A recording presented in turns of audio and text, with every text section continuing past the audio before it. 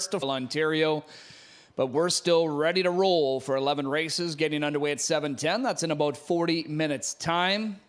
'Tis the season, right? We'll take it.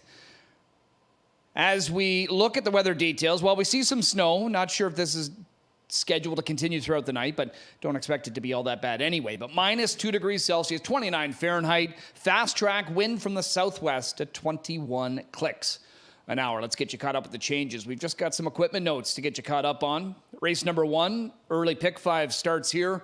100,000 guaranteed in the pool. No changes in the opening leg. Race number 2, however, some equipment notes here. Number 6, better half, adds a Murphy blind on the right. The 8 dance machine goes blind to blinkers. That's a Murphy blind on the right added to 6, better half, blind to blinkers, the change on 8 dance machine in race number 2. Race 3, preferred to trot, all clear, no changes. The 4th race kicks off the early pick 4, no changes in the first couple of legs. Races 4 and 5, all clear. 6th race, start of the late pick 5. It's the Harvest Series final for the Ontario sired 3-year-old trotting fillies. Lines are up to date on 1 SOS Jewel, so no line to be announced on her. Next door neighbor 2, Sant'Ambrogio. Couple of notes here. Blind to open and flip-flops to steal up front. Blind to open, flip-flops to steal up front on the 2 Sant'Ambrogio in that 6th race. Race 7, all clear, no changes. Race number 8, start of the late pick 4, all clear here. 9th race, number 1, order 1 to go. In behind, shoeing change, steel to aluminum. Steel to aluminum behind on the 1, order 1 to go. Number 5, Skylar off the claim to Kyle Fellows, gets a couple of changes. Hobbles being brought in an inch from 62.5 to 61.5 inches. Blinkers to blind. Blinkers to blind, hobble 62.5 to 61.5 on the 5 Skylar in the 9th. Race 10 is all clear. Race number 11, number 7, My Land. Blind to blinkers on the 7 My Land in the 11th. Note that that is the scene of the Jackpot High 5 and the carryover coming into tonight just shy of 22,000. Those are the changes. We're set for a snowy Monday night at Mohawk Park. It's the Monday edition of Woodbine Racing Live, just around the corner. Sit tight.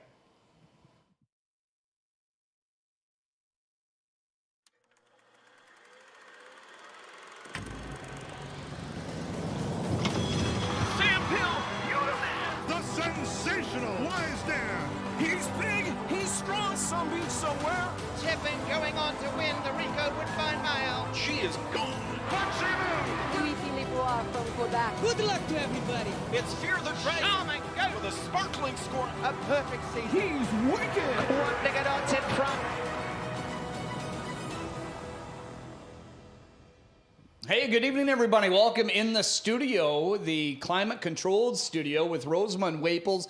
We see what's going on out there. Hey, it's bound to happen, right? Yeah, it was. But I know you're like me. We share a love for the festive season, and it brings the weather. I mean, I like to see that right up until about Boxing Day, and then I'm ready to golf again. Yeah, I enjoy the weather. The one time there over at Flamborough in the afternoon races, me and Chris Jr. built a snowman out in the middle of the infield. Hey, did you get in trouble for that? Yeah.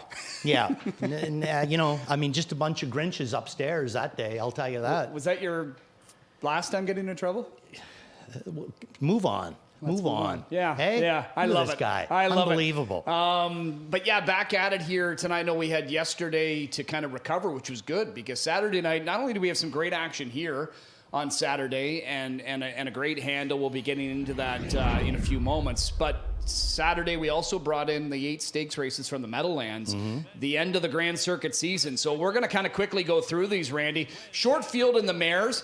And the invite, the 3-year-old, was able to do it. Twinbee Joe Fresh, first over. They didn't go much early on, but she was able to outsprint them on the end of it. Yeah, she was. She just looked the best in there. I think that she liked being away from Sylvia Hanover for a week. What about Carl in the Valley Victory? What a standout he's been. What a gait. What an unbelievable gait on this horse. Watching him march along there on the going up the backstretch when Yannick moved him back to the front. I mean, what a gait. Just no wasted motion. He's got a huge stride to him. Yeah, I really hope TCI comes back just as strong and him as well. What a rivalry we could see with them heading up to the Hambletonian, perhaps. The Mare Trot, Dexter Dunn back at it here for Svanstead, Jiggy Jog. She's just too good against them. She is, and I mean, but what a great night for Aki, though, eh? 1-2. Bond was second in there, but yeah, she's just much the best of them. Yeah, Bond, next year, be in the age category. If they decide to come back with her, she could be a major factor. Caviar Bell here, not a monster upset, but an upset nonetheless in 50-3. I mean, it was amazing how good she looked up here that first time that she raced up here. She looked like she'd be the top 2-year-old. She looked right? like she was going to be the top 2-year-old filly, and then it just seemed like she kind of faded. Now she's back on her game. Pitzel from Off the Pace. I saw on social media a lot of people were kind of tabbing this one to come up. I think she ended up being somewhere around 6-1 as she took the Goldsmith Maiden. Andy McCarthy had a big night Saturday night. Real good night. And another great race there. 5 of them right across the track. Governor's Cup, could these be some of the horses we see next year in the Pepsi North America Cup? At this point, looking really good. And then Captain Luke, I mean, the addition of Lasix, how good's he been? Unbelievable since the addition of Lasix, Really, we've seen him up here a couple of times in the summer, He'd put big rushes on the end of it, but never able to capitalize. Now, all of a sudden, he's winning races, and the addition of Lasix. Southwind Tyrion for Svanstedt, a big year for him continues. I think that, horse race fantastic, but they got to be, like a little bit, I would say a little bit disappointed with Alaraj. You would have to think that it was a giveaway to him if he's added on his game. Yeah, he's just fought his issues, I think, right? It's too bad because we know when he's sound and right how good he is. He's the best. He's the best. Right? He really is. And then the open pace. Wow. I mean, what a race. Confederate tried, didn't work out, not his night. By the missile there, tattoo artist, but it was Allywag Hanover. And, maybe forgotten this year. Yeah. And last year, because, and I know you Bulldog. were touching on it, and I loved what you said about him. You got to race a whole year, in the shadow of Bulldog. And a horse that was so good and is still so good. But then to get beat soundly, it seemed, week in and week out almost when you're going up against him. He was just, again, the cream of the crop. It takes some time to maybe bounce back from that. It's the confidence. The confidence absolutely takes a killing sometimes when you have to race against an overpowering horse like that week in and week out. Doesn't matter how good your horse is. Quick Randy story. I raced a horse called Keystone Horatio, ended up making a $500,000 as a 2-year-old, $500,000 as a 3-year-old, and ended up with $1.5 million by the time he was done racing as, say, maybe a 5 or 6-year-old or something like that. He was a good horse, very, very good horse. Had to race some beach somewhere as a 3-year-old. I kind of thought to myself, my horse is coming into this good. He's a really good horse. I don't mind taking a shot to see where just how good some beach somewhere is, you know? Yep. I get away on his back. The head of the lane, I move off of Paul's back. Paul never even turned the whip. All he did was just take the line and go like this, scrubbed his bum a little bit with it. The horse was gone. My horse just went... complete. Now, I think he did end up finishing second. He went completely the other way. John Copas come up to me afterwards there. He was the trainer of the horse, and he said, did that horse's confidence take a bit of a kick when that horse moved away from him? I said, yeah, he is. And then we got together, the pair of us there, and we decided that we were just going to stay away from him. We had to race against him, but it didn't mean that I had to be on his back, because I think that's what Some Beach Somewhere did. He sucked. He just absolutely, you're sitting there thinking you got all kinds of go, and he still got a second on you, and he moves away from you. Yeah. And horses like Keystone Horatio weren't used to horses moving away from him so easily. Yeah. And it really rocked his confidence. Yeah. And it took me 3 or 4 starts to get him back so that he was charging up the wire again. So it doesn't surprise me in the least that a horse like Allywag Hanover that did what he did as a 4-year-old, win the Payson Derby here, had an unbelievable go. Then all of a sudden he faces Bulldog Hanover all year. And I mean, come on. I mean, there was different times that he got away on Bulldog's back, would move off of his back, pacing as hard as he could, and that horse would just move away from him. And I think it really kind of dulled his confidence a little bit. Well, now he's back going again. Now he's a confident horse, I mean, he's obviously had to race against some really nice horses, but none of them are Bulldogs. Yeah. So I think that now we're starting to see the Allywag Hanover that we've seen when he was 4 years old. And just a quick comment on Confederate. We know it wasn't his night. He tried. We knew he was up against it.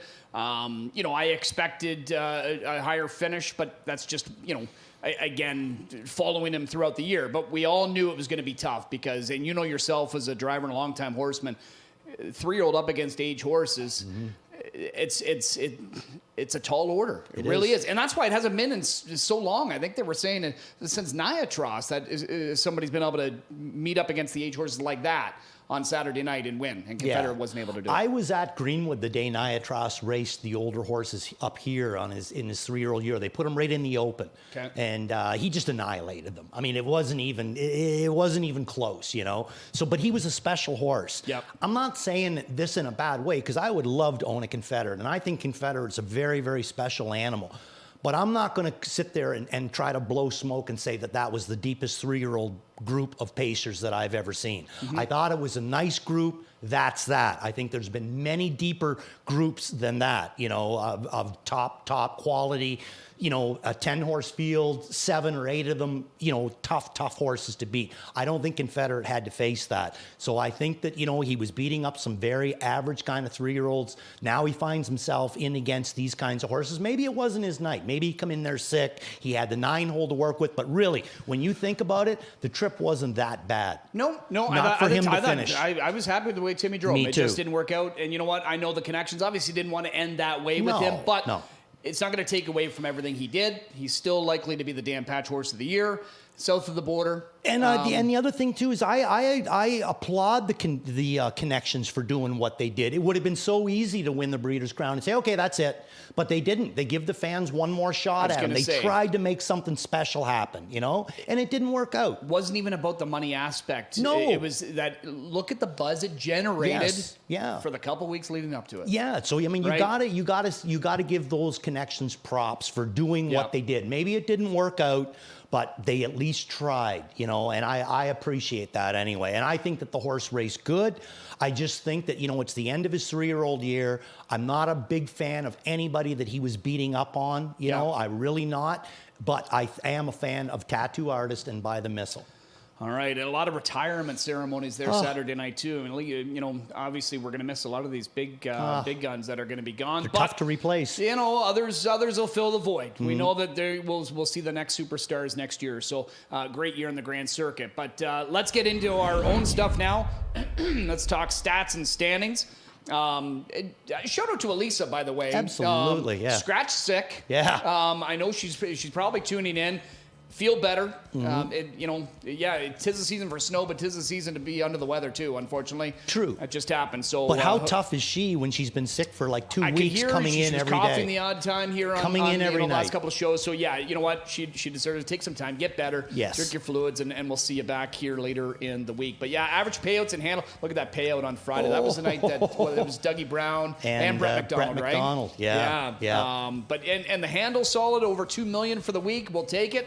Driver standings. Ooh, Dougie made a big vault. Yeah, Dougie had 4 on Saturday. Yeah. He missed Friday. Was it Friday? He I missed think so, Thursday. yeah. One of the nights he missed. Yeah. So he wasn't even here. And that's why I look at 9 for 26, Yeah. 35% basically for Dougie. Big James jump. still again right there. Sylvan, Jody, and Trevor. You know, when we think too, some Harvest Series action. I mean, Cullen won a Harvest Series. Dougie won one with Ricardo. I don't know which owner that was. I don't know if that was David Knapp in the winner's circle, but man, oh man. Elated to win that Harvest Series with Ricardo on the weekend. That wouldn't have been Tim Murray? Maybe it was Tim Murray too. I'm don't not know sure either. Whoever it was upstairs. very happy. Oh my goodness, were they ever? Trainer standings. Mr. Moreau doing all right again. Kyle Fellows. We know that he just recently hit 100 on the season. Jody Cullen just hit 200. That was a career high for her. Fantastic. What a year for them again. Greg McNair right there, of course, and then Ryan Stewart. Got the sweep of the Harvest here. So yeah, James won that one as well with Leave It to Luther. Is that his name? Yeah, Leave It to Luther in there. So those are the stats. We're going to catch our breath here, regroup, and we come back after the break. We'll talk 1, 3, 5, 6, 7, 9, and 11. Stay with us. Mohawk Farm of Canada is home to 8 exceptional stallions, including Archangel, sire of Superfinal winner Safe Conduct, and Simcoe winner Twin B Archie. Better Than Cheddar, sire of 2 Superfinal gold winners, Cheesy Smile and Cold Creek Queso. Betting lines, first Ontario crop foals in 2023. He's a sire of Millionaire Bucka Bet Hanover. McWicked, Canadian Hall of Fame inductee, whose first crop will be 2 in 2023. And Trixton, sire of O'Brien Award winner Evident Beauty. Look for his first Ontario crop of the 2023 yearling sales. Also standing, Art Speak, Better's Delight, and My MVP. For more information, visit winbackfarm.com.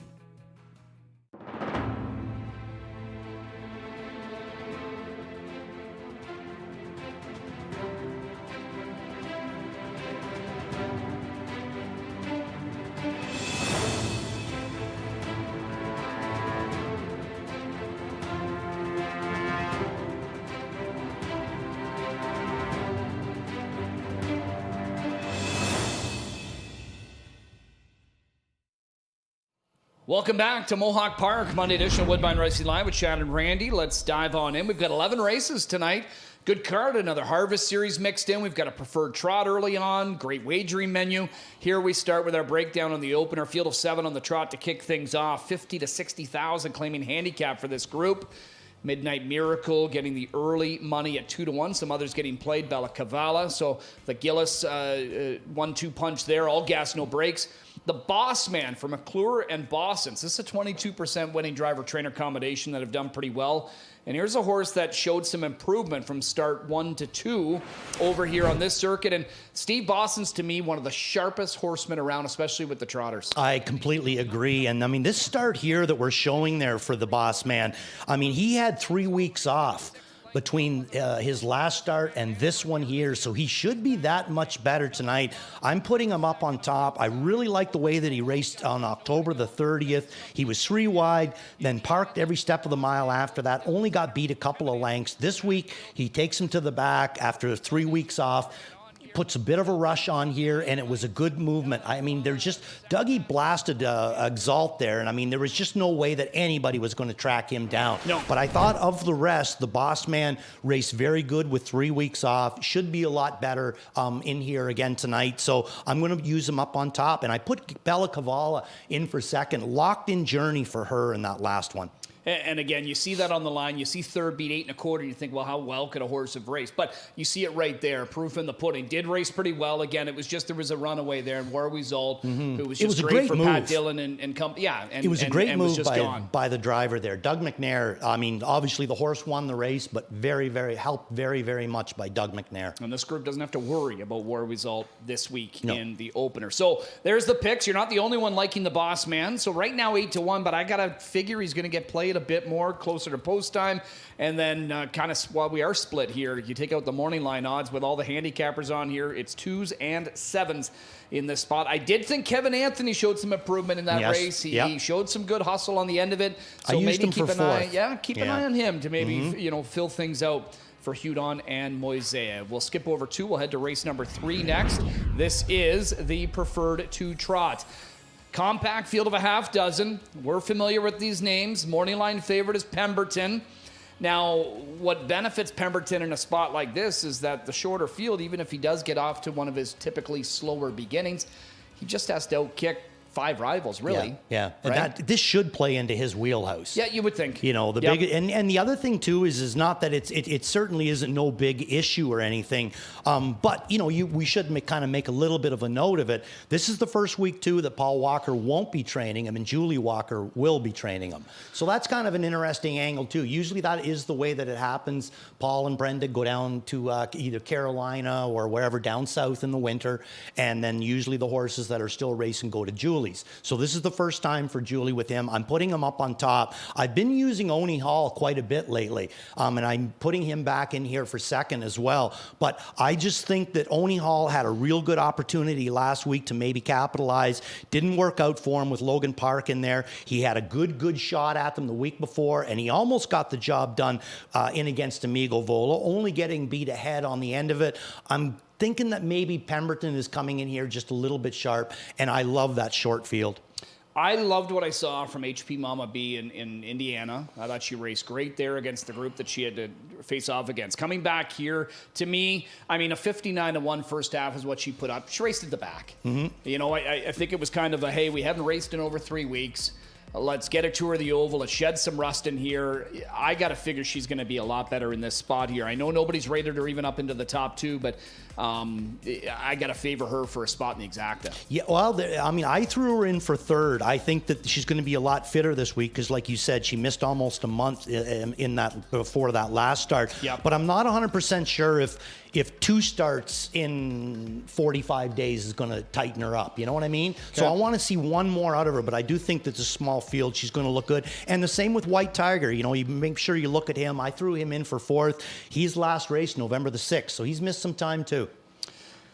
Let's head over to race number 5 next as we wrap this first pick 5. Again, the early guaranteed at 100,000. We've got a group of 10 in here. 17 to 22,000 are the price tags for this claiming handicap. Mock Impact, lukewarm favorite on the outside at 3 to 1. From Leicester to Moreau, and you know, inherits one that's been racing fairly well. 10 wins so far this season. Who's that claiming pacer that we've got on the circuit that's got like 170,000 made? Oh, isn't it I'm a Rocket? Yes, maybe it's I'm a Rocket. Yeah, I think it is. Had been a Rito, was here for Barrington. Yeah, yeah, that's incredible. It is, and you can claim them for 35,000. Yeah. I mean, there's money to be made. Oh yes. I remember Julerica. Was consistently a fact. I mean, only even last year. I haven't seen Julerica around here lately, but I mean, here's another one making 6 figures, racing in the claiming ranks, racing in right? the claimers, yeah, and popular in the claiming ranks too. So kind of getting to share. But as we look at this 5th race, you do want to look back at a most recent. Who do you want to focus in on? The 3-horse Music to My Gears raced last week for Des Tacour. His last 3 starts were for Des Tacour. He had a win, a 3rd, and a 4th. We'll be racing for Amanda Fine tonight. Both of his last 2 starts were basically trips like this. I mean, nothing really worked out for him. You know, Dougie's a crafty little driver, and boy, if there's somebody that can find room, it's usually Dougie. But look at this. This is 2 weeks in a row. He just can't find this horse any room. There's a horse stuck on the outside, and there's nothing. Like, he's not even being able, like, he just, at no point is he asking this horse to pace forward. I think that he's good. This is 2 weeks in a row. I think that he's going to come out of this very, very good. Picks up Amanda Fine tonight. First start for her. Louis Waugh down to drive. I got to like him in here, especially with the 3-hole to boot. And another one that Phil had on the end there, kind of showing some late speed. You know, maybe not dressed up as much if, let's say, Dougie gets through right away, or even if Tyler got through right away. But Masked Man, another one, maybe a price horse to scatter underneath there. He got away 4th, took a bit of a shuffle, stayed in, but then got through late to be 5th, only beating 2 lengths in that race. So another one, too, that I kind of like in here that's probably going to be some pretty big odds, too, is the 1-horse Bad Eye Bill. Okay. I think that was a huge mile that he went last week, 3 wide to the quarter.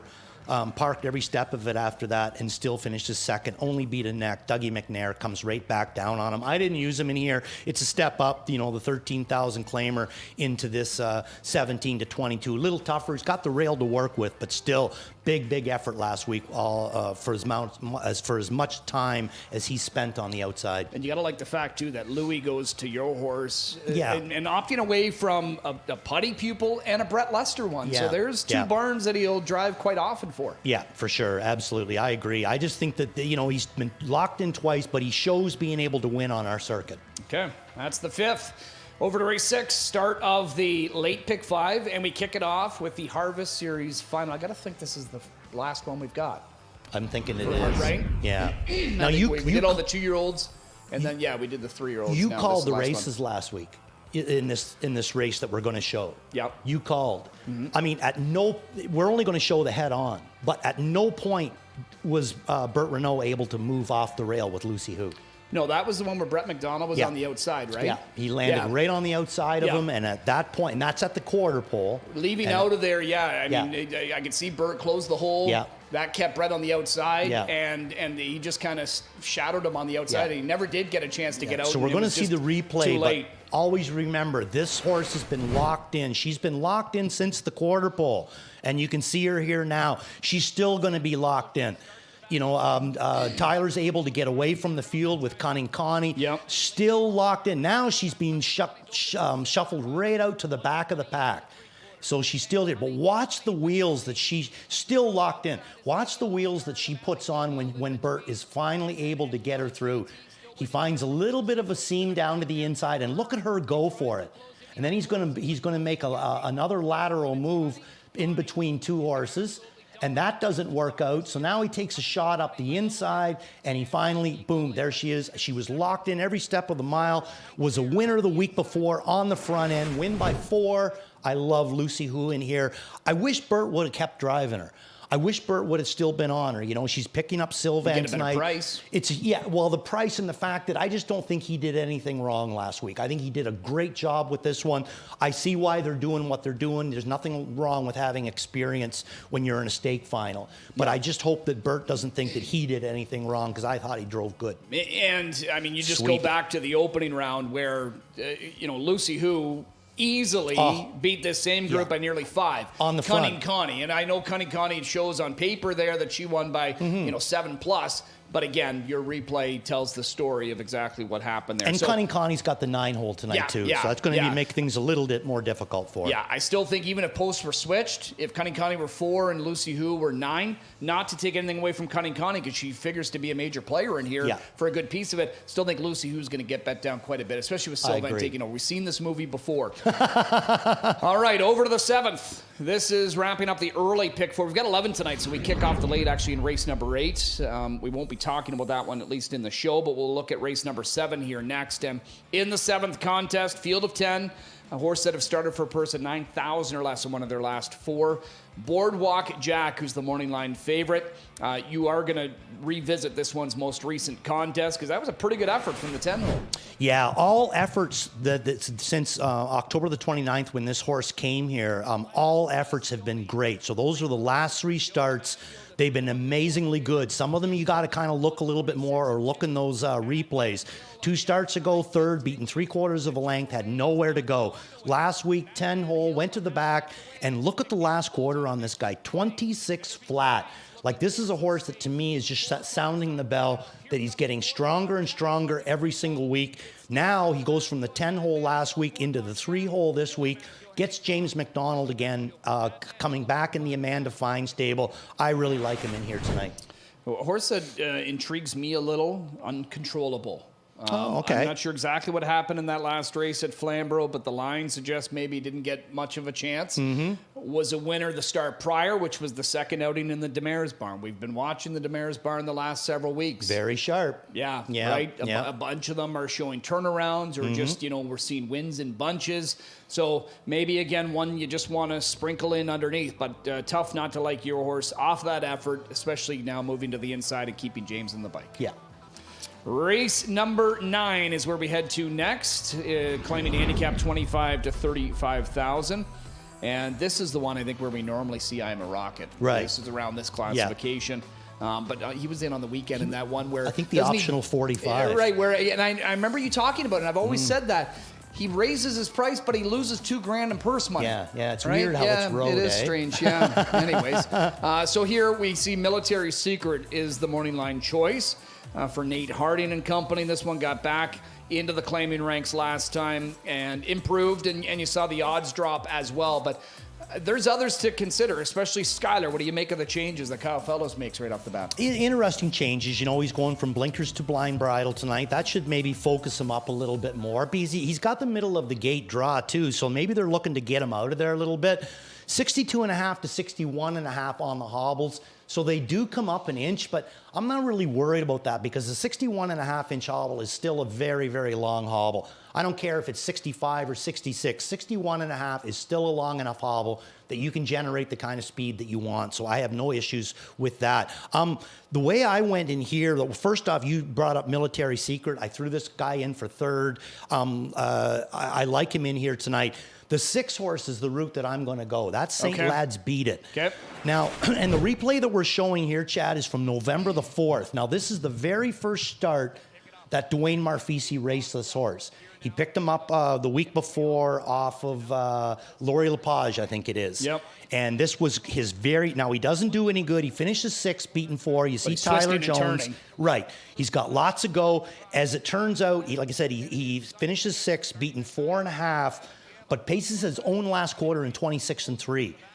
And that is over a second better than he'd been pacing up till that point. Still go moving forward here. First start for Marfisi. So then November 10th, he goes to London, goes a good trip there, finishes 5th. Then he comes back 12 days later at Flamborough and goes another big trip and finishes 2nd there. Now he comes back here tonight. I like him in here tonight. I got big respect for the barn. I think that Dwayne's brought him back because he thinks that he's better now than he was. I think his lines show that he's racing better now than he was. I'm very interested to see him in here tonight. So that's going to be my top pick in here. St. Lad's Beat It. He's going to be my spot play of the night. Robert Reed going that direction as well. And again, those were some tough asks on the B tracks. I mean, second tier, trip didn't work out where he got away and spent it all on the outside. Then the 7-hole at Flamborough was just a nightmare, as you know, especially if you can't get involved early on. So this is probably a more likable spot for him.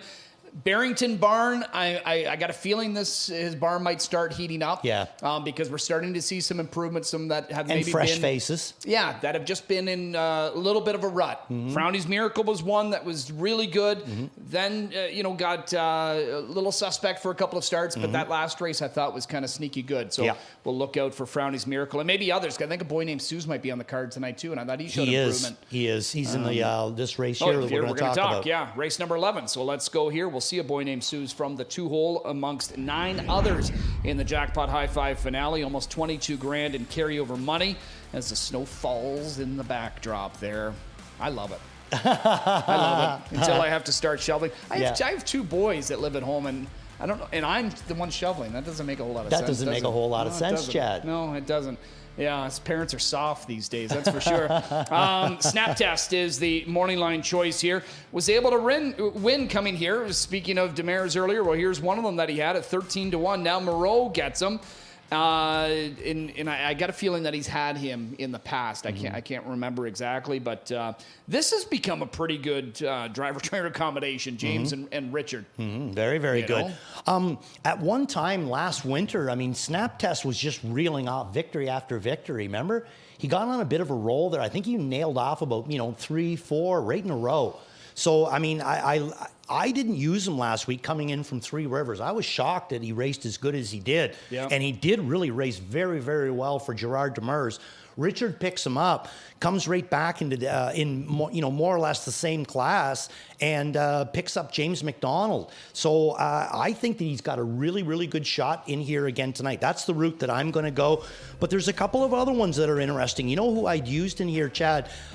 My second pick is the 10. My third pick is the 8, and my fourth pick is the 9. I went right to the outside of the gate, 8, 9, 10. But I used Snap Test on top, and the horse that I threw in the bottom of my ticket is the horse. I've used him a few times in the last little while. He just hasn't seemed to have that same kind of snap until last week. And that's a boy named Suze. And if he wins, you're not going to be shocked at all. Not at all. No. Not at all. I think I've gone a little bit light on a boy named Suze, but like I said, I did use him a couple of times. He just didn't have that fire. Last week definitely looked a lot more like the boy named Suze that we know. If I could throw one out there, I didn't do any handicapping. Again, I was a late addition to the show when Elisa called in sick. Luke called, I think, 42 other people before he got to me and then said, can you fill in? Can you? So I said, yeah, all right, fine. Winsong Grayson. Oh. John Barrington. Yeah. When he had this horse on October the 30th, that was a very troubled trip. Yeah. Got claimed off him, went to Tierney, finished 3rd. He got him back and moved him up. It didn't work out, but now he's back into this class level. He's got a good draw. Cullen could maybe have a long shot in play here in Winsong Grayson. So just one to kind of keep an eye on. there in race number 11. Plays of the night. I know you gave us one. You got another one for us, I'm sure? Yes, I What do you got? My best bet is in race number 2, and that is going to be Meticulous GB. I used him last week. He had the 10-hole last week. I think he needed that race. He's got a lot better position to work with down here in tonight. I think his gate speed is going to work for him tonight, where it didn't work for him last week because of the 10-hole. A lot of them left, and he just could only get himself into a certain position. And he's going to be fitter. He missed that time off. He's got another race into him. It was a good race, I thought, last week. So I like him that way. Yeah, and there's Elisa. She's got Skylar, who, as we know, is going to the Kyle Fellows barn, getting some changes there as well, who she likes in race number 9. I remember Meticulous when he first came here. I think Rocker Laidler, Colin Johnson's good buddy, had brought him over or whatever. He had a nice kind of 1-2 punch of horses that raced at the top level. This horse, one of the preferred. Meticulous. There was another one too. I forget. Wasn't it a mare? No, he had two. Oh. He might have had a good mare too, but there was 2 boys that they both ended up racing at the top level. I think Bob McClure was driving them at the time, if I'm not mistaken. Other plays of the night here as we see Garnet and Robert Reed as well. Again, coming off that big week for Robert with that big long shot victory. Mr. Brown. Gislain and Mr. Probosi. They've all got you covered, and Randy's got you covered all night here in studio. Enjoy it, everybody. It's a snowy Monday night. We're just a few minutes away from first race post time. Holds multiple world records and earned nearly $3.5 million. Now, he's a leading 3-year-old sire. Sounds pretty sweet to me. They're on their way home in the Adios. It's Hullabaloo, Hullabaloo, mile at 148 and 4. Who's it gonna be? Perfect string. Blues throwing them on the outside. Stride for stride. Follow! Sweet Lou, standing at Diamond Creek Farm.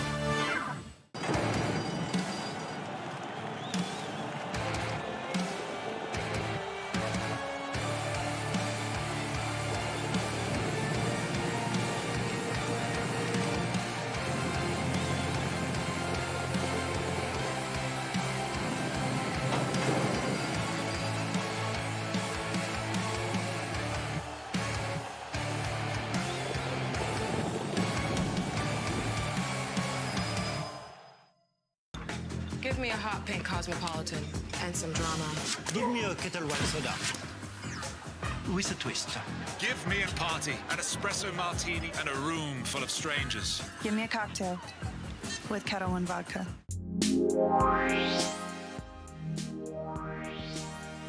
Reliable office scanning is a great start. Digitizing and automating gets even more done, quicker and with less cost. Get the right info automatically.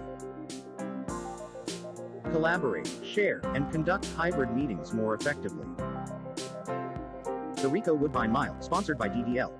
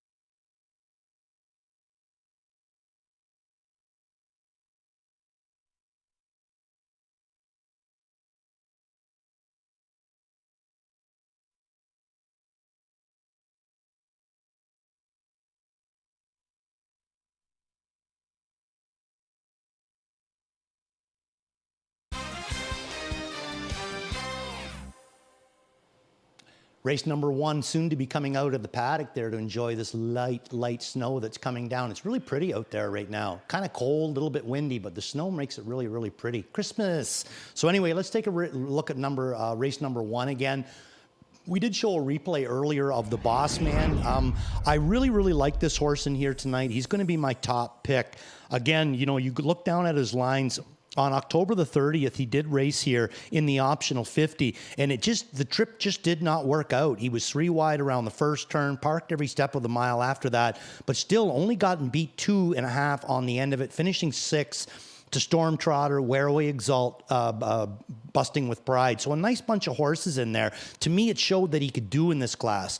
And then he comes back on November the 20th, which is, 3 weeks basically that he's missed. He's got the rail to work with, but, I think that what they did was the right by the horse. He does show gate speed, but they decided to race him from off, give him that start. He spent some time on the outside and finished 3rd in there, but the last quarter in 27-3, I thought was good. He spent a lot of time on the outside, overall mile in 55-3. I thought that was a great effort off of 3 weeks off. So I think that the Boss Man's going to be a little bit better in here tonight. I see Elisa and Robbie Reed have also gone the Boss Man. The 3-horse Bella Caval is going to be my 3rd pick in here. I thought that she raced very, very good. Now, I said Locked In Journey last week, and I know that it shows that she's parked at the 3/4 pole, but she was basically still locked in, no place to go. Then you can even see that there where she's 4th only by 7 lengths, and then at the head of the stretch, she's 2nd, but by 10 lengths.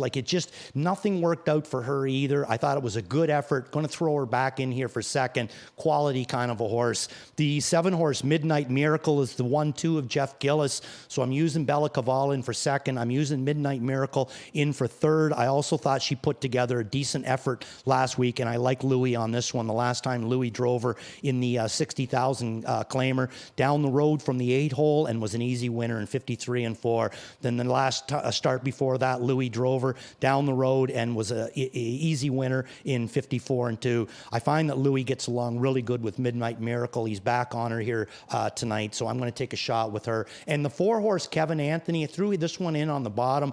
I think this horse is racing sneaky good, and that's the thing with him. He's a dangerous horse. He's sneaky. He comes down. He usually does his racing from way off the pace, but he's got a big move on the end of it, and if Phil is able to keep him close down the lane in a short field like this, he can really, really throw up some big wheels in that last quarter.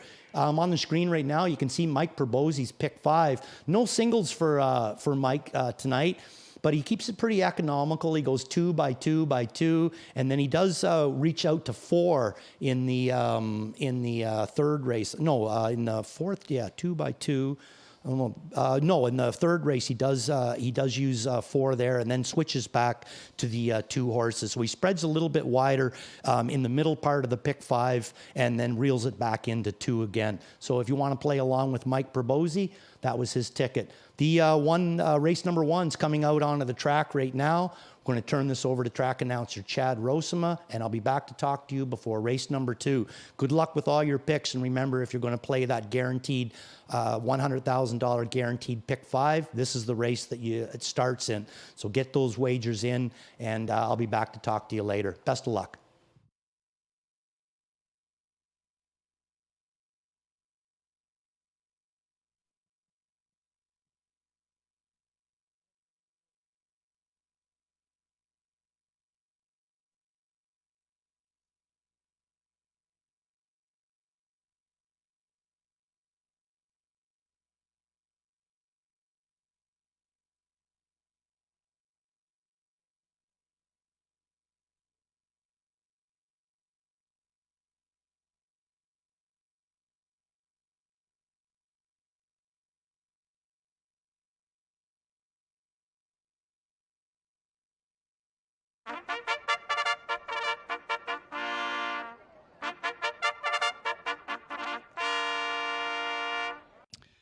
Introducing the trotters for race number 1. Here is 1, Angel with Attitude. Travis Cullen drives for trainer Jason Ryan. Ron Corbett, the owner.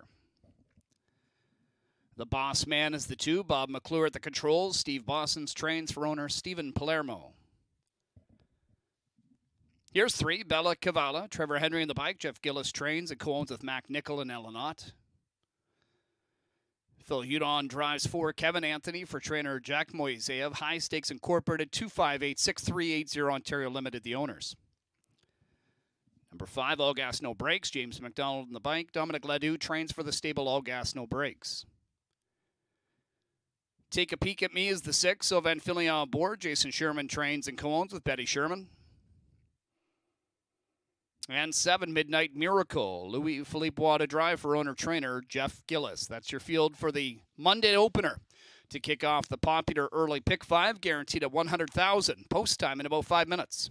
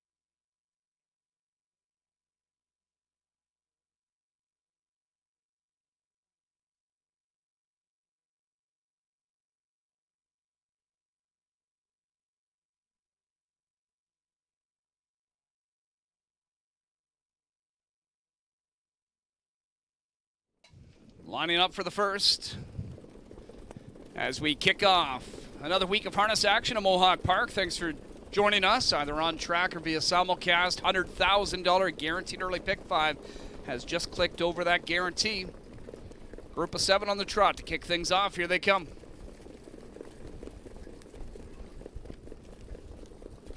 And away they go. They're often trotting. All gas, no brakes. Leaves out of there down the center from the inside. The boss man with some speed. Driving on the outside. Midnight Miracle.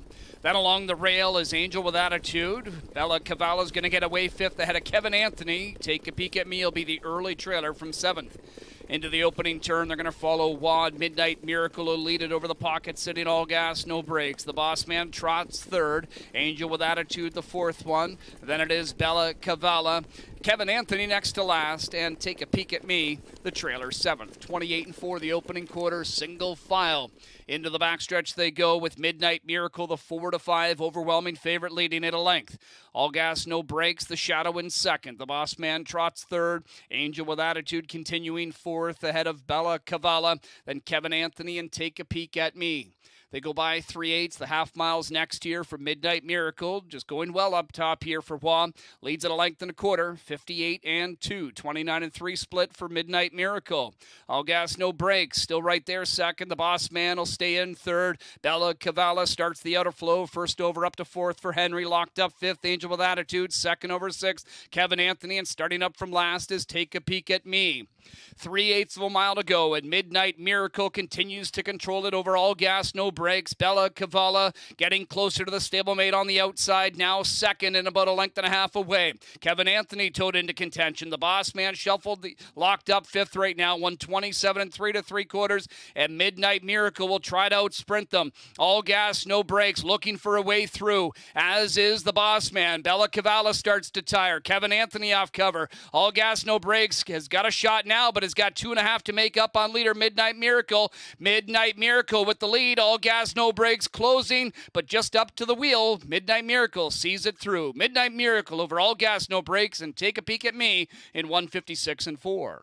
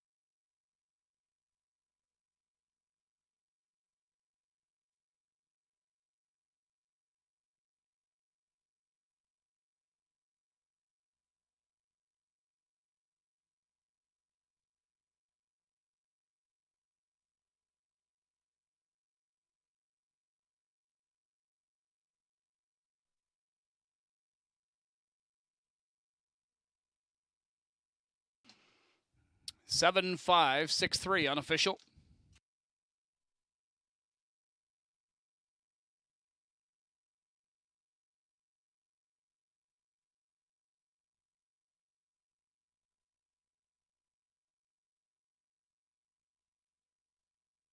Is by Muscle Mass of the Angus Hall Dam Oakley Ray. Owned and trained by Jeff Gillis, the winning driver Louis Philippois. Midnight Miracle with her 9th win of the season and 34 opportunities. Career victory number 14. It's a front end score and 156-4 on a snowy Monday night.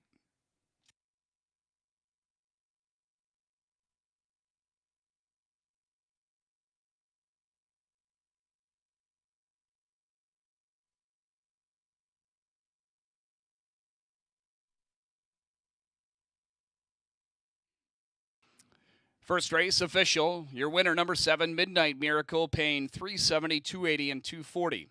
Second was 5, All Gas, No Brakes, $343. Third, number 6, Take a Peek at Me, $660. $2 Exacta, $1660 Try, $56.40. $1 Super, $185.30.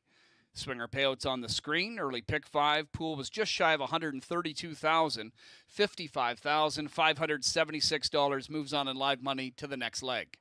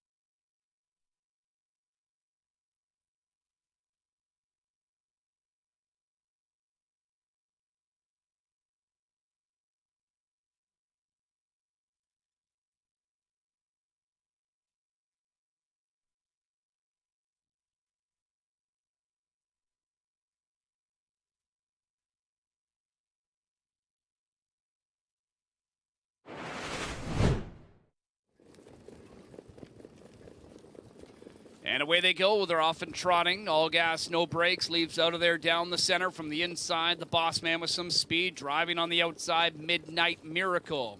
Then along the rail is Angel with Attitude. Bella Cavala's going to get away 5th ahead of Kevin Anthony. Take a Peek at Me will be the early trailer from 7th. Into the opening turn, they're going to follow Wad. Midnight Miracle will lead it over the pocket, sitting all gas, no brakes. The boss man trots 3rd. Angel with Attitude, the 4th one. Then it is Bella Cavala. Kevin Anthony next to last, and Take a Peek at Me, the trailer 7th. 28-4 the opening quarter, single file. Into the backstretch they go with Midnight Miracle, the 4-5 overwhelming favorite, leading it a length. All gas, no brakes, the Shadow in 2nd. The boss man trots 3rd. Angel with Attitude continuing 4th ahead of Bella Cavala. Then Kevin Anthony and Take a Peek at Me. They go by 3/8, the half miles next here for Midnight Miracle. Just going well up top here for Wah. Leads at a length and a quarter, 58-2. 29-3 split for Midnight Miracle. All gas, no brakes. Still right there 2nd. The boss man will stay in 3rd. Bella Cavala starts the outer flow. First over up to 4th for Henry. Locked up 5th. Angel with Attitude. 2nd over 6th. Kevin Anthony. And starting up from last is Take a Peek at Me.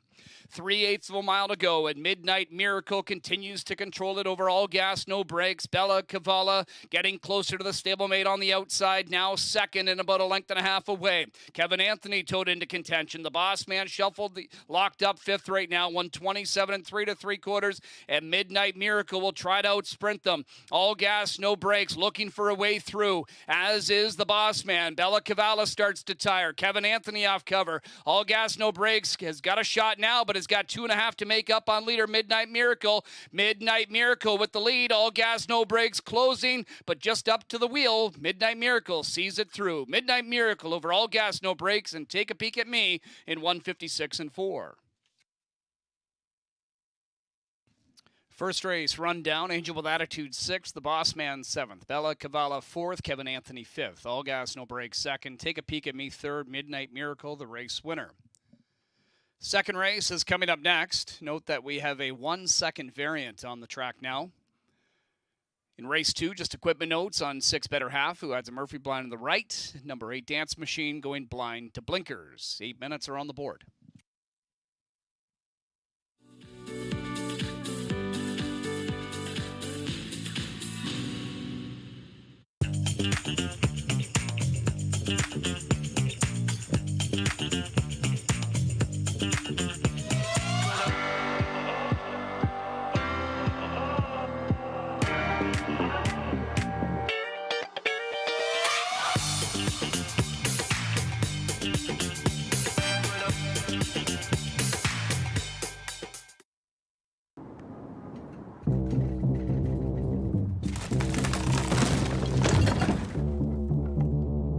If I got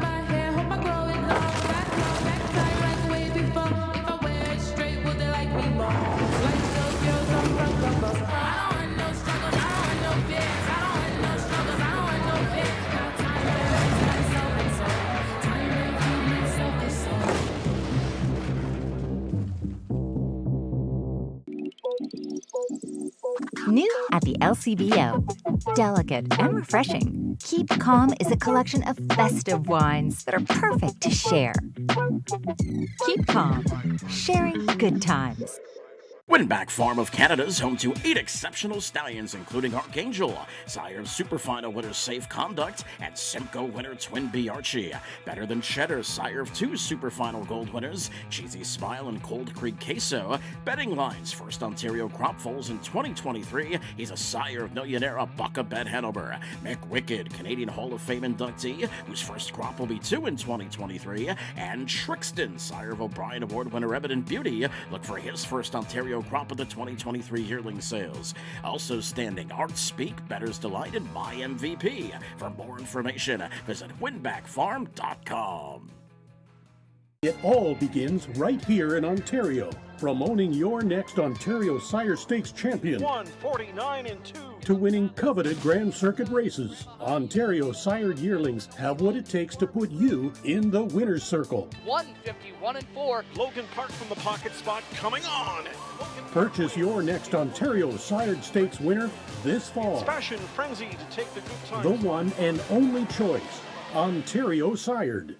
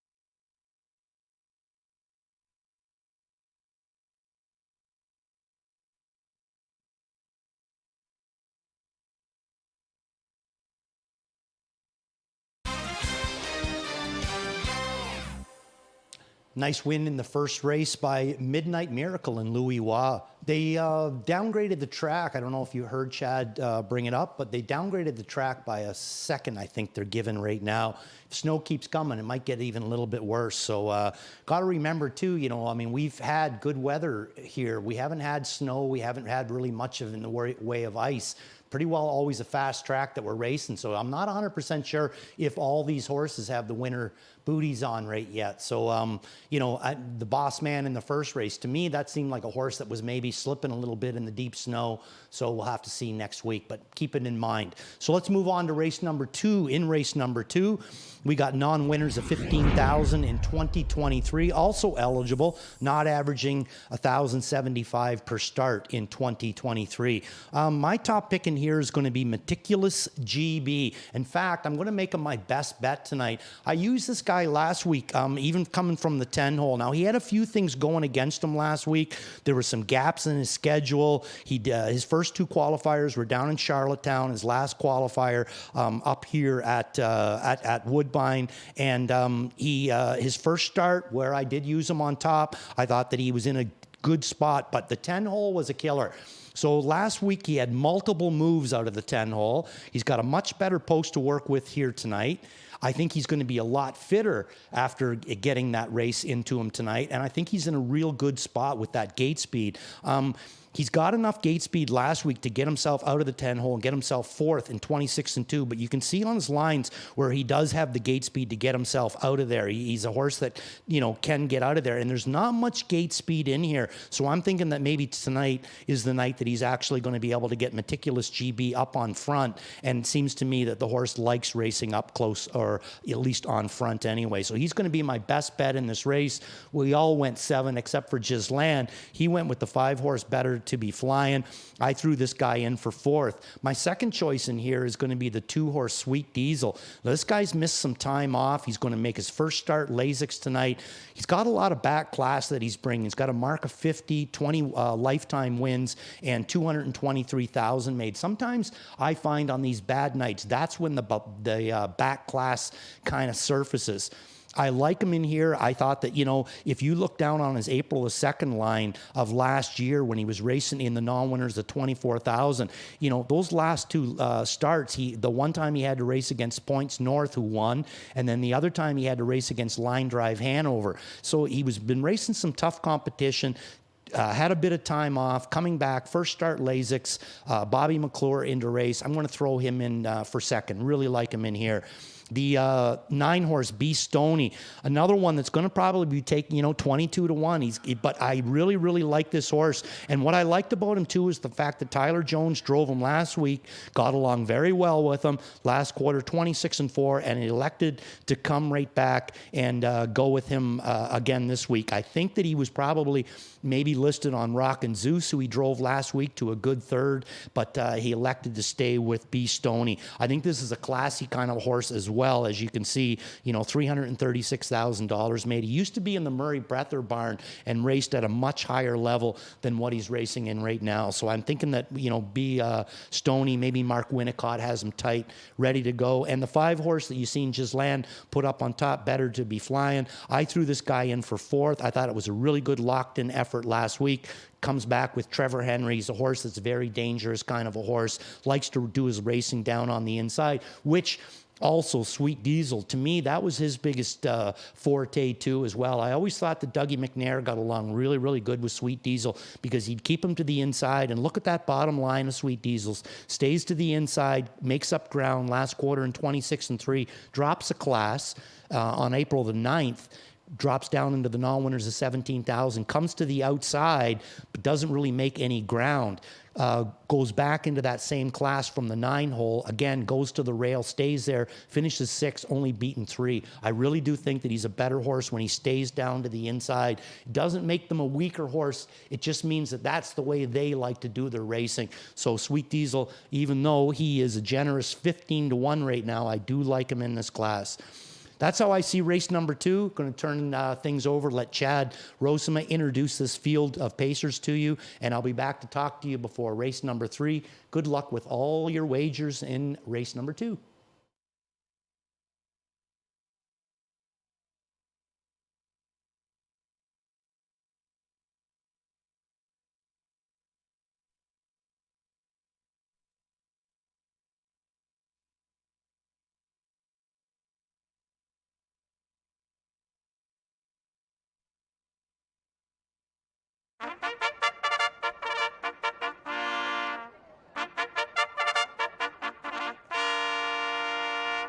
Introducing the field for race 2. 1 is Big Bully. Tyler Borth drives. Kelly Duval-Lacaille trains and co-owns with Sylvain Lacaille, Christopher Cloutier, Lelievre.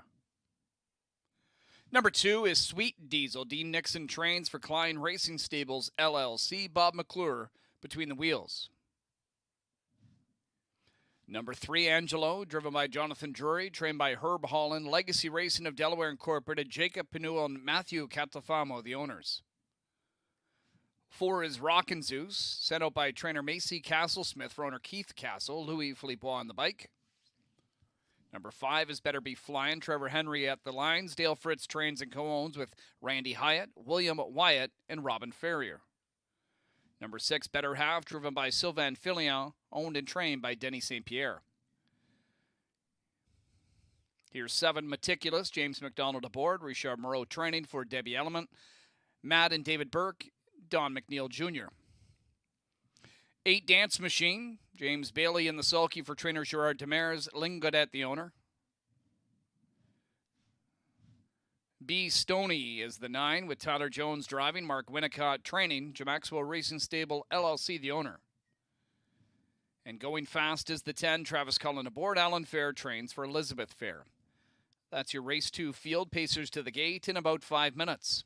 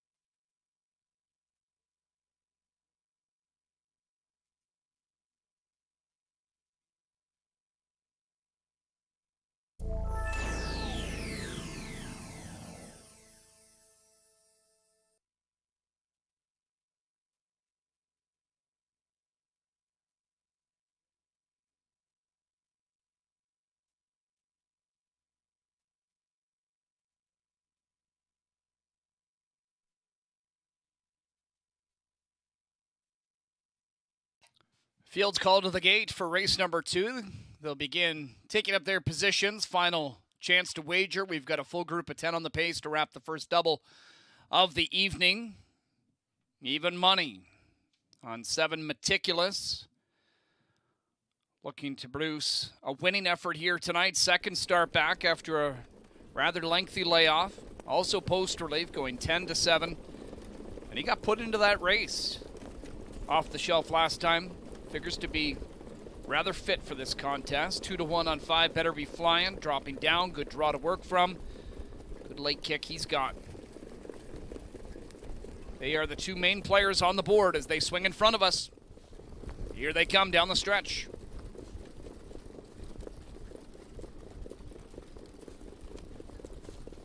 Away they go, they're off in pacing. Better Half and Meticulous leave out of there from post 6 and 7. Sweet Diesel from the inside. Now Better Be Flying drives out, and from the outside, B. Stoney is going to get into the mix early on for Jones. It's going to be Meticulous, though, to take him to the opening turn. Better Half is the pocket sitter. B. Stoney's the one parked out in third, looking for a seat. He's going to try to drop back as Henry takes over third with Better Be Flying. So B. Stoney settles fourth, ahead of Sweet Diesel fifth, then Big Bully, parked on the outside Dance Machine. Back to Angelo, Rockin' Zeus next to last, early trailer, going fast. Opening quarter, 27-4, the 6-5 favorite Meticulous puts up the early speed over Better Half. Better Be Flying also at 6-5, but slight second choice sits third. B. Stoney tracking fourth. Sweet Diesel the fifth one. Bailey parked out with Dance Machine sixth. Locked up is Big Bully. Angelo on cover, but cover that's just not helping right now. Then Rockin' Zeus and going fast. Half mile home in 56-3 for Meticulous, out to a 2-length lead on Better Half. Better Be Flying keeping tabs on the top two as well. 3 more lengths now to B. Stoney as he starts to tire. He backs into Sweet Diesel. Outside is Dance Machine. He's been a roadblock right now. Then Angelo on his cover. Big Bully locked up. Rockin' Zeus is going to have to swing wide, and going fast as trailed throughout. Meticulous, the one they chased, to 3/4 in 124-4. Filion out from the pocket with 17-1 long shot. Better Half to come after that leader, and he goes right on by. It's Better Half to take over the lead. Now Better Be Flying starts to sprint down the lane. He's trying to reel in that new leader, but Better Half still going well. He's got a 2-length jump on that Better Be Flying. Tiring is Meticulous. It is Better Half at 17-1 to pull off the upset in the second. Better Be Flying second. 5 more lengths to Angelo, got up for third in 154-1.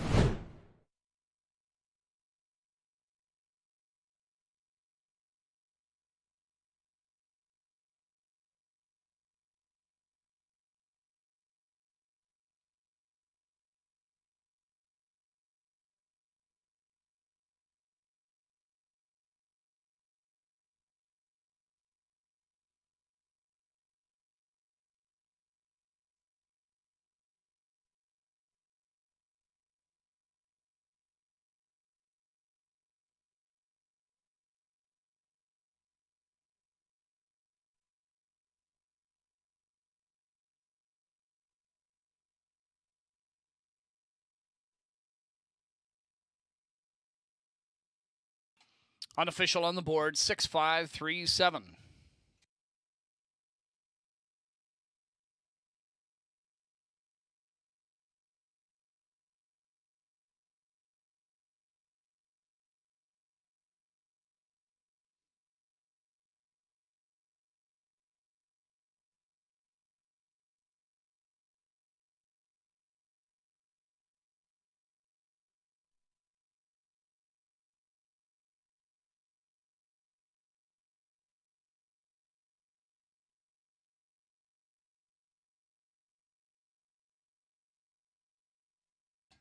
Returning in front of us, your upset winner, race number 2 at 6, Better Half. A 5-year-old bay gelding by Better's Delight out of the Mach 3-dam Mach Clean.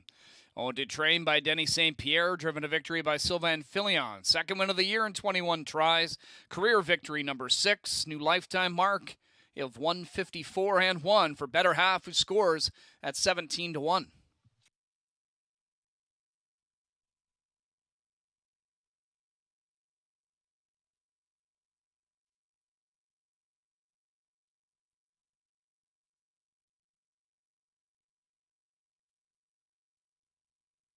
Race 2 official. Better half the 6, paying 36.60, 11.40, 7.30. Second 5, Better Be Flying, 3.10 and 2.50. Third 3, Angelo, 6.20. $2 exacta, 87.80. $2 double, 66.80. Dollar try pays 269.15. $1 super, 851.65. Swinger payouts on the screen. Pick 5 takes a big hit there, $3,023 in live money. Heads to the next leg, the preferred 2 trot, which is coming up in race 3.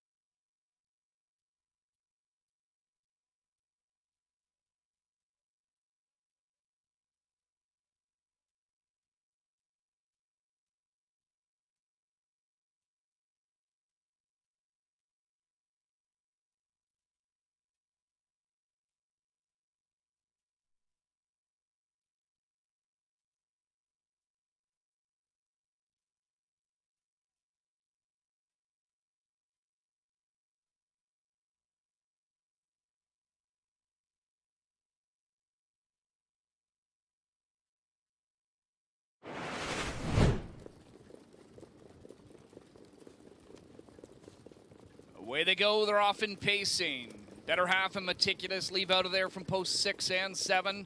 Sweet Diesel from the inside. Now Better Be Flying drives out, and from the outside, B Stoney is going to get into the mix early on for Jones. It's going to be Meticulous, though, to take them to the opening turn. Better half is the pocket sitter. B Stoney's the one parked out in third, looking for a seat. He's going to try to drop back as Henry takes over third with Better Be Flying. So B Stoney settles fourth, ahead of Sweet Diesel fifth, then Big Bully, parked on the outside Dance Machine.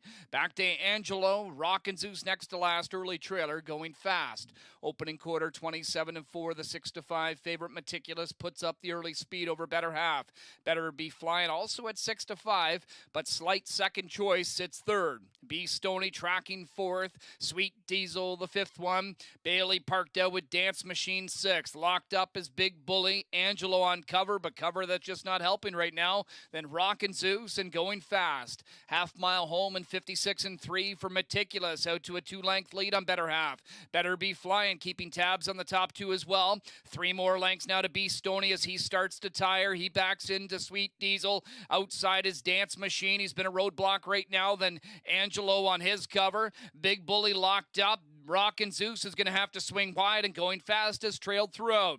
Meticulous, the one they chased, to 3/4 in 124-4. Filion out from the pocket with 17-1 long shot. Better half to come after that leader, and he goes right on by. It's Better half to take over the lead. Now Better Be Flying starts to sprint down the lane. He's trying to reel in that new leader, but Better half still going well. He's got a 2-length jump on that Better Be Flying. Tiring is Meticulous. It is Better half at 17-1 to pull off the upset in the second. Better Be Flying second. 5 more lengths to Angelo, who got up for third in 154-1.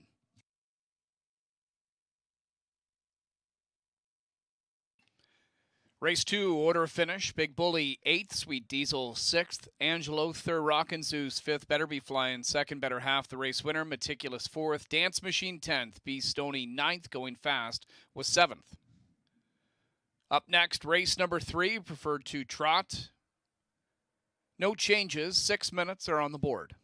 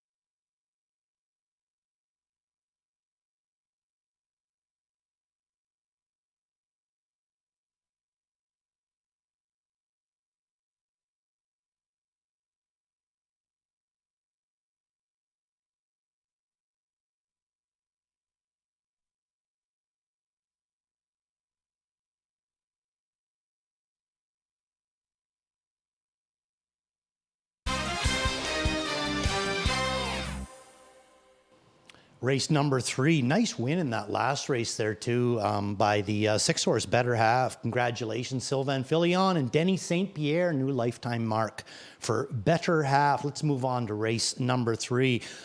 I just walked outside. It's not snowing right now. It's still kind of cold. They're starting to get the track cleared off of the snow that was there, but you know, keep abreast of the situation, because I think we're going to get more snow as the night goes on. So I think we're kind of like sort of back to more or less a fast track.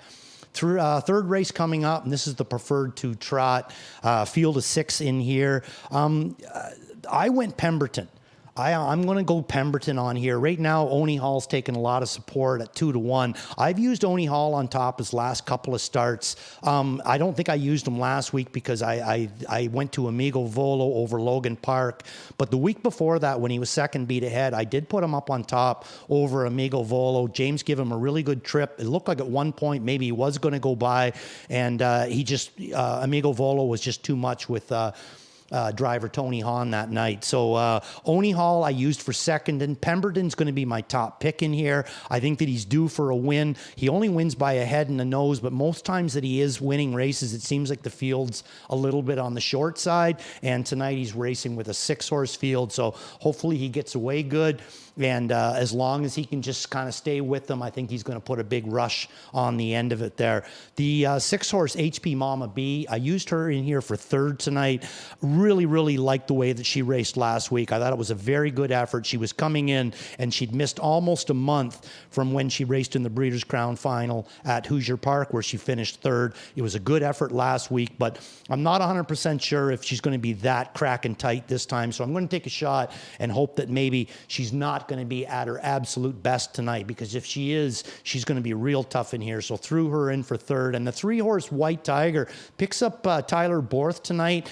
Interesting kind of a horse, this one too. Now go to his November the 6th was his last start. So this guy's missed 3 weeks as well. You know, not really a conducive track there that you want to be racing a horse on that's not fit tonight. It's going to be a bit slippery and a little bit tiring. But those how I see the third race. My numbers are 2-4, 6-3, Pemberton on top, and Oni Hall to back him up in the exactor.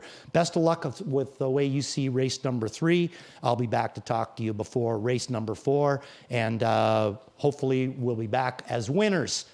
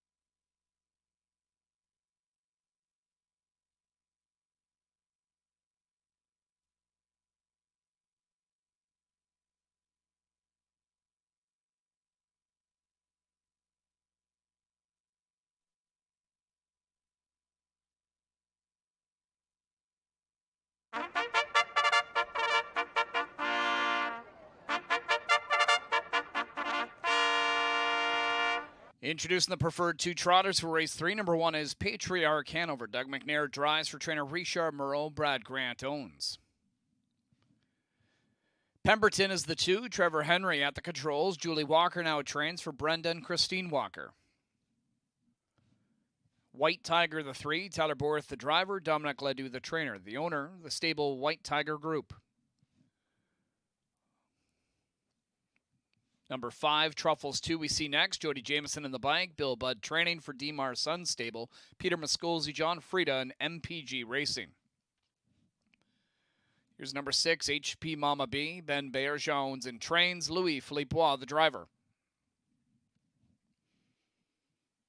End of the track now is for Oni Hall with James McDonald at the line. Chantel Mitchell trains and co-owns with Alan Levitt. That's your field for the 3rd. To the gate the trotters go in about 5 minutes.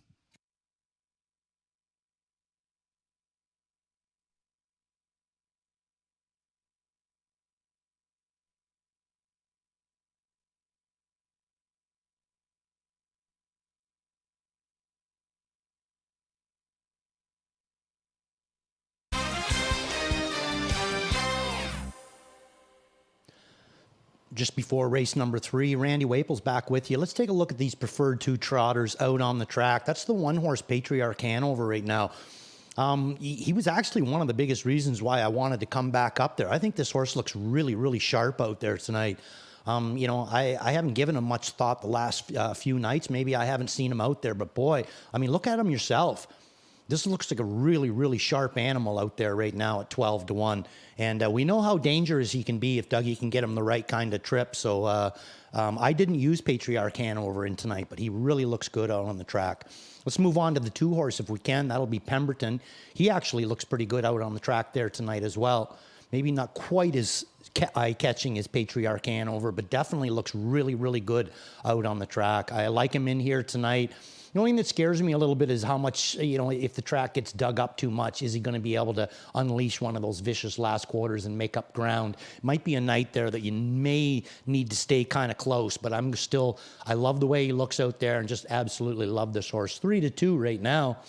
The 3-horse White Tiger missed a little bit of time. He's missed almost 3 weeks there from his last start, but boy, he looks good out there too. Look at the eye on him. Ears are right up, just taking the right amount of hold of Tyler Borth. And, you know, this horse was racing very, very well when he was shut down. So must have just maybe a little bit of sickness or something small issue, because it's only been 3 weeks, but it is going to probably play a little bit into his fitness. The 4-horse Oni Hall always kind of comes out late there and makes his appearance. And boy, does he ever look good too. I'm not giving you guys much help there tonight on the post parade in this race, because every single one of them look amazing right now. Very loose out there, very happy looking kind of a horse. And I think this is a horse that's right on his game right now. The 5-horse Truffles too.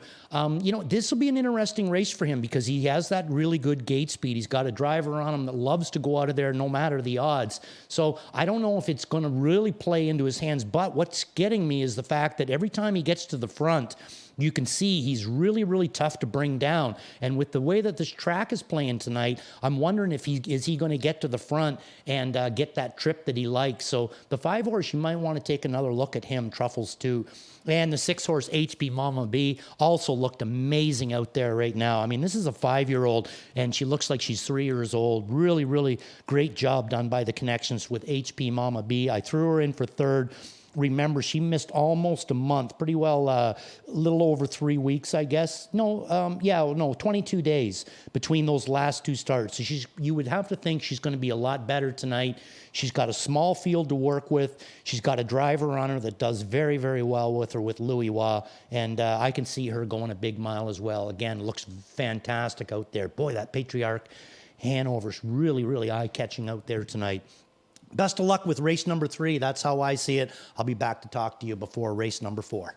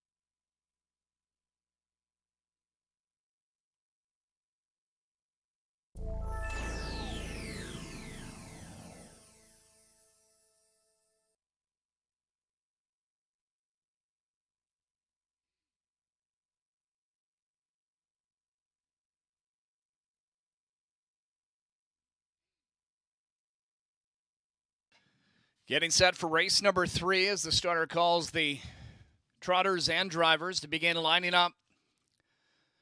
We've got a short field of 6 to contest this week's Preferred 2 Trot. 32,000 up for grabs.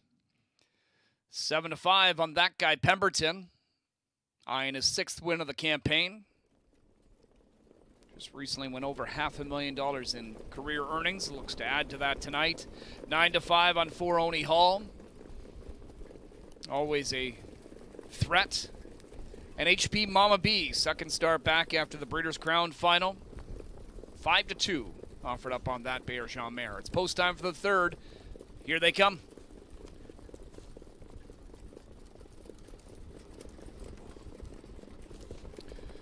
And away they go. They're often trotting and leaving from the outside. HP Mama B, Truffles 2, Oni Hall from the inside. Patriarch Hanover Pemberton next to last. White Tiger down to the inside is Oni Hall. Lead him to the opening turn. Truffles 2 parked out. Pushing through to take over 3rd is Patriarch Hanover. Was going to drop back now to a 4-hole with HP Mama B ahead of Pemberton and the trailer White Tiger. McDonald and Oni Hall cut out the first quarter in 28 seconds flat. He'll lead them into the backstretch. Over long shot, Patriarch Hanover, who pockets up. HP Mama B is now 3rd. Pemberton 4th. Then it is White Tiger, and Truffles 2 is to the back of the pack. They go by 3/8, and out from the 3-hole is HP Mama B. She's going to roll after leader Oni Hall as they come up to the midway point. And it's HP Mama B looking to take over the lead. They go to the half in 56-1, and we do have a lead change. HP Mama B now on top. Oni Hall second. 3 lengths to Patriarch Hanover. Henry out on the move with Pemberton. He'll take over 3rd, but he's now 8 away from new leader HP Mama B. Then White Tiger and Truffles 2. To 3/4 they head, and it is HP Mama B leading at 2 over Oni Hall. A break of 5 to Pemberton. Taking over position is White Tiger as Patriarch Hanover plummets through the group. Truffles 2 there as well. 123 and 3 to 3/4. 27 and 2 pick up a speed there. And it's HP Mama B trying to finish this one out. She's got an 1/8 of a mile to go. And it's HP Mama B on top over Oni Hall. Still another 4 to Pemberton. It's HP Mama B. Oni Hall trying to re-rally, but is just up to the wheel as they are going to hit the line. HP Mama B holds on. Oni Hall second, 5 more to Pemberton, and White Tiger 154 for HP Mama B.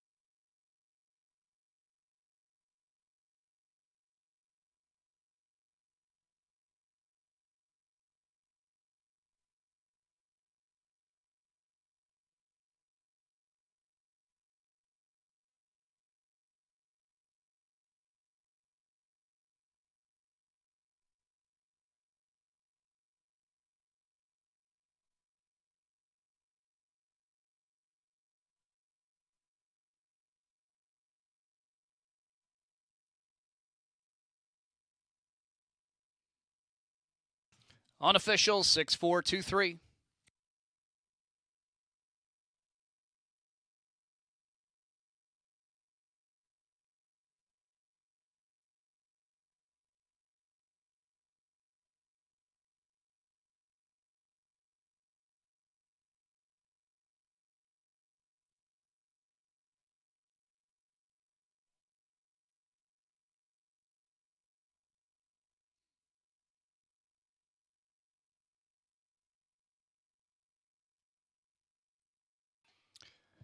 Here now, back in front of us, your Preferred 2 winner of race 3. It's number 6, HP Mama B. She's a 5-year-old brown mare by Royalty for Life out of the self-possessed dam Winter's Jewel. It's a winning homebred for owner-trainer Ben Bear-Jean. Louis-Philippe was the winning driver, driving double for Louis early. Fifth win of the year in 29 tries. HP Mama B now a 21-time winner. She scores in 154.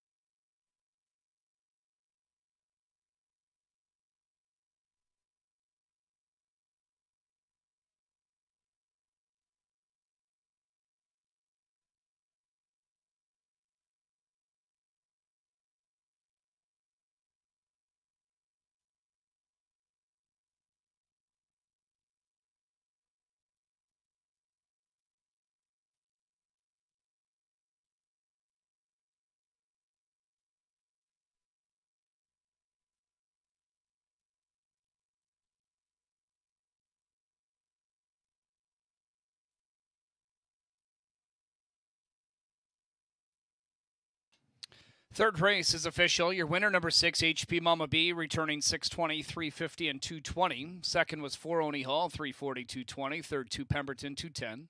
$2 exacta, $15.90. $2 double, $137.70. $1 try, $16.65. Superfecta for $1, $81.40. Swinger payouts on the screen. First pick 3 of the night, dollar return, $107.70. $760 in live money continues to the next leg for the early pick 5, race 4. That will jumpstart the first pick 4 of the night with the early coming up here in 9 minutes.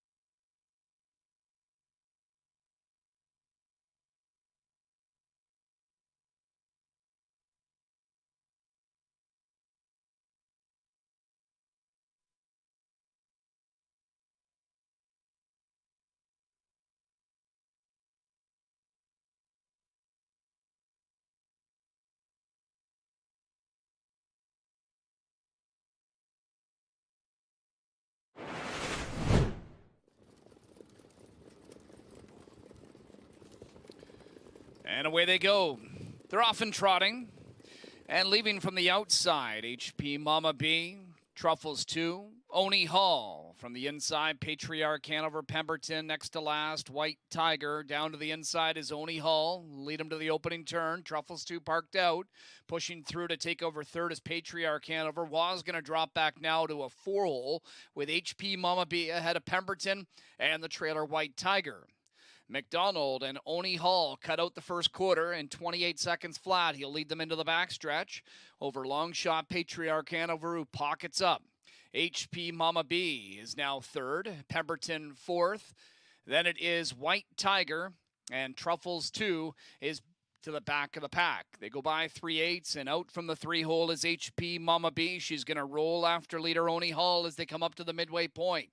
And it's HP Mama B looking to take over the lead. They go to the half in 56-1, and we do have a lead change. HP Mama B now on top. Oni Hall second.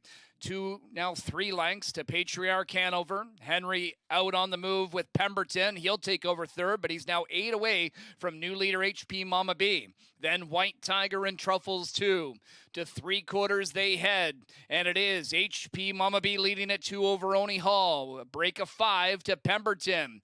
Taking over position is White Tiger as Patriarch Hanover plummets through the group. Truffles 2 there as well. 123 and 3 to 3/4. 27 and 2 pick up a speed there. And it's HP Mama B trying to finish this one out. She's got an 1/8 of a mile to go. And it's HP Mama B on top over Oni Hall. Still another 4 to Pemberton. It's HP Mama B. Oni Hall trying to re-rally, but is just up to the wheel as they are going to hit the line. HP Mama B holds on. Oni Hall second, 5 more to Pemberton, and White Tiger 154 for HP Mama B.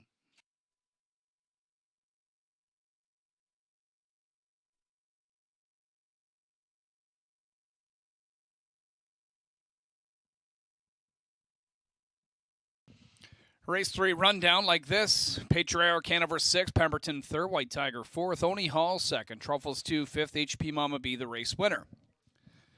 4th race to start the early pick 4 is coming up next. No changes in the opening leg, 5 minutes on the board.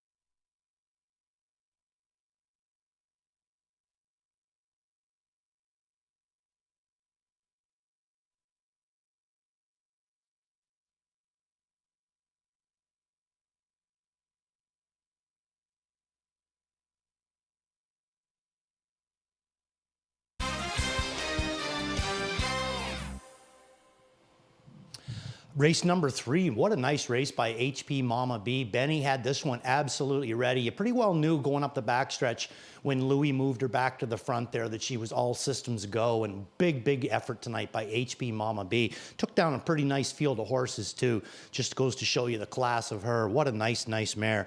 So let's move on to race number 4. We're going to stay on the trot, and in here I'm going to go right back to Benoit Bergeron.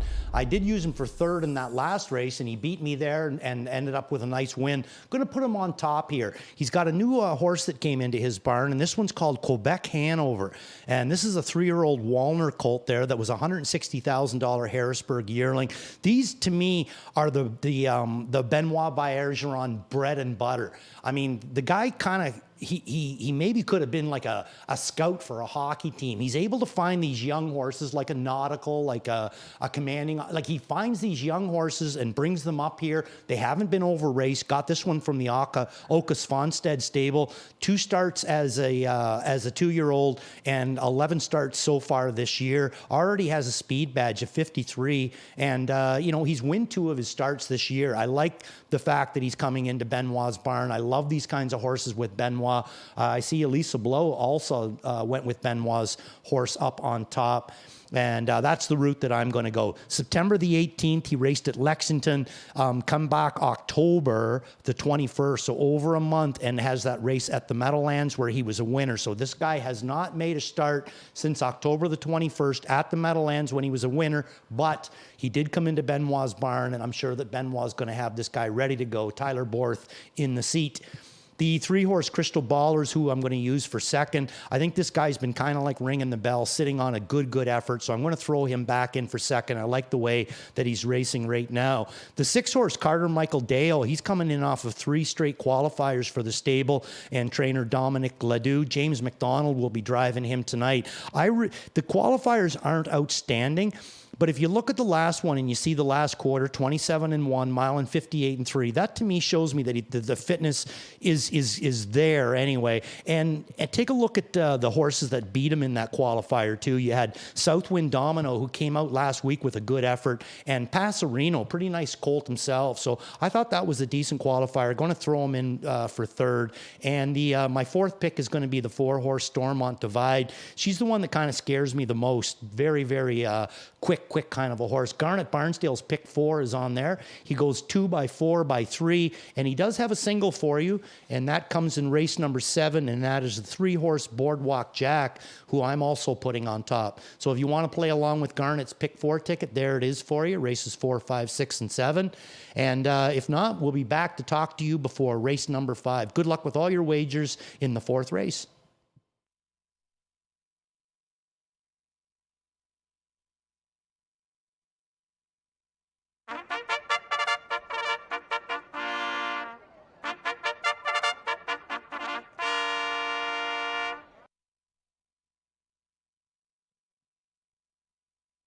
Fourth race field on track. Here's number 1, Quebec Hanover. Tyler Borth drives. Ben Bergeron trains and co-owns with Claude Amel, Santo, and Nunzio Venna. Ancient Wall, the 2, Scott Young, the driver. Tim Trueco trains and co-owns with Gary Green. Bob McClure driving 3, Crystal Baller. Alan Fair trains for Elizabeth Fair. 4 is Stormont Divide. Tyler Jones in the bike. Kevin Ben trains for Eric Baker. 5 is War We Yes. Jonathan Drury at the control. Sean Stacy trains for Hudson Standardbred Stable Incorporated and Bertrand Gillespie Stable. Carter Michael Deo, number 6. James McDonald in the bike. Dominic Ledoux training for the stable Carter Michael Deo.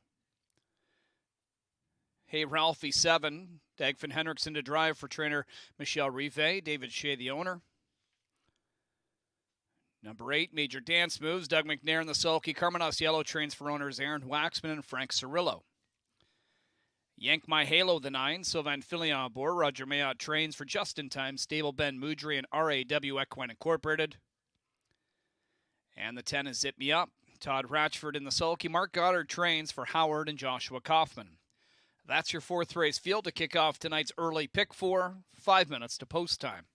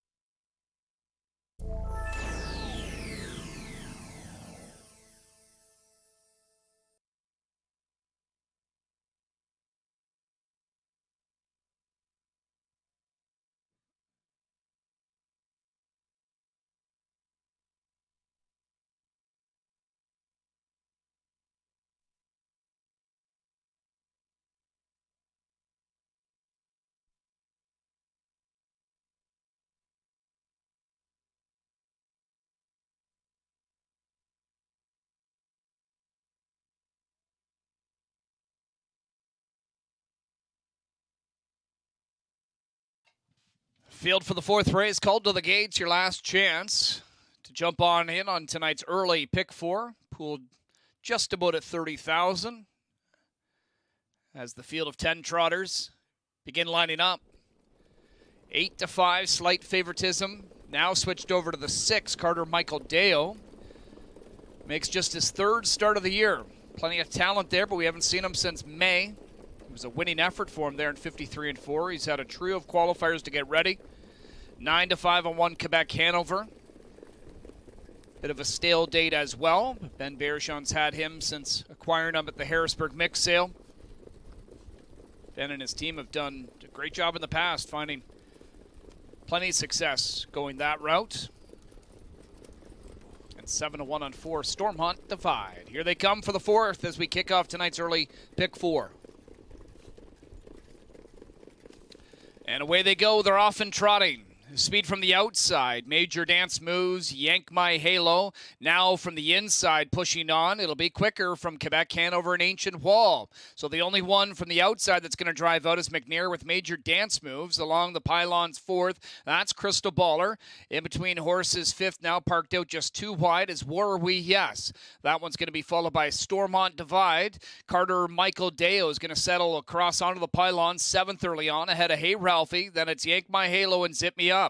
Quebec Hanover and Borth on top, 28-4 opening quarter. Leads at 2 into the backstretch over Ancient Wall.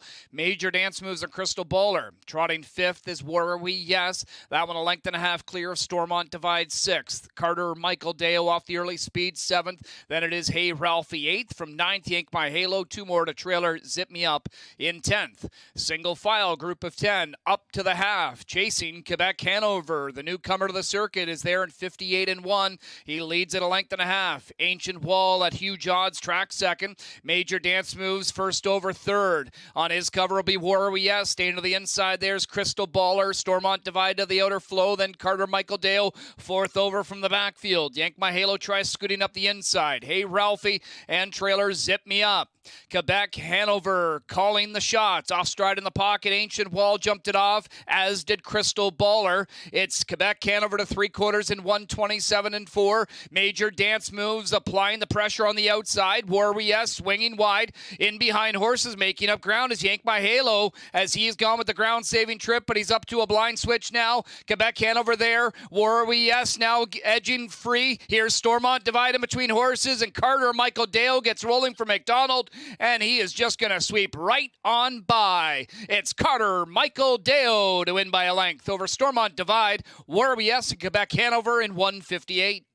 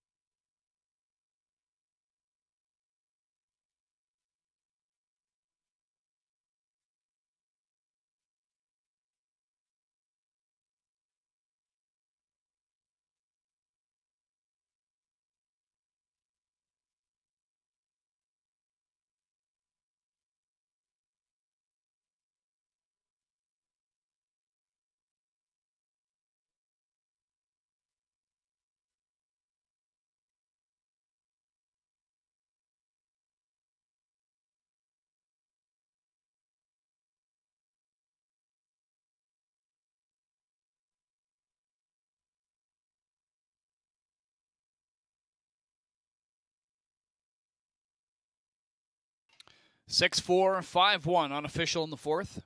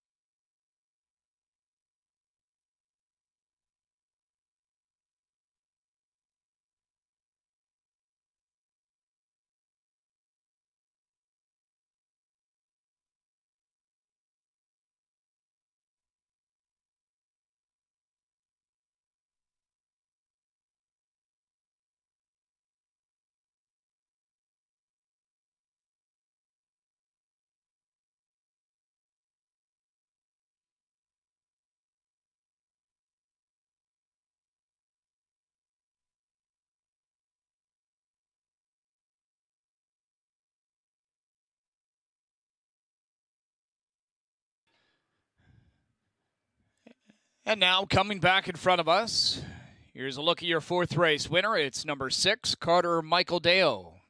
He's a 3-0 Baco by international money out of the KZ Dream Dam Brigham Dream. Owned by the stable Carter Michael Deo Group. Dominic Ledoux, the winning trainer. James McDonald with the winning drive. Second win of the year in just 3 tries. Career victory number 4, 158. Easy tally for Carter Michael Deo off the bench. Official in the fourth race, your winner 6, Carter Michael Deo, paying $410, $350, $270. Second was 4, Stormont Divide, returning $560 and $3. Third of the 5, War We Yes, $390 to show. $2 exact to $21.20, $2 double, 15 even. Dollar try pays $46.35. The superfecta for $1, $155.95. Swinger payouts on the screen. Dollar pick 3, $141. Early pick 4, over 52,000 wagered, 17,539 moving on.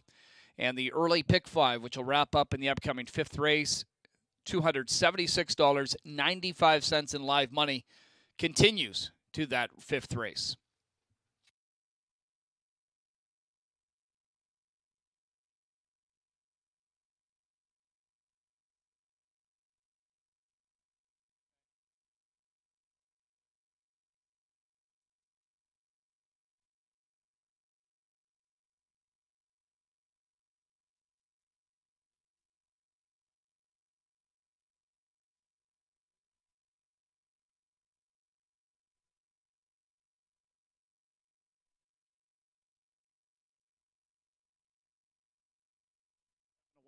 Stormont to 5. Here they come for the 4th as we kick off tonight's early pick 4.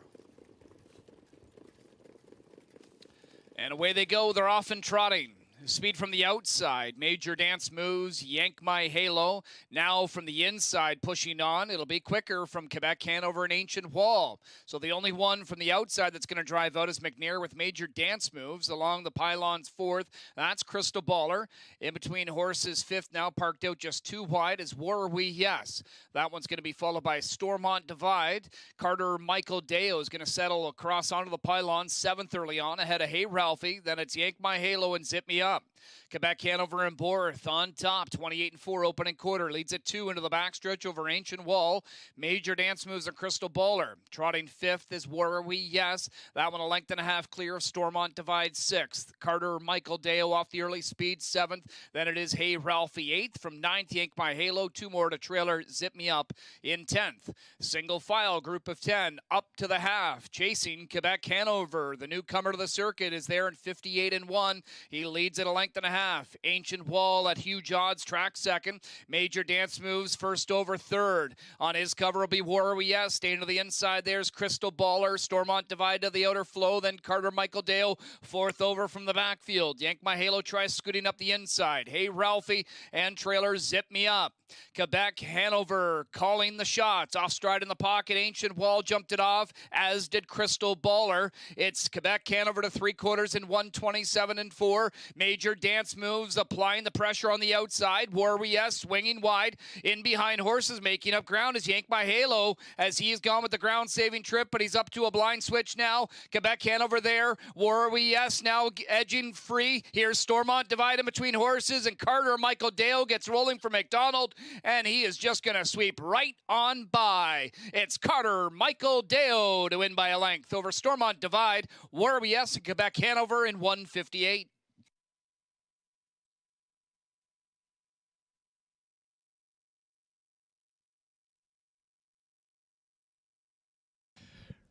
Fourth race rundown goes like this. Quebec Hanover 4th, Ancient Wall 10th, Crystal Baller 9th, Stormont Divide was 2nd, War We Yes 3rd, Carter Michael Deo the race winner, Hey Ralphie 5th, Major Dance Move 7th, Yank My Halo 6th, Zip Me Up was 8th.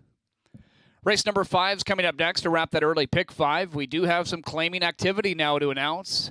There are a pair of claims on 3 Music to My Gears, 3 claims on 5 Royal Regatta, and a single claim on number 9 Mock Impact. 6 minutes are on the board.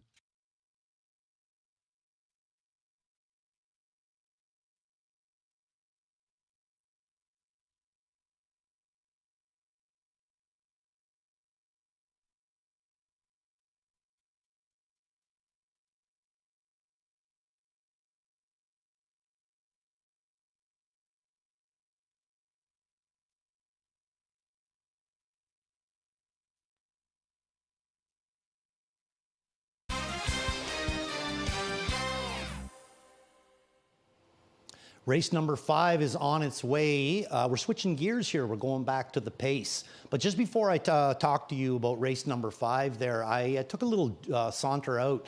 And I'm noticing, you probably home too, they're noticing the times aren't exactly fast. The track seems like it's in good shape to me. So I asked James, and after that last win, you know, is the track okay? And he said the track's in perfect shape, but it's the wind that's really doing a number on them. He said you got to leave into it, and then when you finish into it, he said it's really, really gusting pretty good coming down the stretch. So maybe you want to figure that into your handicapping there. The track's in really, really good shape, but that wind is playing with them a little bit out there. So let's move on to race number 5. We got Pacers claiming handicap 17 to 22. Track announcer Chad Rosema just come up and told us that we have a few claims in on this race. The 3-horse Music to My Gears, who's going to be my top pick in here, he's got 2 claims in on him. Racing tonight out of the Amanda Fine stable. I think both of his last starts, he was locked in with a lot of pace. Unless I got fooled, I think that Music to My Gears is really, really live in here tonight. My second pick is going to be Mock Impact. He also has 1 claim tonight. Richard Moreau picked him up out of the Brett Lester camp last week, where he finished off with a good second and has the 9-hole to work with here tonight, but it was a good trip last week. James McDonald in the bike, and yes, he does have a claim in on him again. So my third pick is going to be all the way out to the 10-hole, and that's Tough Cooper. This one here is going to be making his first appearance, Brett Lester. We watched this horse last winter and last spring race here, and he always seemed like he put up some pretty good efforts. He's a horse that likes to win races. Even this year, 29 starts, 6 wins. So that's up over the 20%, but 0 seconds and 5/3. Last year, 28 starts, 8 wins. So, I mean, this is a horse that likes to win his fair share of races. Has the 10-hole here tonight, but first start, Lester. And if anybody's been paying attention lately, Brett Lester's barn's racing very, very well. So I threw him in for third. And for fourth, I threw in the 5-horse Royal Regatta. I thought that was a great effort that he put out last week. Kyle Fellows has the horse right now. He's had 2 starts with him. Both times he was a winner. Last week he jumped up into this class and had the rail, got away in a really good spot with the 2-hole, and was a winner in there for Tyler Jones. And Kyle Fellows, Tyler comes right back, still in the Fellows camp, and has a nice 5-hole to work with in here tonight. Remember, too, Royal Regatta also has claims in on him tonight, and he's got 3, so he definitely won the claiming war. A couple of the other ones you may want to take a look at. I had a tough time leaving the 1-horse Bad Eye Bill out of it. I think that was a terrific mile that he went last week. Now, he does kind of move up a little bit in class, so, maybe this will be enough to kind of dull him a little bit, but I think you should maybe take a good look at him in there. UF Better's Hanover, he's also stepping up, but we've seen him race in higher classes than this. Just a solid kind of a racehorse that's off to another good year for trainer-owner Scotty West. Mercenary, another one that I kind of like in here. Maybe not as quite as much as the other ones. And I think Procrastinator, you might want to take another look at him as well. November the 13th, he was a winner in this class. October the 23rd, he was a winner as well. He seems to be right on his form right now. Comes back to Tyler Borth. Didn't have much luck on the front end with him last week, but maybe that was just one of those races where the horse just didn't really fire, because he came a middle half in 59 and change. He should have had a little bit more on the end of it there. So Procrastinator, I didn't use him in here, but his form is really, really good right now. So that's how I see race number 5. 3, 9, 10, and 5 are my numbers. Going to turn, the horses are heading out onto the track for race number 5. Going to turn it over to track announcer Chad Rosema. I'll be back to talk to you before race number 6, where we get to start off the late pick 5. Good luck with all your wagers in race number 5.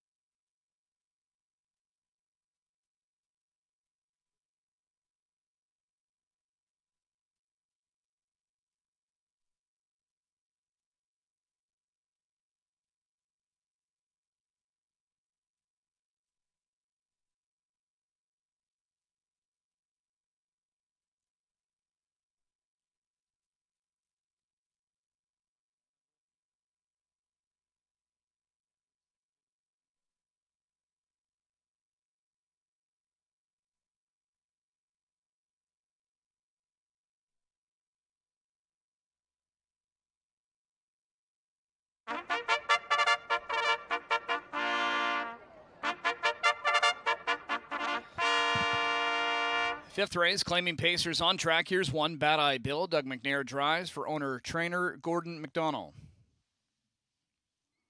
Number 2, Masked Man. Phil Hudon in the bike. Terry Gallant trains for James Quinn. Number 3, Music to My Gears. Louis-Philippe Bois, the driver. Amanda Fine trains and co-owns with Marty Fine and Highland Thoroughbred Farm. 2 claims entered. 4 is UF Betters Hanover. Ed Hensley drives for owner-trainer Scott West. 3 claims entered on 5, Royal Regatta. Kyle Fellows trains for owner Daniel Mead. Tyler Jones at the controls. 6 is Mercenary. Sylvain Filion gets the call. Vic Putty trains for Limco Incorporated.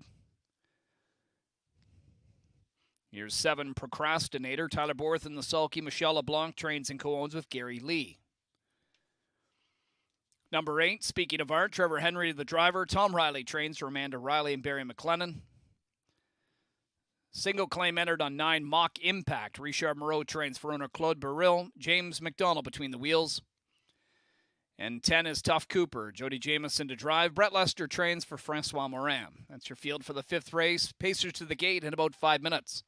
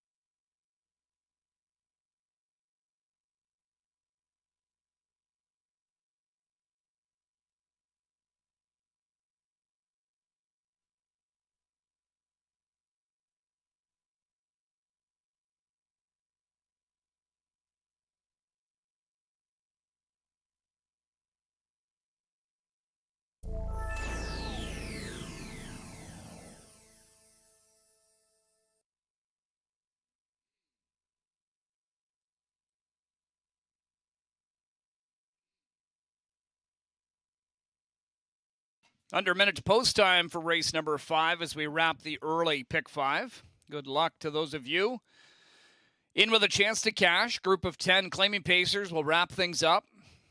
2-1, slight favoritism right now to number 9, Mock Impact. One of 3 horses in here with claims entered. Comes in off back-to-back runner-up finishes for Brett Lester. Joins the Moreau barn in search of his 11th win of the campaign. 5-2 on 3, Music to My Gears. Troubled Trip 4th in his latest. Goes to the Amanda Fine barn. A short rental as this one as well has claims entered. And a couple at 9-2. 1 Bad Eye Bill. And the 5, Royal Regatta, who's looking for 3 straight. It's post time for race 5.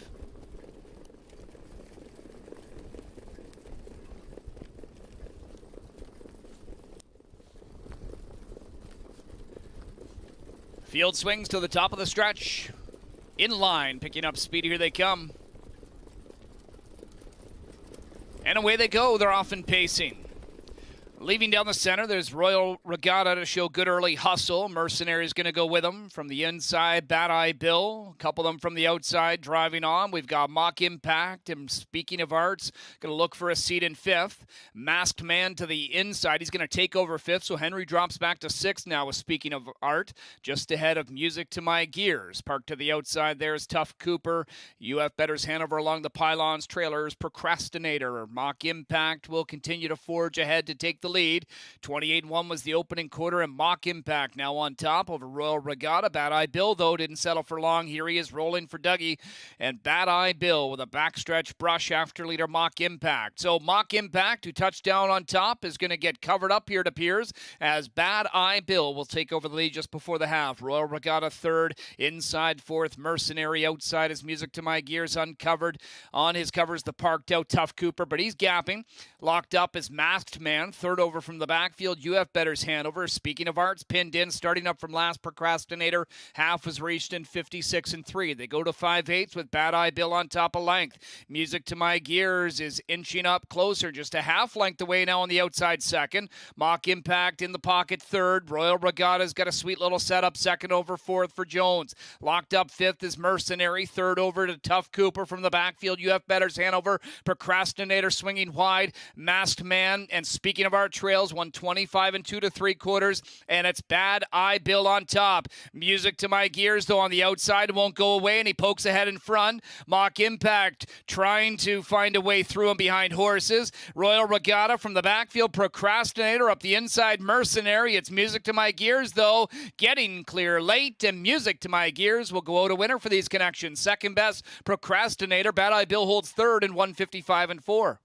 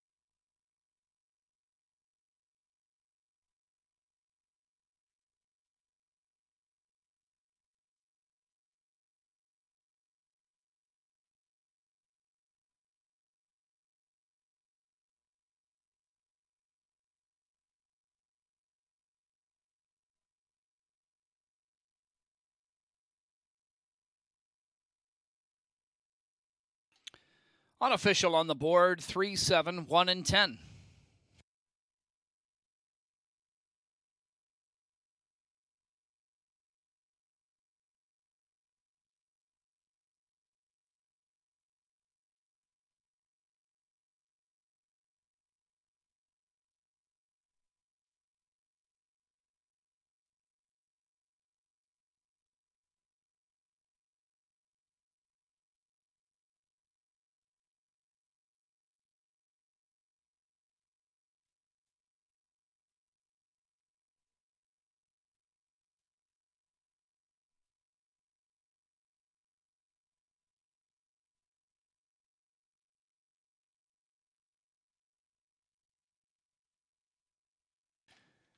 And now returning back in front of us, here's your fifth race winner.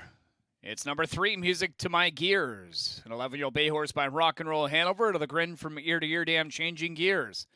Owned and trained by Amanda Fine, co-owned by Marty Fine and Highland Thoroughbred Farm. Louis Philippe Waugh with the hot hands on a Monday night. He's got 3 so far. Music to My Gears with his 7th win of the year in 16 tries. Lifetime win number 12, 155 and 4. First over victory from Music to My Gears.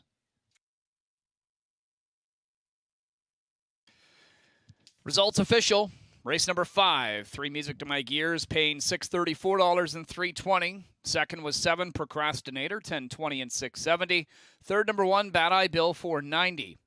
$2 Exacta, $60.90. $2 Double, $33.90. $1 Try, $187.35.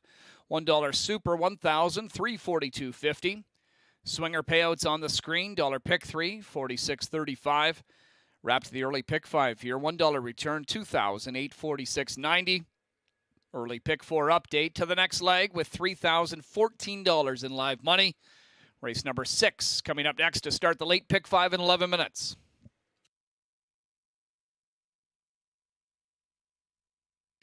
Claiming activity from the 5th race. There were 2 claims entered on 3 Music to My Gears, taken for $17,000. Goes back to owner-trainer Des DeCoeur.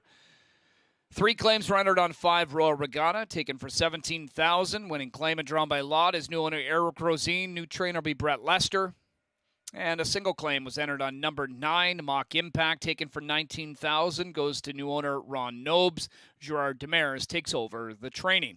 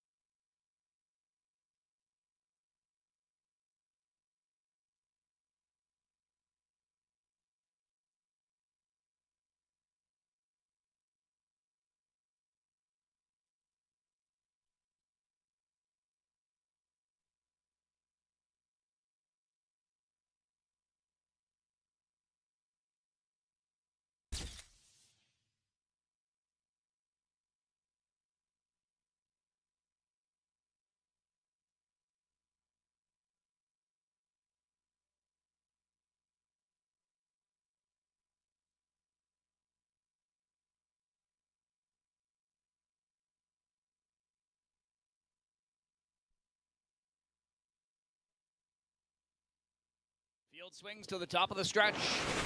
In line, picking up speed. Here they come. And away they go. They're often pacing. Leaving down the center, there's Royal Regatta to show good early hustle. Mercenary's going to go with them. From the inside, Bad Eye Bill. A couple of them from the outside driving on. We've got Mock Impact. And speaking of arts, going to look for a seat in 5th. Masked Man to the inside. He's going to take over 5th, so Henry drops back to 6th now with Speaking of Art. Just ahead of Music to My Gears. Parked to the outside, there's Tough Cooper. UF Betters Hanover along the pylons. Trailers, Procrastinator. Mock Impact will continue to forge ahead to take the lead. 28-1 was the opening quarter, and Mock Impact now on top over Royal Regatta. Bad Eye Bill, though, didn't settle for long. Here he is rolling for Dougie, and Bad Eye Bill with a backstretch brush after leader Mock Impact. So Mock Impact, who touched down on top, is going to get covered up here, it appears, as Bad Eye Bill will take over the lead just before the half. Royal Regatta 3rd, inside 4th, Mercenary outside as Music to My Gears uncovered. On his covers, the parked out Tough Cooper, but he's gapping. Locked up is Masked Man, 3rd over from the backfield. UF Better's Hanover. Speaking of Arts, pinned in, starting up from last. Procrastinator. Half was reached in 56-3. They go to 5/8 with Bad Eye Bill on top of length. Music to My Gears is inching up closer, just a half length away now on the outside second. Mock Impact in the pocket third. Royal Regatta's got a sweet little setup, second over fourth for Jones. Locked up fifth is Mercenary. Third over to Tough Cooper from the backfield. UF Better's Hanover. Procrastinator swinging wide. Masked Man. And speaking of our trails, 125 and 2 3/4. And it's Bad Eye Bill on top. Music to My Gears, though, on the outside, won't go away, and he pokes ahead in front. Mock Impact trying to find a way through him behind horses. Royal Regatta from the backfield. Procrastinator up the inside. Mercenary. It's Music to My Gears, though, getting clear late, and Music to My Gears will go out a winner for these connections. Second best, Procrastinator. Bad Eye Bill holds third in 155 and 4.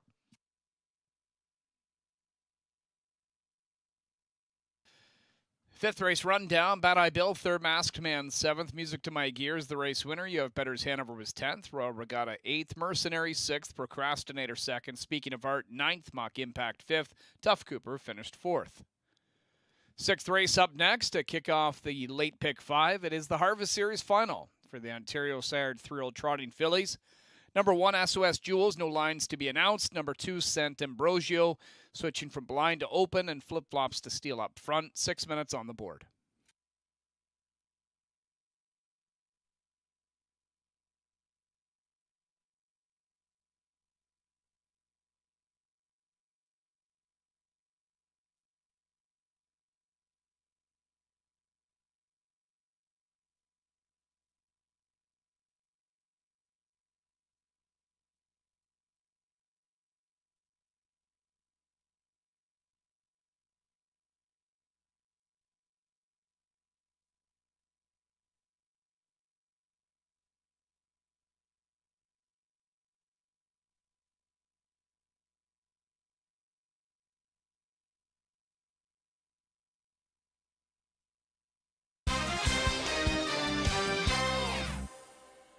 That was an interesting race in race number 5. Lots of action there. I wasn't surprised to see Dougie remove that Bad Eye Bill to the front. I thought he raced pretty good last week too. Didn't do a bad effort in there tonight as well. Track, like you said, the track, we talked to James earlier there, and the wind is playing a little bit of havoc with them. So I thought that was a pretty good effort. Music to My Gears finally got to the outside and was able to get a winner in there. He was claimed. And a couple of the other claimed horses, how they finished. Royal Regatta had 3 claims in on him. He finished 8th.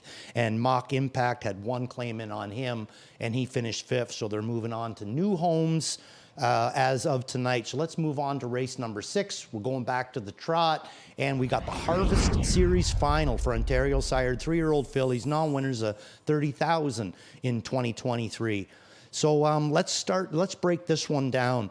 The 4-horse Lucy Who, we showed a replay of her earlier on. I couldn't show you the whole replay. I'd have to show you the whole race. She basically landed where in the 6 hole and was never ever able to get back out again until it was much, much too late. She ended up finishing 3rd, was a big winner the week before when Bert Renault decided to put her on top coming out of the 7 hole. She was the easiest of winners, shut down in 56 and 4.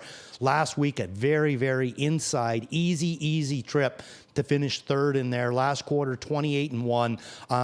Bert has elected to put Sylvan on this one, and not to say that I would disagree with that move. So if you like Lucy Who, you're also picking up Sylvan Filly on tonight. And right now, all the handicappers seem to have made Lucy Who a sweep. So let's talk about the 6-horse Angeliki. I put her in for 2nd. Now, this one really, really scares me tonight. If there was somebody that could maybe take down Lucy Who, a lot of people are going to be leaning towards the 9-horse Cunning Connie. I'm thinking that maybe it might be the 6-horse Angeliki. Her last start, November the 20th, in the Harvest, she had a really good 2nd in there, and she was another one that kind of got caught up in that funny sort of race. You can see that she's 9.5 out at the 3/4 pole, and at the head of the lane, she's 14.5 out, and then only gets beat 7.5. Good last quarter, 28 and 1. And what I really liked about that effort was that she was a winner in the pop-up on October the 27th, and then came out for the Harvest basically almost a month later, let's call it 23 days if you want to be exact, and come up with a real nice second. I think she's going to improve off of that. I think she's going to be really, really good in here. And like I said, she missed almost a month between those starts. So the fitness you would think would have to be a lot better. There's a few people using the 6 Angeliki tonight too. 9-horse Cunning Connie, she's all over the board as well. I threw her in for third. I thought that was a terrific effort that she put in last week. Actually, both harvests, she finished second to Lucy Who, and the last week she was able to keep herself out of trouble. Great job done there by Tyler Jones, and she was a winner, a shutdown winner by 7.5 lengths. So Cunning Connie's coming into this race very, very good. And on the bottom of my ticket, I threw in the 8-horse It's Sally Deal. I really like the way that this one's been raced. In that first start, she put on a big move in the harvest on November the 13th. She got tired, finished 5th, but the middle half was 56-4. That was a pretty good effort. Last week, she could just never really be able to get herself into the race. 3 quarters and 1:30-1. But she popped off the last quarter in 28-1, had some serious go again. She's got the 8-hole in here tonight, but I think that she's coming into this race really, really good for trainer Jack Ray and driver Phil Houdon. Maybe a couple of the other ones you might want to take a quick little look at too is I kind of like Angelic KT. I thought that she raced very well last week. She made a break the week before in the harvest, but came into the harvest with that win in the maiden in 57. John Holding and driver Bruce Richardson. St. Ambrosio, she's got a few changes done with this one tonight. She's going from a blind to an open bridle, and she's going from flops to steel in front. So that should really play well for this track tonight. And the one horse that you see coming out on the track right now, that's SOS Jules. Disregard that line to be announced. There is no line to be announced. Her last start was November the 20th. That's how I see race number 6. This is the start off of your late pick 5 if you are looking to play it. And my numbers in here are going to be 4, 6, 9, 8. Best of luck to everybody at home, and best of luck to everybody in the final of the harvest.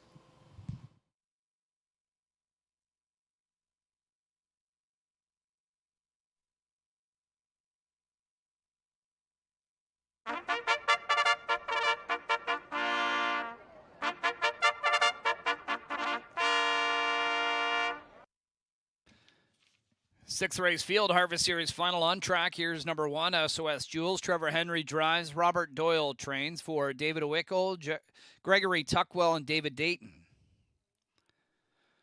Sant Ambrosio, number 2, driven by Louis-Philippe Roy, owned and trained by Dan O'Brien. Angelic KT, the 3, Bruce Richardson in the sulky. John Holding trains. He also co-owns with Morley Bosworth. The 4, Lucy Who, driven by Sylvain Filion, trained by Julie Walker, is owned by Murray Bradshaw. 5 is the Ballykeel Deal. Tyler Borth, the driver. Katie McNeil trains for Ballykeel Racing Incorporated. 6, Angeliki, driven by Bob McClure. Mark Etzel trains for Link Stable. Lady All-Star number 7, Brett McDonald aboard. Ronald McDonald trains for Triple S Equine. Here's 8, it's Sally Deal. Phil Houdon drives. Jack Ray trains for Dave and Arlene Husso and Nancy DeHolster. And number 9, Cunning Connie, the driver. Tyler Jones. Macy Castle-Smith trains for owner Joan Castle. That's your 6th race field to kick off tonight's late pick 5 Harvest Series final trotters to the gate in about 5 minutes.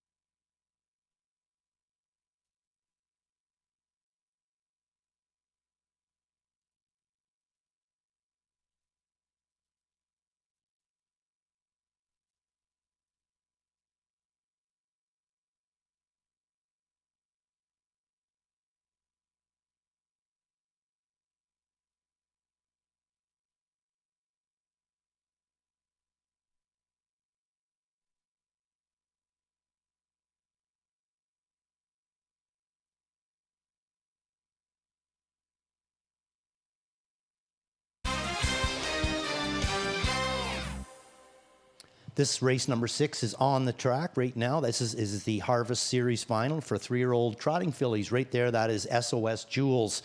You just seen on the track. Like I said, the line to be announced. There is no line to be announced. She looked good out on the track. This is my top pick in here. This is the 4-horse, Lucy Who. Blocked in Journey last week, the week before in the Harvest elimination. She was an easy winner. I think that she's the best horse in this race. Picks up Sylvan Filion tonight. That shouldn't hurt her chances at all. So here's hoping that things go good for Lucy Who, and she's able to get to the outside. That would be cool. The 6-horse, or the 5-horse actually, the Ballykeel Deal. This is Tyler Borth for Katie McNeil. Hasn't had a great Harvest Series, but before that was racing very well in the Prospect and over at Flamborough. Just hasn't seemed to adjust to this track just yet, but does look good on the track, other than just being maybe a little bit wet for my liking. The 6-horse Angeliki, really liked her last week. I thought that was a great, wow, she ever long-legged.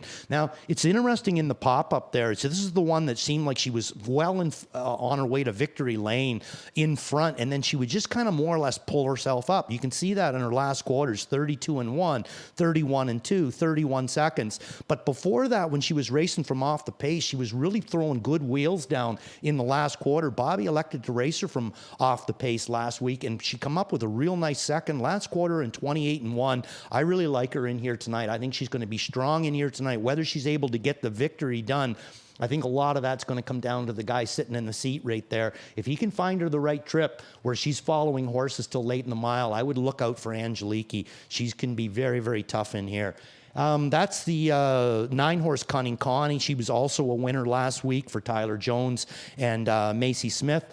This one here, I really like the way. What I like the most about her is I find her to be very handy, very good gated. You know, he can do a lot with her. So the 9-hole, even though it's not the one that you'd want, I don't think it's going to pay a huge problem with Cunning Connie. I think that he can come out of there with her, try and find himself a nice little spot, and then let her race from that point on. And the 8-horse, It's Sally Deal. That's another one that I threw in on my ticket. I think she showed big speed. The trips just haven't worked out to her liking, but here's hoping that Phil Houdon and Jack Ray make their way to the winner's circle tonight in the Harvest. That's the way I see race number 6. Best of luck. Here comes Chad.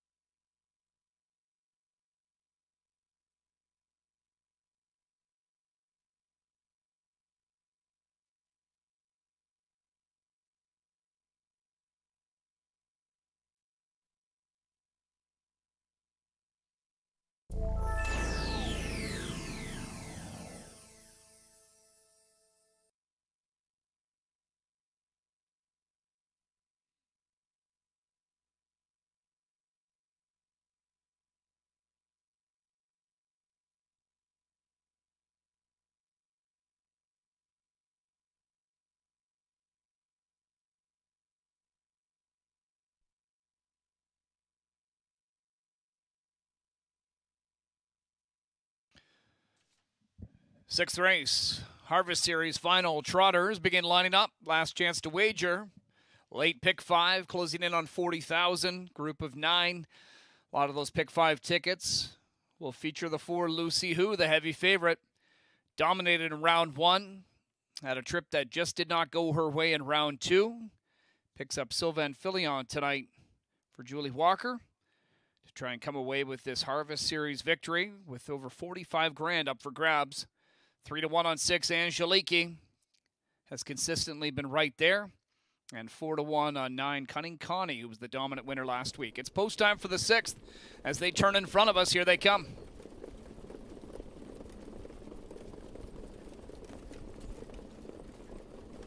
And away they go. They're off in trotting gap. Slightly was it. Sally Deal leaving from the 6 hole. Angeliki shows good early hustle. The Ballykeel Deal out as well. There's Lucy Who now driving out for Filion to work from the pocket.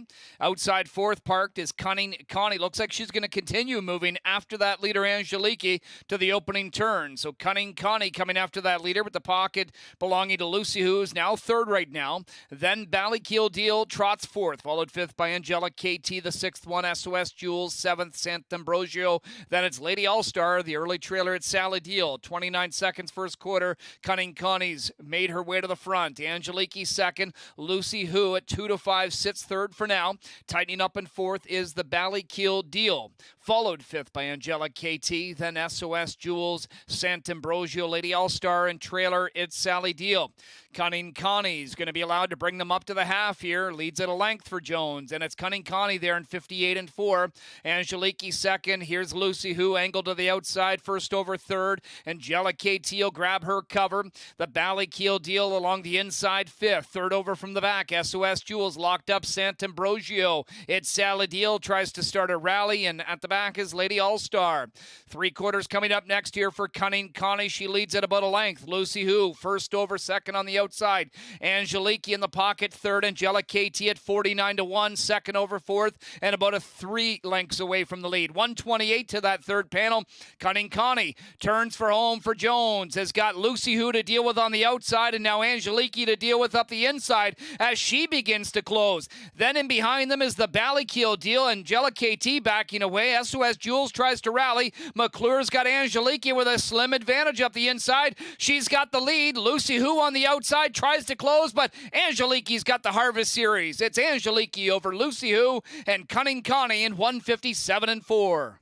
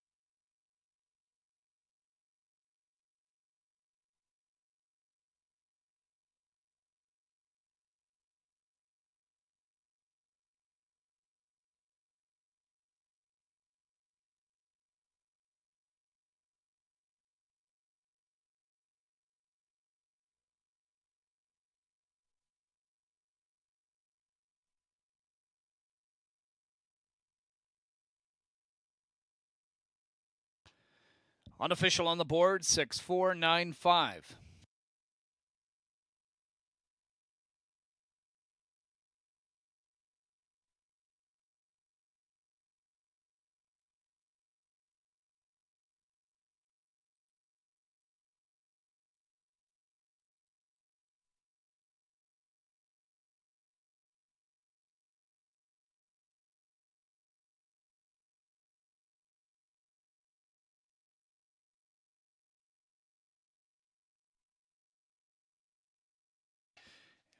Making her way back in front of us, 6th race winner, capturing the Harvest Series final is number 6, Angeliki. A 3-year-old bay filly by Muscle Up the Goal is out of the Amigo Hall Dam, Standing My Ground. Link Stable, the winning owner. Mark Etzel, the winning trainer. Bob McClure in the bike for the winning drive. 2nd win of the year and 10 tries for the now 5-time winner, who scores in 157 4. Senior Manager of Racing Operations, Ms. Megan Walker, makes the cooler presentation on behalf of Woodbine Mohawk Park, congratulating the connections of 6 Angeliki on her Harvest Series victory.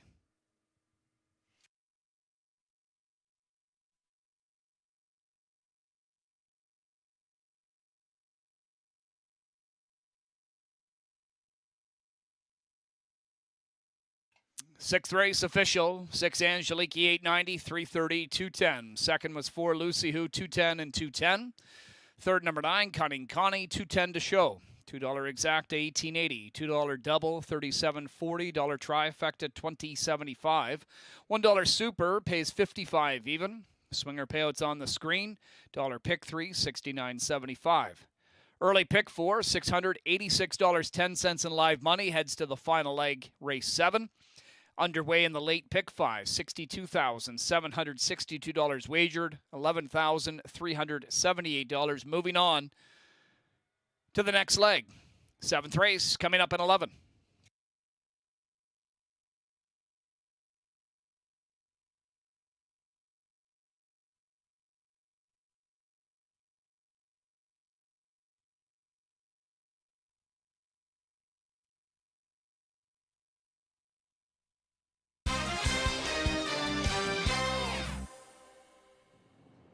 Randy Waples in the winner's circle with winning trainer Mark Etzel, and Mark Etzel's grandson Regan is also going to join us for this interview.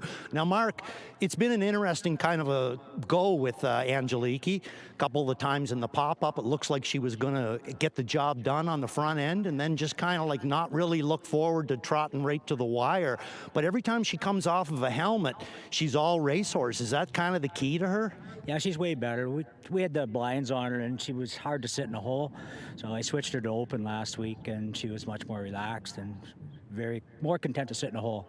She seemed like she was really relaxed in the post parade tonight. And the other thing that I noticed about her too, she's a gorgeous looking filly, very solid, long legged. I mean, she could really end up, being a very, very nice older kind of a trotting mare, couldn't she? Yeah, if she comes to a little more speed, I think she'll be okay. She's got the gait for it and the size. So yeah, it's a possibility.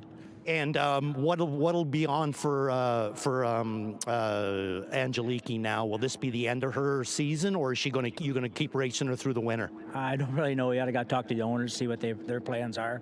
I'm not really sure what she's up to from here. And one more thing I got to ask you while I'm here. What about what's going on with Adair Castle? She's off for the rest of the year. You won't see her till next June probably. So good. Now I just got to ask you, Regan. Did Bobby do a good job? Yeah. And are you going to be out here yourself in these cold weather driving these horses when you get a little older? Yeah. Fantastic. I'll be glad to see you. Maybe I'll get to interview you too. Thank you very much, Team Etzel. Angeliki getting it done in the Harvest 2023 3-year-old trotting fillies.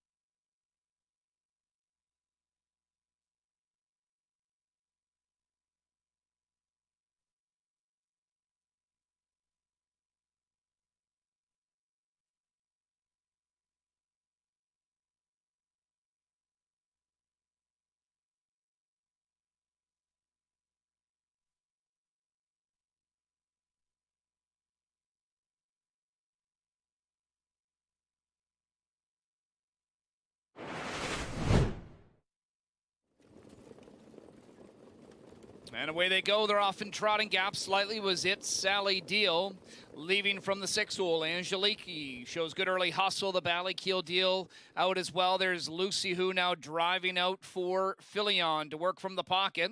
Outside 4th parked is Cunning Connie. Looks like she's going to continue moving after that leader Angeliki to the opening turn. So Cunning Connie coming after that leader with the pocket belonging to Lucy Who is now 3rd right now. Then Ballykeel Deal trots 4th, followed 5th by Angela KT, the 6th one, SOS Jules, 7th, Sant'Ambrosio. Then it's Lady All-Star, the early trailer at Sally Deal. 29 seconds first quarter. Cunning Connie's made her way to the front. Angeliki 2nd. Lucy Who at 2-5 sits 3rd for now. Tightening up in 4th is the Ballykeel Deal. Followed 5th by Angela KT, then SOS Jules, Sant'Ambrosio, Lady All-Star, and trailer it's Sally Deal. Cunning Connie's going to be allowed to bring them up to the half here. Leads at a length for Jones, and it's Cunning Connie there in 58 4.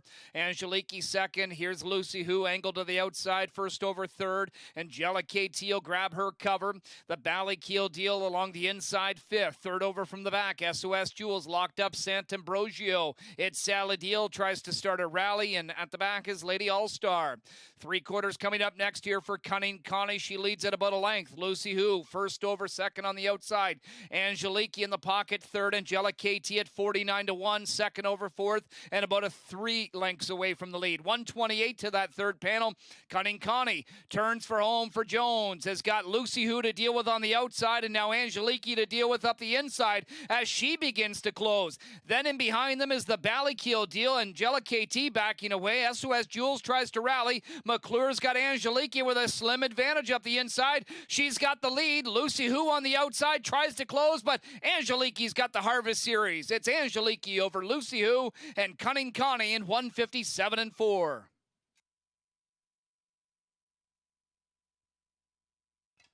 Sixth race rundown. SOS Jules 6th, Sant'Ambrogio 9th, Angela KT 5th, Lucy Who 2nd, the Ballykeel deal 4th, Angelique the race winner. Lady All-Star 8th, at Sally deal 7th, Cunning Connie was 3rd. Coming up next, race number 7, the wrap-up of the early pick 4. No changes here. 5 minutes are on the board.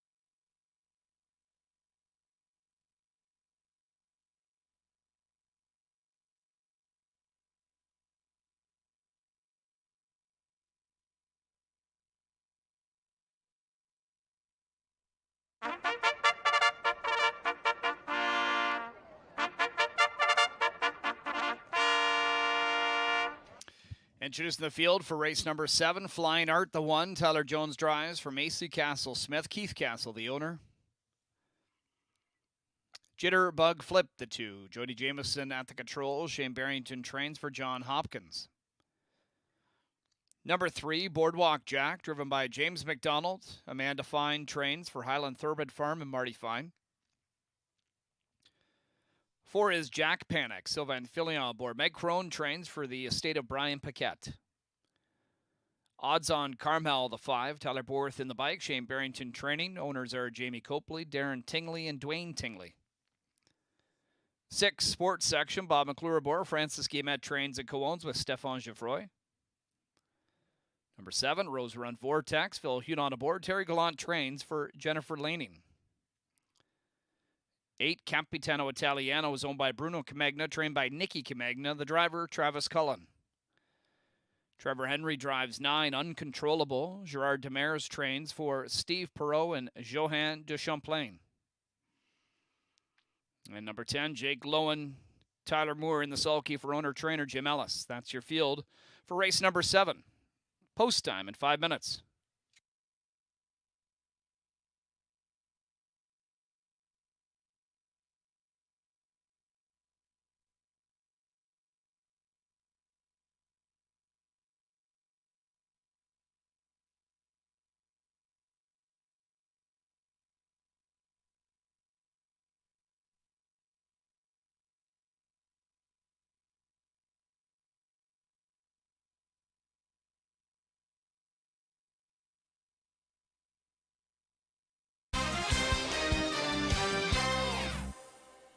Race number 7 is out on the track. Horses that have started for a purse of $9,000 on the pace. That's the 1 horse Flying Art A. Really looks good out on the track. Nice looking horse there for Macy Smith. Tyler Jones driving. 23 starts last year and only 2 wins. 22 starts this year and only 2 wins. But one of those wins he did win in 50 flat over our track. So he definitely does fit in here. He's been racing in the preferred at Rideau Carlton. This is probably a little bit of a drop down for him. You might want to take a good look at Flying Art. The 2 horse Jitterbug Flip, I threw this one in for 3rd. This one, first start for Shane Barrington. I love that angle. Usually I like it better when it's Trevor Henry, or Tyler, but we're getting Jody this time. This works out well too. Jody can get one out of there as good as anybody. First time Shane, got to throw him in there and take a shot to see what he does. And I used him for 3rd. The 3 horse Boardwalk Jack. This is the one that I'm concentrating the most on in here. This is going to be my top pick. Had the 10-hole last week, made his way down to our surface. Has raced here the last 3 starts, and I think that each of his last 2, he's showing real good movement on the end of it. And I really liked him in that last one when he come home 26 flat. James Sticks, he comes right back with him. Amanda Fines already had a win tonight, so I really like the way that Boardwalk Jack is looking out there tonight. The 4 horse Jack Panic, Sylvain Filion already have a win tonight for Sylvain. This one's coming out of Meg Crone's barn. Didn't do a whole lot last week, but did make up some ground in a good last quarter, 27 flat, mile and 52 and 4. And again, Sylvain Sticks this week. That's a good sign. The horse looks really good out on the track, and Meg Crone's barn has been on fire here. So you might want to take another look at the 4 horse Jack Panic. Now, the 5 horse here, this is an interesting one. I'm going to take a little time on odds on Caramel. This guy's been doing a lot of his racing at Rideau Carlton as well. Now, he made his first start for Shane Barrington last week, and I thought it was a really good effort. He left out of there and just never was able to find room after that.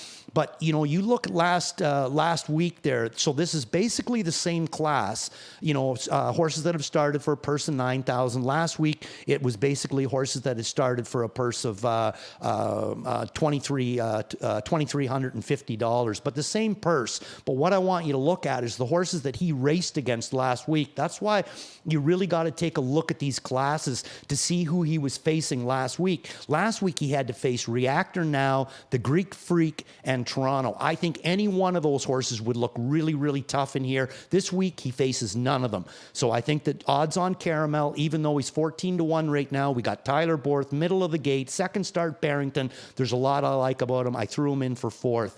My second pick in here is going to be the 8-horse Capitano Italiano. I thought it was a good effort for him last week as well. Travis Cullen got a taste of him, had the 9-hole, got away at the back of the pack, finished 7th, only beaten 4. Good back half, though. And if you remember Capitano Italiano, look at his marks. 50-4 last year, Mohawk. 52-3 this year, Mohawk. Every once in a while, this horse puts on a big, big effort. Maybe it'll be tonight. That's the one that scares me on your screen right now, odds on Caramel. Boardwalk Jack, my top pick. My numbers in here, 3, 8, 2, 5. Best of luck in race number 7. I'll be back to talk to you before race number 8.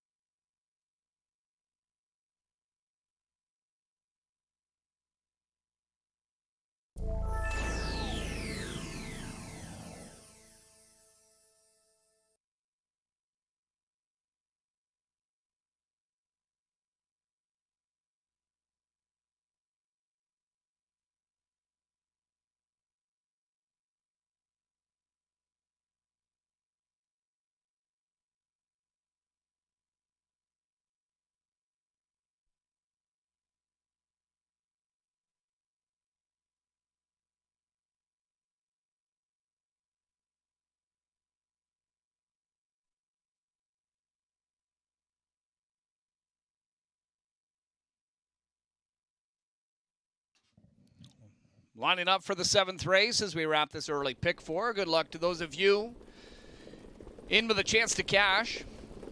4 to 5 on 3 Boardwalk Jack as trainer Amanda Fine looks to double up. It's post time as they swing to the top of the stretch.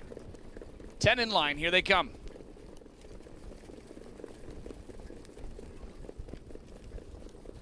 10 Jake Lowen gap slightly on the outside. Rest of them leaving out of there. Speed down the center. Odds on Carmel and Sports Section. Uncontrollable put into play into the top 3 there by Henry. Boardwalk Jack, Jack Panic. That'll make the first half for the group. Then we see Jitterbug Flip along the inside, followed by Flying Art, Rose Run Vortex. Following him, Capitano Italiano and Jake Lowen can see them all from a trailing seat in 10th. Sports Section put on the point. Odds on Carmel, the pocket sitter. Uncontrollable 3rd. 3 more lengths to Boardwalk Jack. The heavy 3 to 5 favorite 4th early on through a 27-3 opening quarter. Jitterbug flipped the 5th one and brought to the outside. So now retreating to follow the cover will be Filion with Jack Panic. Locked to the inside is Flying Art. On the outside, starting up Capitano Italiano. To the inside, Rose Run Vortex, and Jake Lowen continues to trail. Coming up to the half, and it's Sports Section leading it. Jitterbug Flip, now a first over 2nd. In the pocket 3rd is Odds on Carmel. 2nd over 4th, Jack Panic locked up 5th, Uncontrollable. 3rd over to Capitano Italiano. Boardwalk Jack managed to squeeze off of the pylons and get to the outside. He's 4th over from McDonald. The half was 57-4. Flying Art to the inside, then Rose Run Vortex and Jake Lowen. 3 quarters will be the next stop for Sports Section. Back out to a length advantage as Jitterbug Flip is down to the 2-hole. Odds on Carmel 3rd. Swinging wide as Jack Panic. Capitano Italiano is going to follow that move. Then Uncontrollable behind them, 126. And McClure's got a 4-length jump on his rivals. Capitano Italiano closing down the center of the track. Jack Panic trying to rally. Jitterbug Flip up the inside. Rose Run Vortex in behind them and now ducks down to the inside. It's Sports Section. Capitano Italiano's closing. Needing the line is Sports Section. Here comes Capitano Italiano. Sports Section holds on. Capitano Italiano second best. Rose Run Vortex up the inside 3rd and 156-1.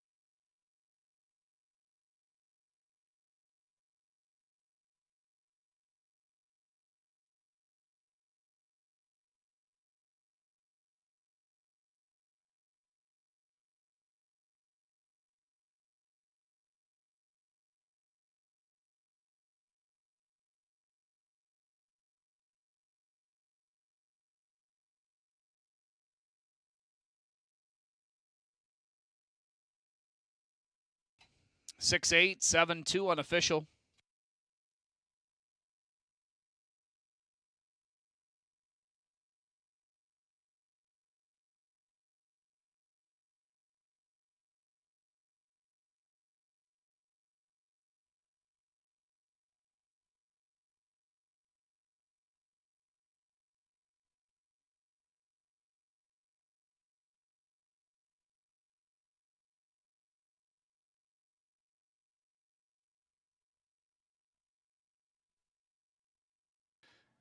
Here now in front of us, your race 7 winner, number 6 sports section, a 4-year-old bay horse by Sports Writer.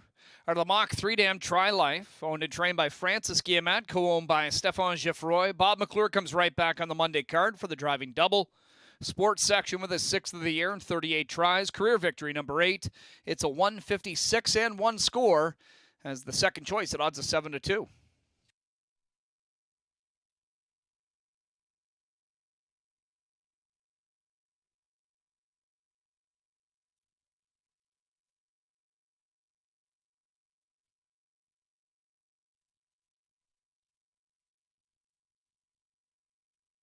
Seventh race official. Your winner, 6 sports section, 9:25, 85.60. 8 Capitano Italiano second, 13.50, 15.30. 7 Rose Run Vortex third, 22.90 to show. $2 exacta, 136.60. $2 double, 37.40. $1 try pays 758.50. $1 super, 6,000, 225.10. Swinger payouts on the screen. $1 pick 384.35. Early pick 4 wrapped up here. $1 return, $213.65. Late pick 5, live money update 2,246, heading to race number 8. 12 minutes are on the board for the start of tonight's late pick 4.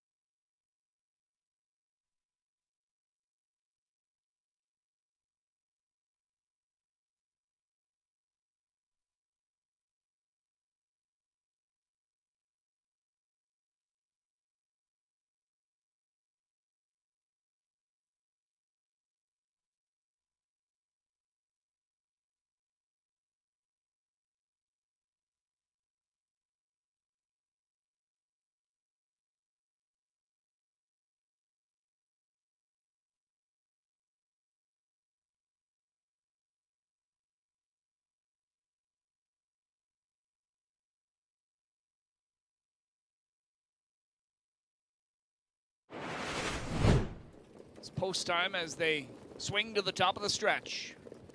10 in line, here they come.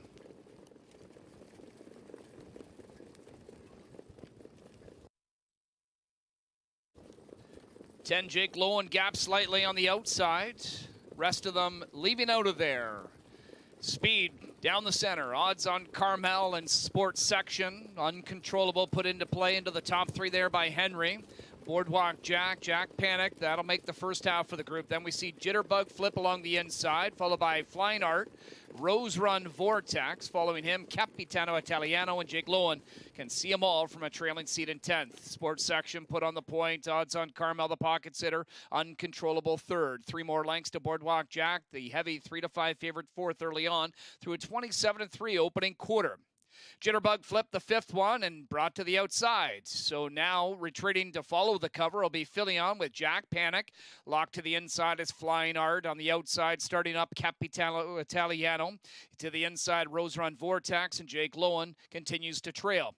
Coming up to the half, and it's sports section leading it. Jitterbug Flip, now a first over second. In the pocket, third is Odds on Carmel. Second over fourth, Jack Panic locked up 5th, Uncontrollable. Third over to Capitano Italiano. Boardwalk Jack managed to squeeze off of the pylons and get to the outside. He's 4th over from McDonald. The half was 57-4. Flying Art to the inside, then Rose Run Vortex and Jake Lowen. 3/4 will be the next stop for Sports Section. Back out to a length advantage as Jitterbug Flip is down to the 2-hole. Odds on Carmel third, swinging wide as Jack Panic.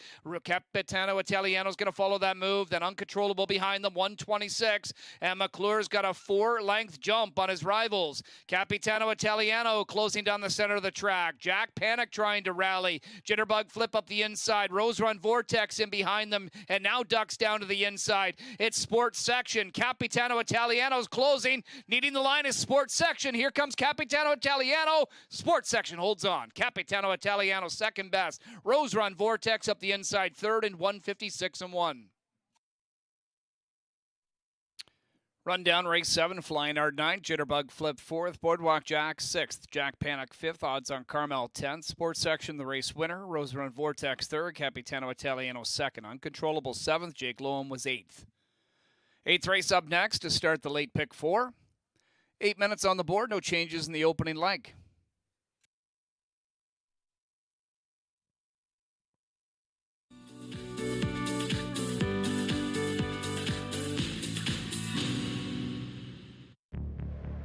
If I could put that in a jar and sell it, I'd make millions.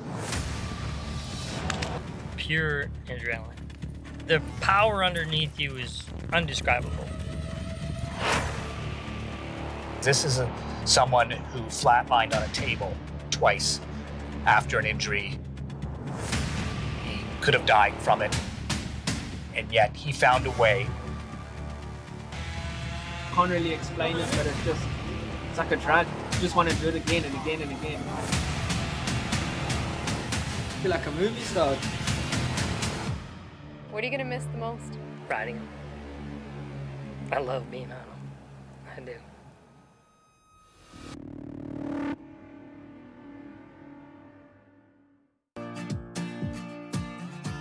Brittany Farms has a storied history of producing champions, pacers and trotters, fillies and colts. Father Patrick, bred, raised, and sold by Brittany, was a champion trotter at both 2 and 3. Redemption for Father Patrick! He continues to build his legacy by siring million-dollar yearlings and classic winners like Green Shoe. When planning for the future, let the past be your guide.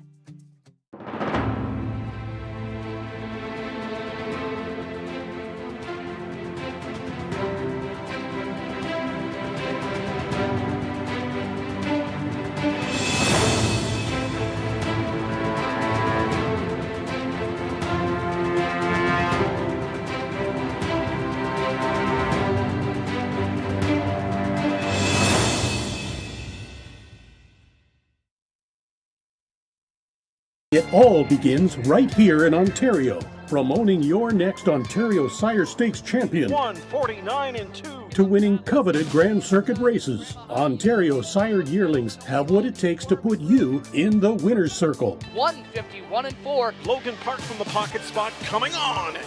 Purchase your next Ontario Sired Stakes winner this fall. It's fashion frenzy to take the good times. The one and only choice, Ontario Sired.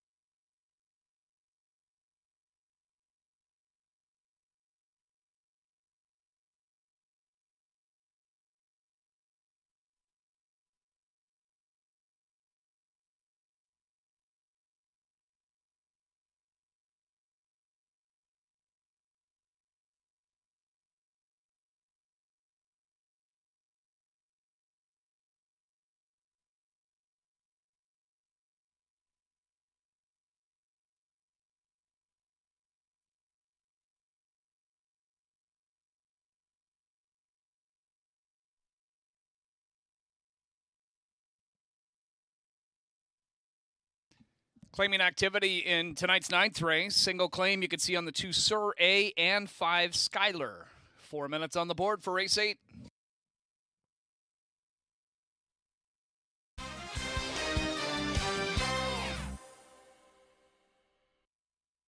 Next, we're going to go back to the trot for this one. I was just outside, too. Boy, I'll tell you, the temperature's not lifting up any. It's cold out there, cold and windy. So anyway, let's go to race number 8. We are on the trot. Non-winners at 8,000, last 5 starts. Very, very good betting race, I think, in here. Really, really like this one. I'm going to start with my 4th pick and then make my way up to the top. My 4th pick's going to be She's the Lucky One, Sylvain Filion for John Tierney. She had a nice race, finished second last week in the non-winners of 4,000. Comes back up, but we've seen She's the Lucky One race at a much higher class than this. Got a mark of 53 this year over our track. I thought she's had a very, very good season, just short of 80,000 in 27 starts. So she's going to be my 4th pick in here with the jump up in class. My 3rd pick in here is going to be the 5-horse Overkill Hall. We get a new driver with him tonight. I would guess probably that Louis was down on the horse, but we're going to get Jody Jamieson tonight. Louis is going to move to the 8-horse Walk on the Moon. I thought it was a really good effort last week. Another one that kind of got caught up into that sort of a weird kind of a race. Where we Exalt got away in the 2-hole and then was able to blast around the last turn, make his way to the front, and just absolutely take off. So anything that raced against them looks like they got beat multiple lengths, which they did, but still 27-2 on the end of it. I don't think this guy was all done, and I like him in here with a middle of the gate draw, the 5-horse. Not too many people playing the 5 either. Garnett's got him in for 3rd, and I have him in for 3rd, and Ghislaine has him in for 4th. So kind of a mystery out there on Overkill Hall. And my 2nd pick in here is going to be the 3-horse Free Willy Hanover. Right now, he is your favorite at 2-1. I think this horse has had an unbelievable season, and a lot of that is due to the guy that's driving him and training him, and Rick Zeron. I think he's really, really helped this trotter big time. 10 years old. I've never seen him race any better. $861,000 made lifetime. The way he's racing this year, this horse has got a chance to make $1 million. Right now, you can see Ghislaine Paquette's pick 4 ticket out on the screen. No singles for Ghislaine in his pick 4, but he does keep it pretty economical with 2x3 by 2x3. So if you want to play along in Ghislaine's late pick 4, that's the ticket. Now let's move on to my top pick in here, and that's going to be the 8-horse Walk on the Moon. Louis Wa's choice in here. Louis had 3 wins so far tonight, has this guy out of the 8-hole. The Demers barn has been racing very, very well. I thought he also raced quite well in his last start. Again, just seemed like he was out of position and ended up finishing 3rd. The 7-horse Irish Ray, don't know much about this guy. Hasn't raced since October the 21st, but wow, last year as a 2-year-old, 11 starts, 11 wins. This so far this year as a 3-year-old, 9 starts, 8 wins. Does show that 1 break in the Lady Slipper, and still ended up coming back on and finishing a good 4th in there. So don't know much about Irish Ray. Hasn't raced since October the 21st, but the lines are really, really appealing. We might be able to take a look at him for next week. That's the 1-horse Victor Invictus on the track. Turning it over to track announcer Chad Rosema. Trotters for the 8th race on parade. Number 1, Victor Invictus. Phil Hudon drives. Jerry Duford trains for Homestretch Holdings Incorporated, Lloyd and Barbara Ty Lee. Tyler Borth driving 2, Villefranche for trainer Mark Goddard. Owners are Howard and Joshua Kaufman. 3, Free Willy Hanover. Rick Zeron trains and drives for Eric Rosine.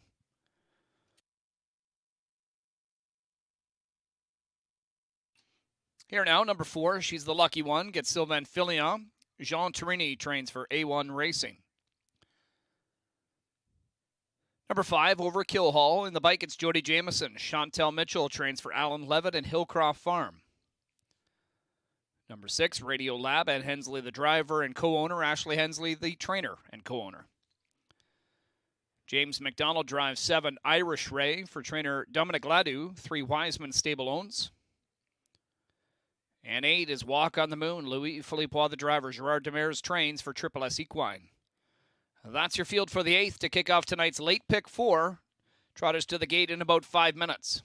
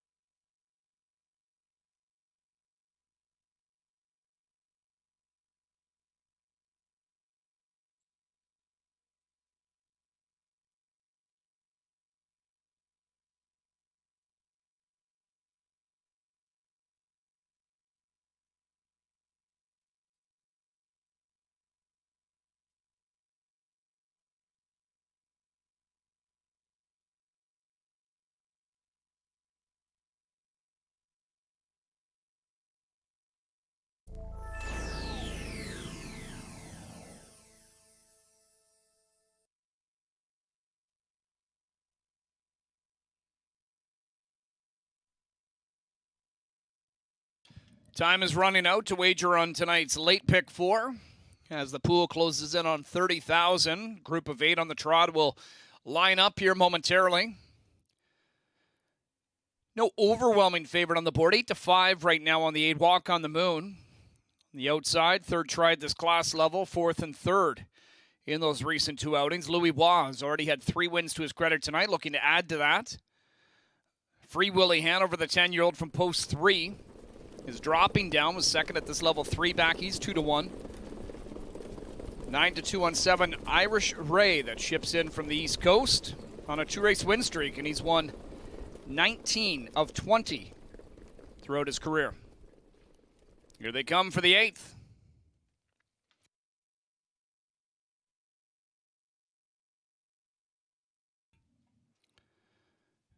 Away they go. They're off and trotting.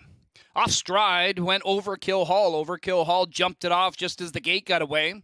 Leaving from the outside, the tandem of Walk on the Moon and Irish Ray. Free Willie Hanover looks to get into the top 3 ahead of Villefranche. Then it's She's the Lucky One, settling over for a seat in 5th, just ahead of Victor Invictus and Radio Lab, and further back down trotting is Overkill Hall after the early miscue as he tries to catch up to his rivals. Field of 8 are led by Walk on the Moon. The 4-5 heavy favorite's got a 2-length lead through a 27-3 opening quarter. He'll take them into the backstretch towards 3/8 with Irish Ray, the closest pursuer. That one's too clear. Free Willie Hanover, then Villefranche. From 5th, She's the Lucky One. Trotting 6th, Victor Invictus, and 7th, Radio Lab. And further back, trailer 8th, Overkill Hall.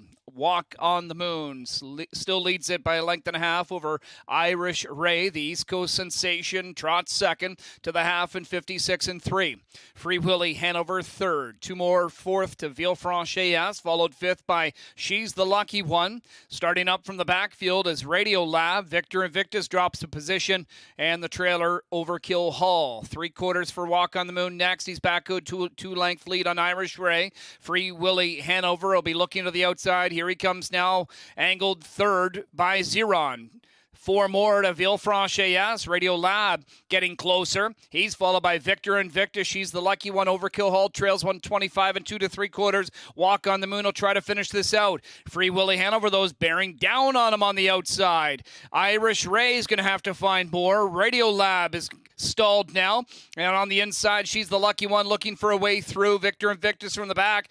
But in the meantime, it's all Free Willie Hanover. The 10-year-old just pours it on late here. Free Willie Hanover will score a comfortable win. Up for second, Victor Invictus. Radio Lab third. Pace setter Walk on the Moon 4th and 156-2.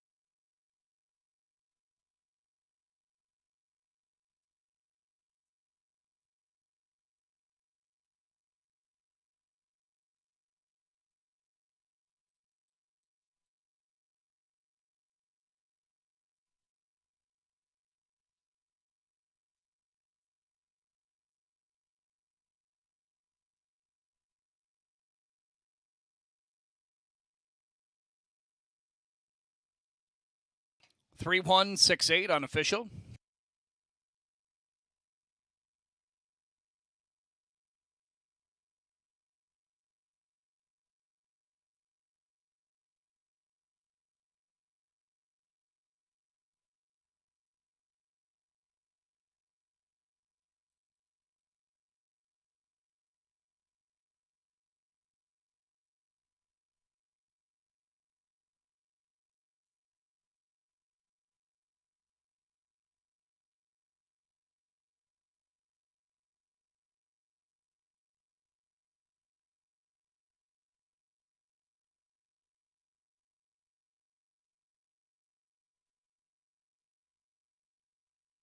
Here now, returning in front of us, your Race 8 winner. It's number 3, Free Willie Hanover.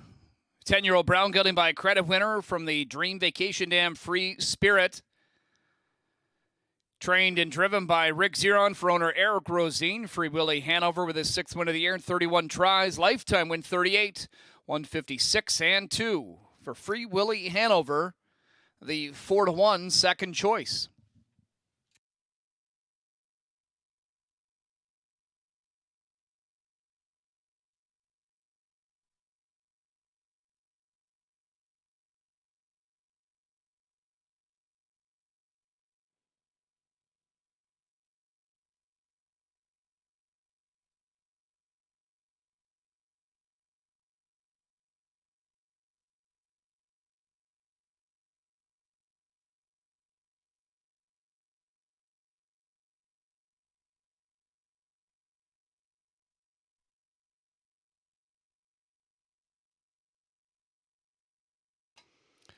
Eighth race official, your winner 3, Free Willy Hanover, 10-10, 5-23-20. Second to the 1, Victor Invictus, 14-10, $6. Third 6, Radio Lab, $12.30.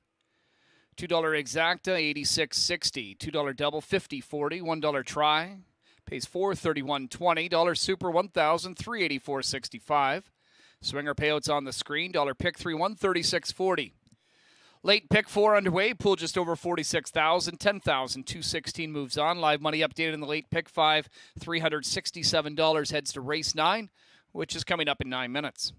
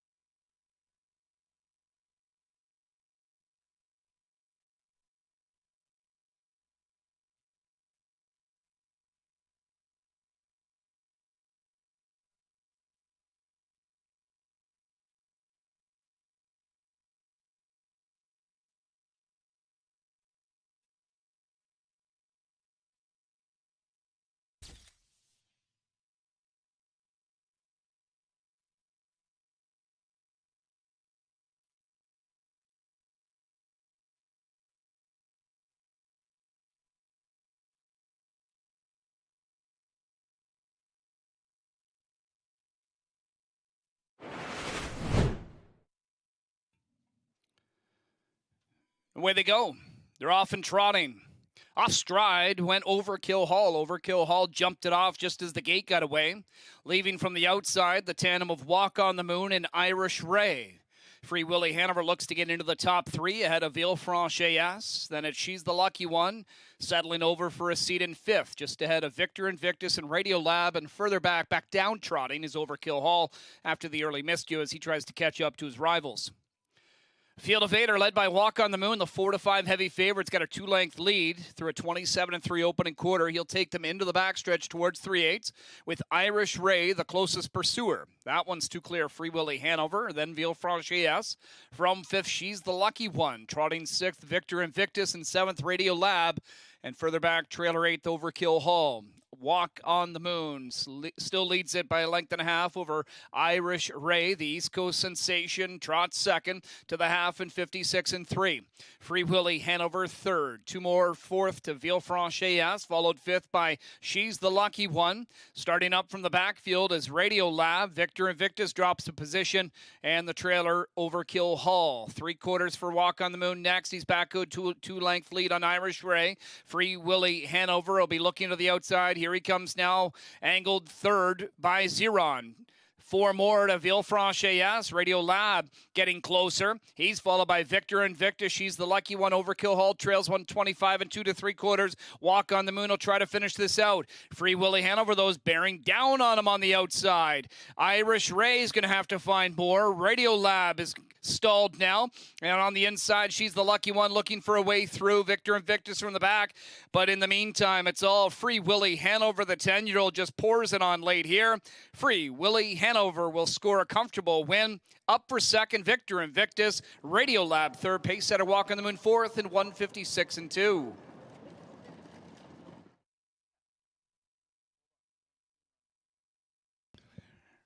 Eighth race rundown, Victor Invictus second, Villefranche seventh, Free Willy Hanover the race winner. She's the lucky one fifth. Overkill Hall eighth, Radio Lab third, Irish Ray sixth, Walk on the Moon was fourth. Ninth race is up next. 5 minutes are on the board. Number 1, Order 1 to go, goes Steel to Luminum behind. Number 2, Surrey's got a single claim. 5, Skylar has a single claim, but also hobbles get brought in from 62.5 to 61.5 inches, and bridle change blinkers to blind.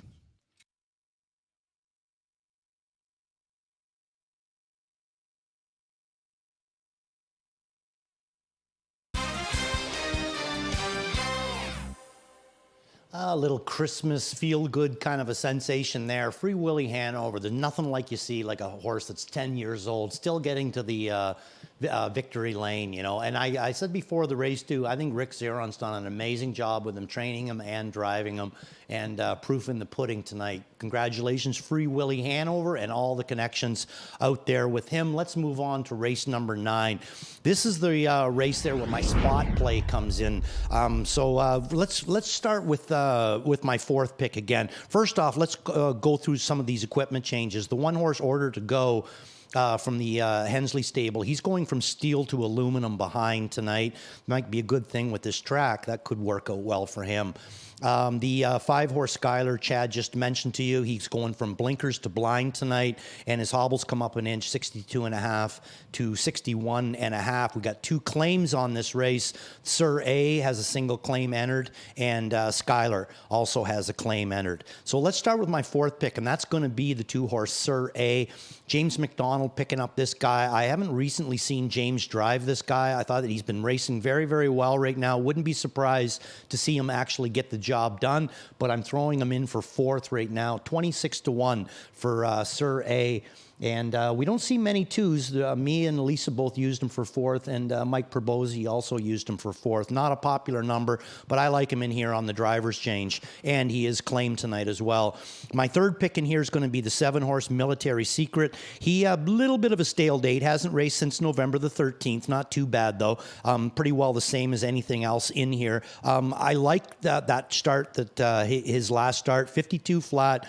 Trevor Henry drove him. I thought it was a good effort. He left out of there, still stuck around on the end of it, had good wheels on the end of it. This is going to be the 4th time for trainer Nate Harding on this one. Military Secret, like him in here, moved him in for 3rd. The 5-horse Skylar, who's also got a claim in on him, and we already went through his equipment changes tonight. Ooh, Skylar, there's a face that I know.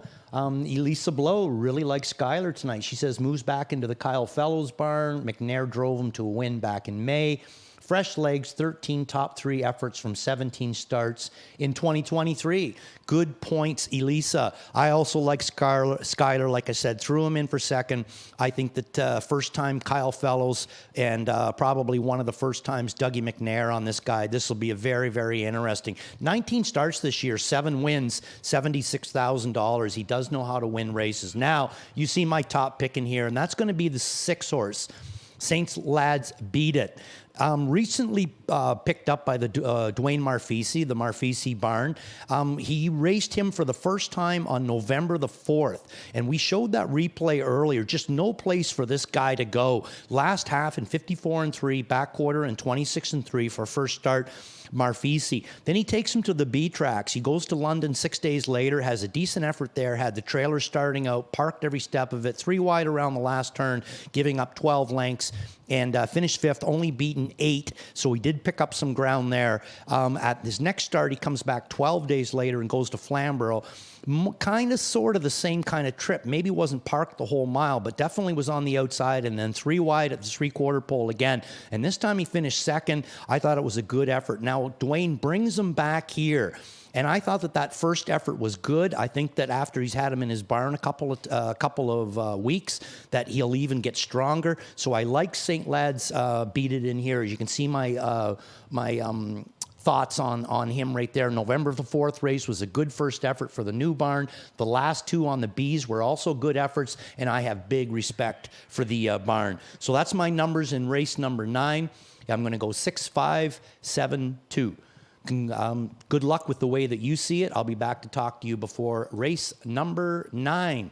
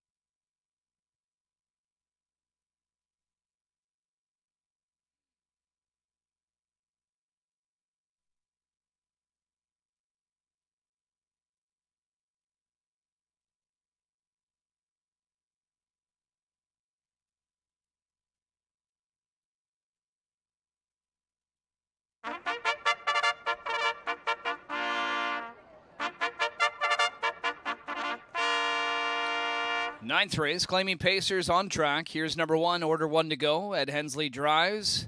Ashley Hensley trains. Both Ed and Ash share ownership. Number 2, Surrey. James McDonald in the bike. 1 claim enter. Cassidy Schneider trains for Frank Sherivelati. Robert Sims Jr. and Colonel Schneider Jr. 3 is Doc Houston. Jay Pulafroni training for Jimmy Pulafroni. Sylvan Fillion between the wheels. Here's 4, Mr. Beast. Jody Jameson in the bike. Brett Lester trains for Rose Smith. Single claim on 5, Skyler. Doug McNair to drive. Kyle Fellows trains for Pat Dillon, Patty Hoskins, Steve McGill, and Karen Irwin. Here's 6, St. Lad's Beat It. Louis Philippe Waugh driving. Dwayne Marfisi trains for Roy Sproxton, Harbasian Singh Dillon, Daryl Kaplan, Green, and Gold Limited. The 7, Military Secret, gets Trevor Henry at the controls. Nate Harding trains for Jamie Parton. Brett McDonald, the driver, behind number 8, Change Stride. Taylor Fritz trains for Shen Guo. And number 9 in the group is Frowny's Miracle. Tyler Borth driving for Shane Barrington trains for Imagine Stable. It's your field for the 9th race. This will kick off the final pick 3 of the night. Post time in 5 minutes.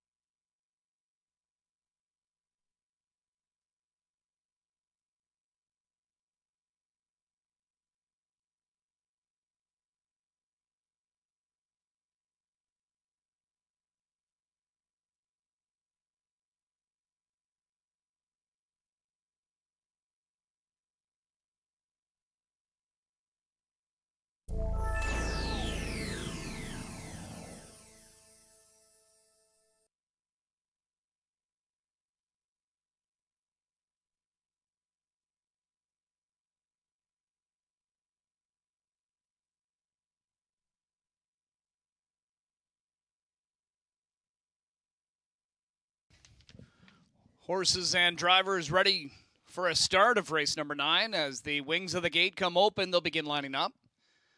Group of 9 on the pace to kick off this final pick 3 of money number 6. St. Lads Beat It. Recently joined the Marfisi barn. He's had 3 outings so far. Hasn't really drawn very well in any of those outings. Gets a decent draw here tonight. Statistically on our circuit.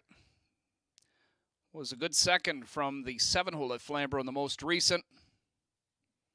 Louis Waugh gets the call. Now 9-5 on Skylar. Off the claim for Kyle Fellows. He's having a career year. Claim entered on Skylar as well. He's taking some late interest. It's post time for the 9th. Here they come.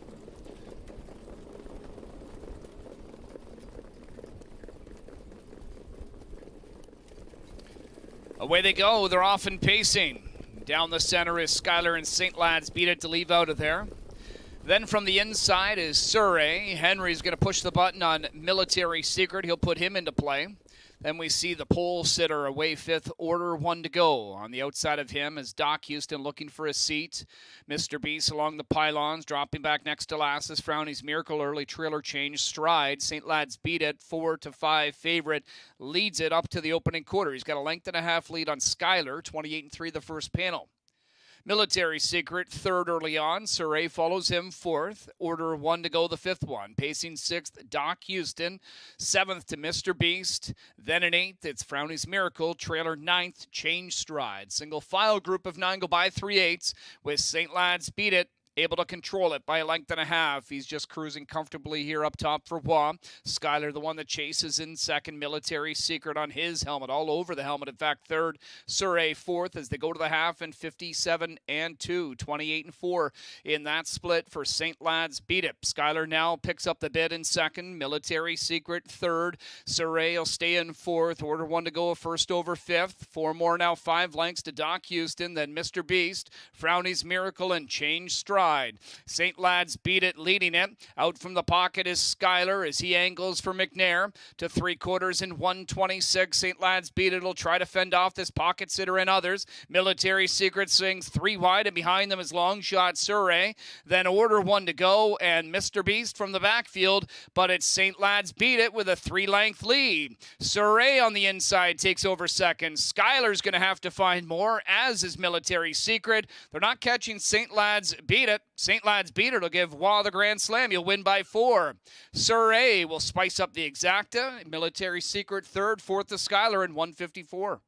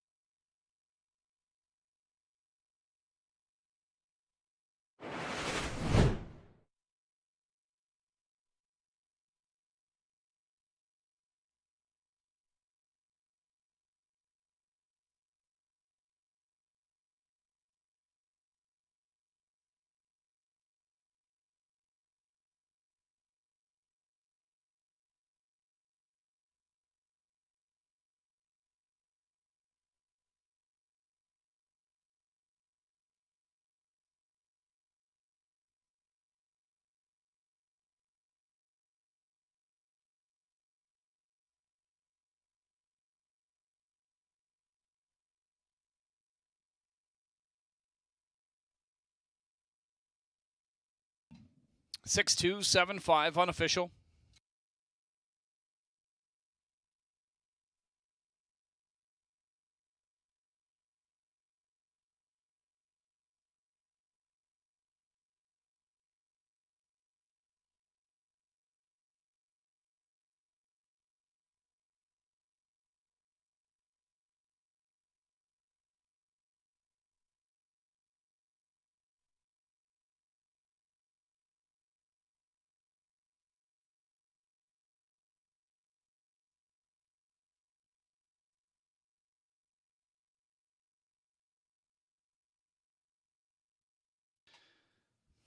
Here now coming back in front of us, your race 9 winner.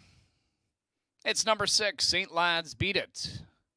6-year-old bay gelding is by Mach 3 out of the Camluck Dam Warwick Cami. Roy Sproxton, Harbation Singh, Dylan Darrow, Kaplan, Green and Gold Limited, the winning owners. Dwayne Marfisi, the winning trainer, and Louis Philippe Waugh with the driving grand slam. St. Lad's beat it, his 6th win of the year in 33 tries. Lifetime win 21, 154. He crushes in the 9th.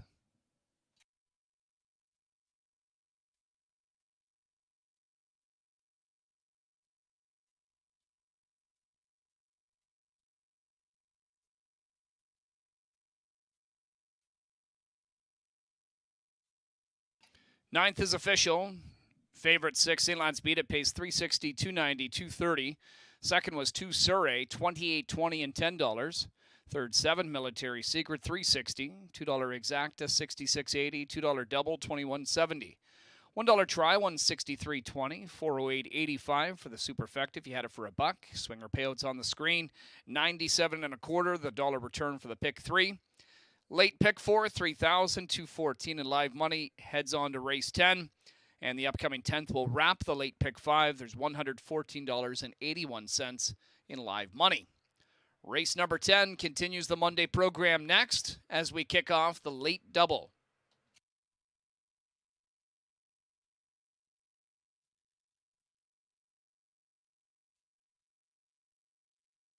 Couple of claims from that 9th race. Single claims were entered on 2 Surrey, taken for $25,000. Goes to Triple S Equine, new trainer be Tom Riley. 5 Skylar claim for $27,000. Goes to Limco Incorporated, new trainer Vic Putty. 11 minutes on the board for the upcoming 10th.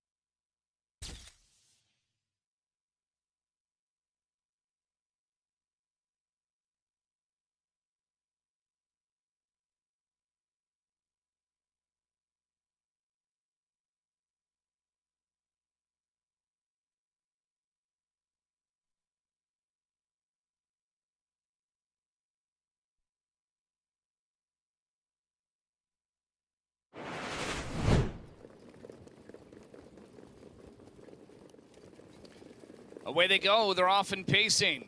Down the center is Skylar and St. Lad's beat it to leave out of there. Then from the inside is Surrey. Henry's going to push the button on Military Secret. He'll put him into play. Then we see the pole sitter away 5th, Order 1 to go. On the outside of him is Doc Houston looking for a seat. Mr. Beast along the pylons, dropping back next to Lasses. Frowny's Miracle early trailer change stride. St. Lad's beat it 4-5 favorite. Leads it up to the opening quarter. He's got a length and a half lead on Skylar, 28-3 the first panel. Military Secret, 3rd early on. Surrey follows him 4th. Order 1 to go, the 5th one. Pacing 6th, Doc Houston. 7th to Mr. Beast. Then in 8th, it's Frowny's Miracle. Trailer 9th, Change Stride. Single file group of 9 go by 3/8 with St. Lad's beat it. Able to control it by a length and a half. He's just cruising comfortably here up top for Waugh. Skylar, the one that chases in 2nd. Military Secret on his helmet, all over the helmet. In fact, 3rd. Surrey 4th as they go to the half, and 57-2, 28-4 in that split for St. Lad's beat it. Skylar now picks up the bid in 2nd. Military Secret 3rd. Surrey will stay in 4th. Order 1 to go, 1st over 5th. 4 more now, 5 lengths to Doc Houston. Then Mr. Beast, Frowny's Miracle, and Change Stride. stride. St. Lad's Beat It leading it. Out from the pocket is Schuyler as he angles for McNair to 3/4 in 1:26. St. Lad's Beat It will try to fend off this pocket sitter and others. Military Secret swings 3 wide, and behind them is Long Shot Surrey. Then Order 1 to go, and Mr. Beast from the backfield, but it's St. Lad's Beat It with a 3-length lead. Surrey on the inside takes over second. Schuyler's going to have to find more, as is Military Secret. They're not catching St. Lad's Beat It. St. Lad's Beat It will give Wah the Grand Slam. You'll win by 4. Surrey will spice up the exacta. Military Secret third, fourth to Schuyler in 1:54.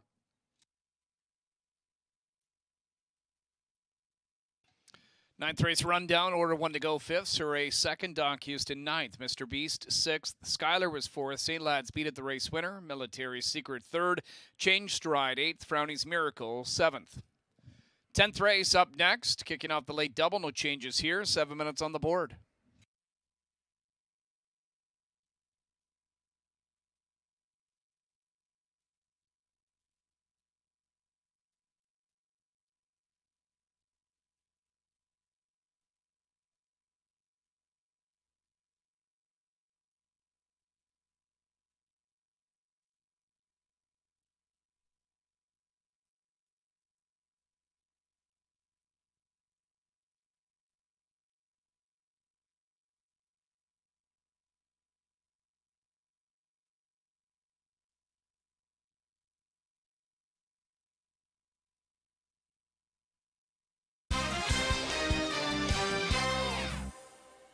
Race number 9, St. Lad's Beat It, getting the job done for Dwayne Marfisi and Connections. Nice mile there for that one. Let's move on to race number 10. We're going back to the trot in here. My top play in here is going to be the 2-horse, Where We Exalt. I thought that was an incredible move Dougie pulled off there last week with him. I absolutely loved the trip that he gave this horse. He drafted it in the 2-hole, and then just before it looked like the flow was going to get to him, he just absolutely blasted this horse coming around the last turn, and he opened up, you can see at 3/4 pole, he was on top by 5, head of the lane on top by 10, and then shut down, winning by 7 3/4 lengths. Really eye-opening trip here. Why I'm going with him, putting him back on top, I'm pretty sure he's going to get pretty close to the same kind of trip. And if he pulls the same move again, it's going to be really hard to reel a horse in that can generate that much speed that quickly. So, I mean, talk about speed on a horse. I mean, you would have to wonder if these lines are right. But go down to the second start of Where We Exalt when he runs coming out of the gate. Look at the middle half, 52 3. Like, my goodness. I know that the first quarter was 35, the last quarter 32 1. But I'm telling you, there's not a whole lot of trotters out there that can trot halves in 52 3. So very, I think this horse is on his game. The Patrick Dillon barn's been racing good. He's getting along well with Where We Exalt. Obviously, Dougie's a good fit with this horse. He's the one that's usually driving him. So I'm going to go with Where We Exalt back in here. I love the way that it's setting up for this race. Gislan's also going to go back to Where We Exalt, but everybody else is looking in the direction of Locatelli. I threw him in for second. Now, he's coming off of a bit of a layoff. He's got those 2 qualifiers that are showing, which the last one that he was a winner in 56. His first start in all winners of 14,000, 10 days later. It just looked like it was a rail ride, nothing special. And then his last start back in the non-winners of 14,000. And this line is much better looking. Gets away third, stays third, finished second to Fleury last quarter in 27 3. Overall mile 54 4. Obviously, this horse is really starting to tighten up. He's got the rail to work with here tonight. That's kind of why I threw him in for second. Not a big fan sometimes with the rail with the trotters, but this guy looks like he can handle it. So I'm going to go 2-1 hoping to hit that exactor. The 6-horse Rivers. Another horse that I kind of find very interesting. He's gone some big miles before when not really counted on to go that big mile, but he's gone some big efforts. I really like this horse. And I'm throwing him in for third tonight. November 6th, second line down. Nothing really to write home about. He had the 9-hole. Never really seemed like he was able to get him comfortably in a good spot. And then he has a 2-week gap for that November the 20th line. And this one, to me, is a much more impressive line. Had the 7-hole, gets away 8th by 13 in this class, finishes 6th, beaten 3.5. Last quarter, 27 flat. I think Rivers was really good last week, so I'm going to throw him in here for third. My fourth pick is going to be the 7-horse Southwind Encore. This little guy's been racing really, really good and has some serious wheels on the ends of his mile. If they race this a little bit too hard and Travis is able to stay close with Southwind Encore, look out, because last week even, Donna Tover took it right to him. For some reason or other, Donna Tover decided he was going to go down the road and not let this guy go when there was a remove, and he just sat on the outside of him and just made him like it as he dusted on by. The start before, where he sat back and finished second, start before, sits ninth, finishes second, all with good quarters on the end of it. I would say Southwind Encore is a horse that is right on his game right now. So those are my numbers for race number 10. I'm going to go 2-1, 6-7. And I'll be interested to see how you decide to play it out there. Remember, this is also your last chance at a daily double, races 10 and 11. We got exactor, trifecta, superfecta in this race, and swinger.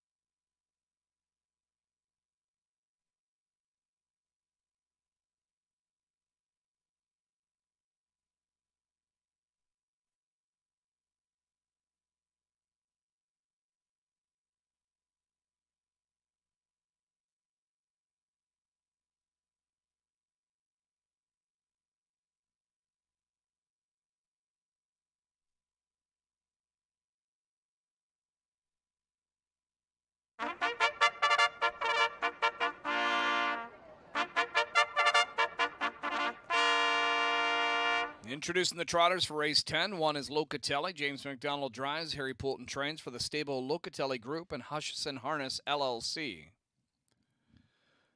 2 is War Weasel. Doug McNair in the bike. Pat Dillon trains at co-owns with Patty Hoskin.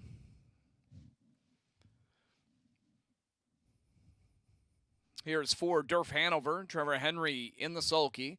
Gerard Demare is training for Triple S Equine. Number 5, to not over. Jody Jamieson drives for trainer Joe Pereira. John McMillan owns. Rivers, the 6. Tyler Moore trains and drives for Stuart Chambers Racing. BCJM Incorporated, Divine Horse Racing. Number 7, Southwind Encore. Travis Cullen drives and owns. Jody Cullen, the trainer. 8 is Explosion. Sylvain Fillion on board. Kyle Fellows trains for Out of the Park Stable. Haytel Stable. Pat Dillon and Steve McGill.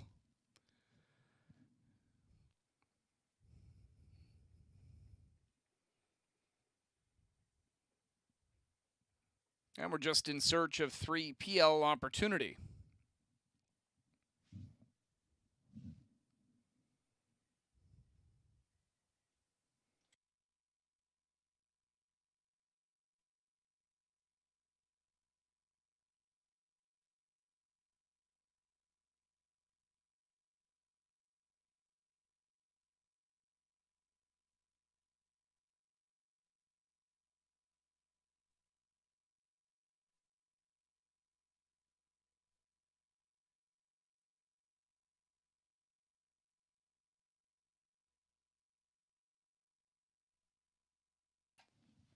There's PL opportunity. The 3, Bob McClure drives for owner-trainer Matt Dupuis. That's your field. Now they're all out there. We're 5 minutes from post time.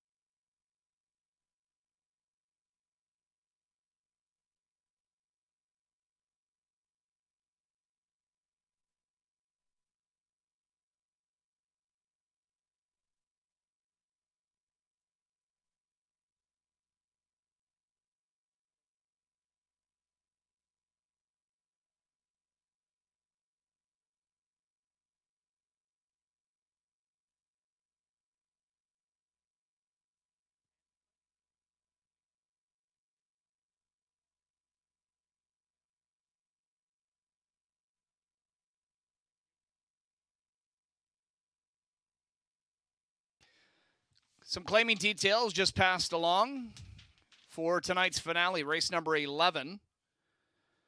4 horses with claims entered. We've got 2, A Boy Named Sue's, single claim. 3 snap test, 10 claims are entered. There's 10 claims on 3 snap test, 1 claim on 6 Windsong Grayson, and 3 claims on number 8, The Dog in the Fight. Again, single claims on 2 and 6, 10 claims on the 3, and 3 claims on the 8. There are all the details now on your screen, and that is in tonight's finale, race 11.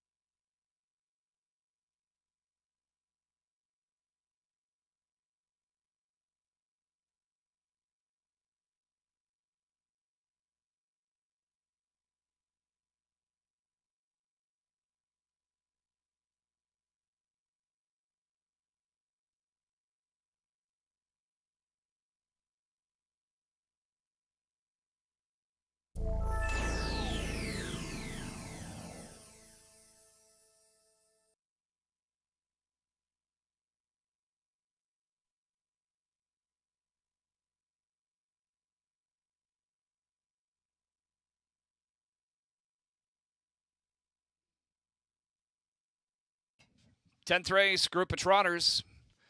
Moving up behind the gates. It's post time as we kick off this late double. Good-looking group of square gators, 3 to 5 on one Locatelli. Third start back after a lengthy hiatus. It was an improved second in his most recent. To move up again for the stable and company. 7-2 on 2 War Result. Absolutely throttled his foes last time. And 4-1 on 6 Rivers.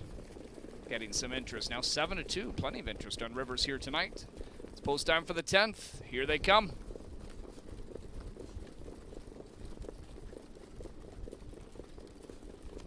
Away they go. They're off and trotting. And first call is going to go to War Result and PL Opportunity.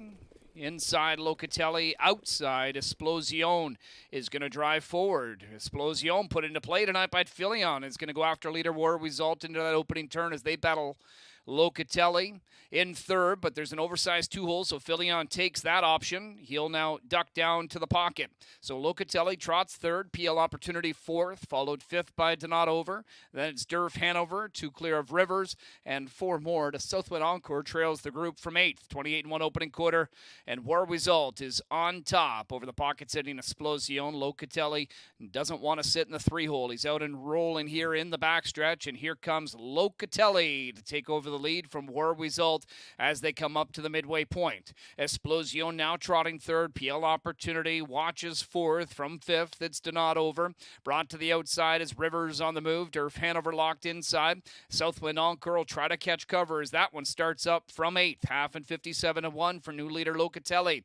War Result. Plenty of interest still right there in the pocket. In fact, all over the helmet. Explosion third. Moving well on the outside is Rivers on the turn here. Just about 3 off the lead, and that gets McNair back out and moving with War Result. He knows he's got plenty of horse here, and he's going to come after Locatelli again, so Rivers has a brief cover to work with. Explosion inside fourth. Second over from the backfield there, or third over I should say now, to Southwind Encore. Pinned to the inside, PL Opportunity, then Durf Hanover and Donadover, 126. And Locatelli is fending off War Result, or trying to. Explosion has got some room maybe up the inside because he's got some trot, and Explosion tries to come after leader Locatelli. Rivers continuing to close from Moore down the center of the track. Explosion though with the lead at 8-1, and Explosion pulls off the upset. Rivers was second, Locatelli third, and 155-2.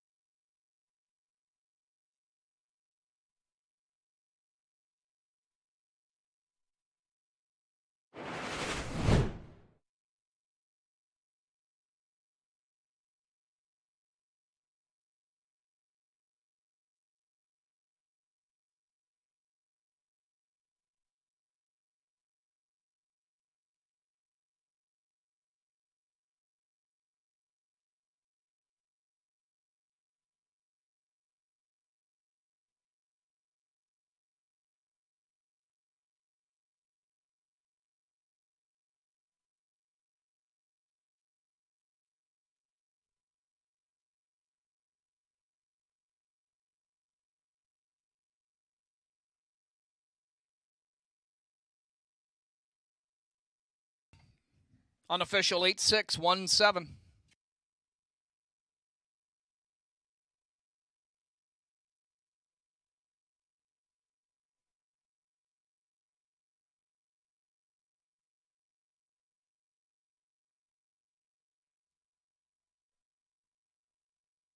Back in front of us, your 10th race winner. It's 8 Explosion, a 4-year-old big gelding by Cadabra from the Muscles Yankee Dam Dynamite Dame.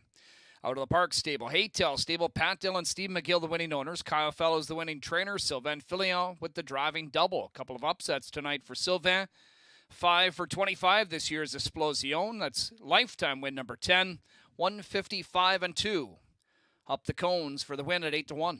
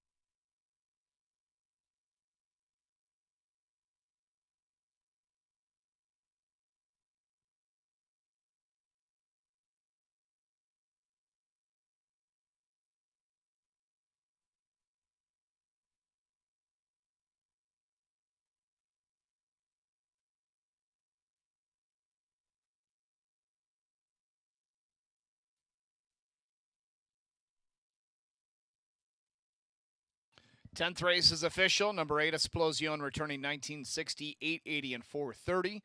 Second was 6 Rivers, $5.90 and $3. Third, number 1, Locatelli, $2.60.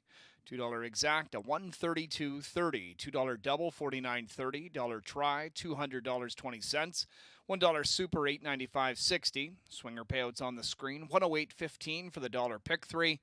Late pick 5, $1 return.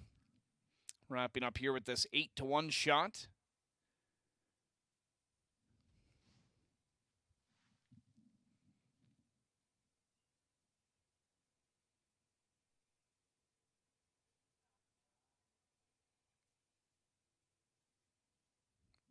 There it is. It pays $3,467.70. Live money in the late pick 4, $354.87. It'll head to the final leg, race 11. 9 minutes are on the board.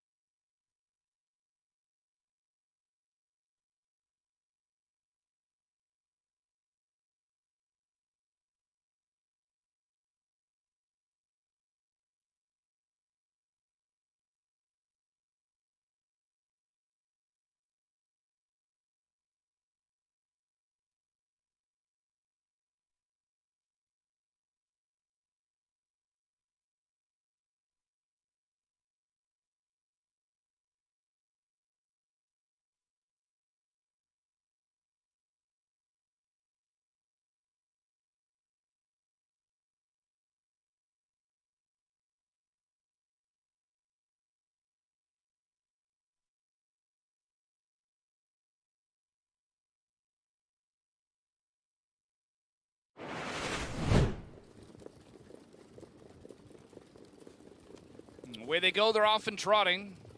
And first call is going to go to War Result and PL Opportunity. Inside Locatelli, outside Explosion is going to drive forward. Explosion put into play tonight by Filion is going to go after leader War Result into that opening turn as they battle Locatelli in third, but there's an oversized 2-hole, so Filion takes that option. He'll now duck down to the pocket. So Locatelli trots third, PL Opportunity fourth, followed fifth by Donotover. Then it's Durf Hanover, 2 clear of Rivers, and 4 more to Southwind Encore trails the group from 8th. 28-1 opening quarter, and War Result is on top over the pocket sitting Explosion. Locatelli doesn't want to sit in the 3-hole. He's out and rolling here in the backstretch, and here comes Locatelli to take over the lead from War Result as they come up to the midway point. Explosion now trotting third. PL Opportunity watches fourth. From fifth, it's Donotover. Brought to the outside as Rivers on the move. Durf Hanover locked inside. Southwind Encore will try to catch cover as that one starts up from 8th. Half and 57-1 for new leader Locatelli. War Result, plenty of interest still right there in the pocket. In fact, all over the helmet. Explosion third. Moving well on the outside is Rivers on the turn here. Just about 3 off the lead, and that gets McNair back out and moving with War Result. He knows he's got plenty of horse here, and he's going to come after Locatelli again, so Rivers has some brief cover to work with. Explosion inside fourth. Second over from the backfield there, or third over I should say now, to Southwind Encore. Pinned to the inside, PL Opportunity, then Durf Hanover and Donotover, 126. And Locatelli is fending off War Result, or trying to. Explosion has got some room maybe up the inside because he's got some trot, and Explosion tries to come after leader Locatelli. Rivers continuing to close from Moore down the center of the track. Explosion though with the lead at 8-1, and Explosion pulls off the upset. Rivers was second, Locatelli third, and 155-2.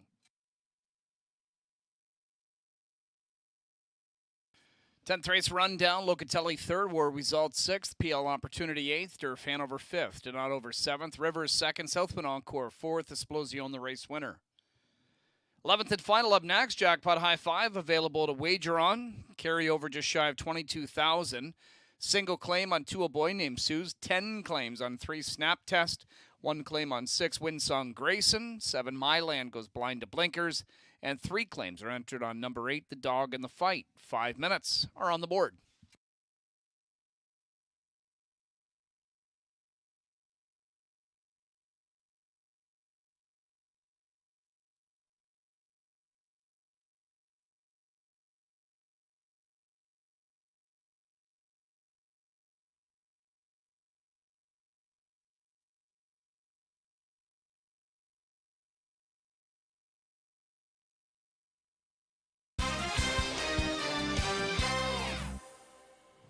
Race number 11 is on its way, and we got a lot of claims there, so we'll go through them. But before we do that, we got horse to watch, and we got star of the card. So let's start with horse to watch, and we're going to go all the way back for about the third night in a row to race number 1. And that is going to be the number 6 horse, Take a Peek at Me. I thought this guy put on a big effort in here tonight. This is a Trixton coming out of the Jason Sherman barn. Sylvain Filion driving. This is only his 3rd start here. The last week he raced a very good mile to finish 2nd. And watch this guy this week. He's sitting way at the back of the pack, the 6 horse that Sylvain's driving. And he starts to put on a little bit of a movement here and starts to come flying on the end of it. Like I said, I thought it was a very good effort for him. Sylvain finally moves him to the outside, lets him start to trot, and here this guy comes. And I think that was a very good effort for a horse that's only raced a couple of times on our circuit. Seems to be getting stronger each time. Gotta love that run out too. As you can see, he's right up alongside the winner. So I thought that was a very good effort by Take a Peek at Me. So let's move on to star of the card, and that's going to be Mr. Louis P. Waugh tonight. Great night for Louis. He's got 4 wins so far. He's got a drive here in the last race there. Maybe he might be able to knock off another one with the dog in the fight. Started his night off winning the first with Midnight Miracle. Came back in the 3rd race for HP Mama B, and that was the preferred trot. Big mile for HP Mama B tonight. Big girl. Race number 5, Music to My Gears. Finally gets Music to My Gears to the winner's circle. That was for Amanda Fine, but he was claimed tonight, so he'll be leaving the Amanda Fine stable. And he finished it off in race 9 for Dwayne Marfisi with St. Lad's Beat It. Nice big mile for St. Lad's Beat It in there tonight. So that is my star of the night, Mr. Louis Waugh, with your 4 big bangers on the night there. Hopefully you'll be able to get a handful of them and win the last race too. Never give up too soon. Don't want to stay with 4 when you can get 5. Great night, Louis. You are my star of the night. So let's move on to the selections for race number 11. I'll quickly go through these claims with you again.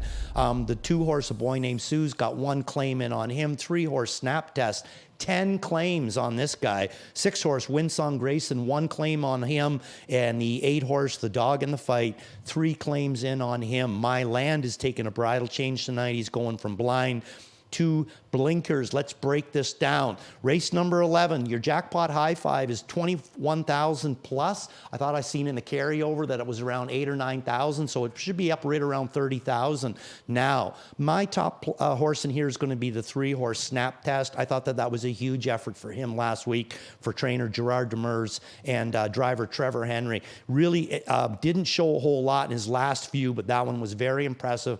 And he was racing on our circuit this winter and racing some huge miles. When this horse gets sharp and on his game, he is really tough. Richard Moreau picked him up last week. It's going to be Moreau, James McDonald, and Snap Test on the top. And you can see he's a sweep for the handicappers. My second pick is going to be the 10 horse Spectrum Sealster. A lot of us are using him as well. I think he's also a horse that's right on his game right now for JF McGuire and Austin Sorey. I like the 8 horse for 3rd, The Dog in the Fight. 3 claims in on him tonight. I thought that was a great effort last week for him, James McDonald and Malik Smith. Picks up Louis Waugh tonight. Very hot driver. My 4th pick is going to be the 9 horse Machina Trick.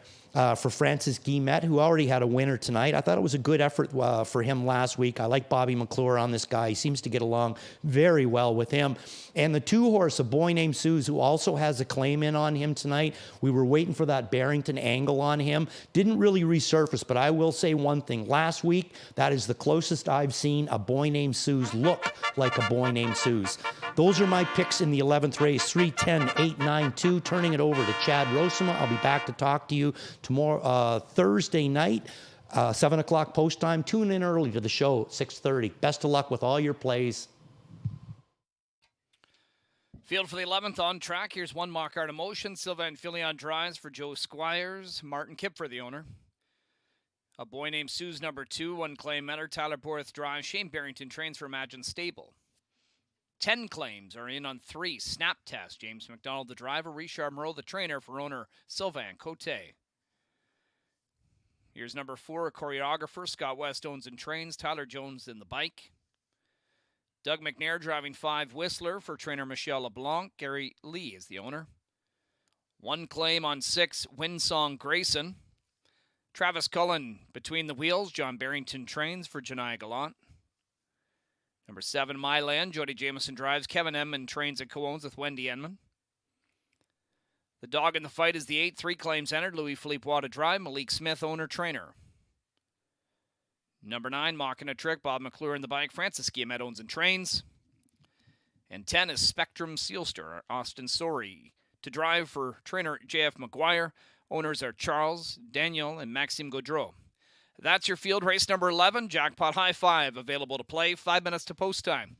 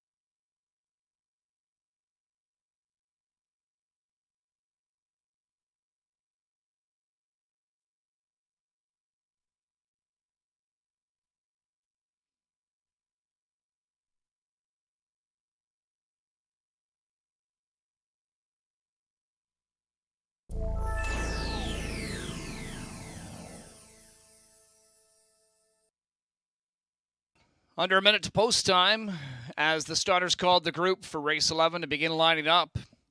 10 of them will take up their positions behind the gate. Last chance to wager. Jackpot high five available to play here, over $13,000 in new money.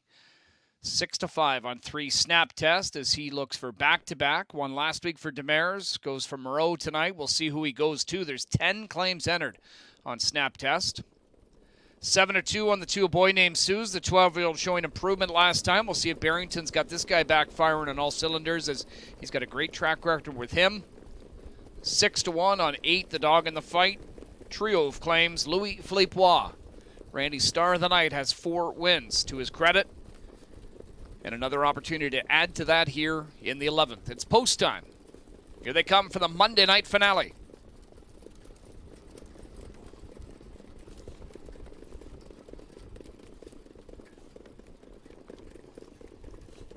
Field gathers speed, gapped off, 9 mocking a trick, away they go. They're often pacing.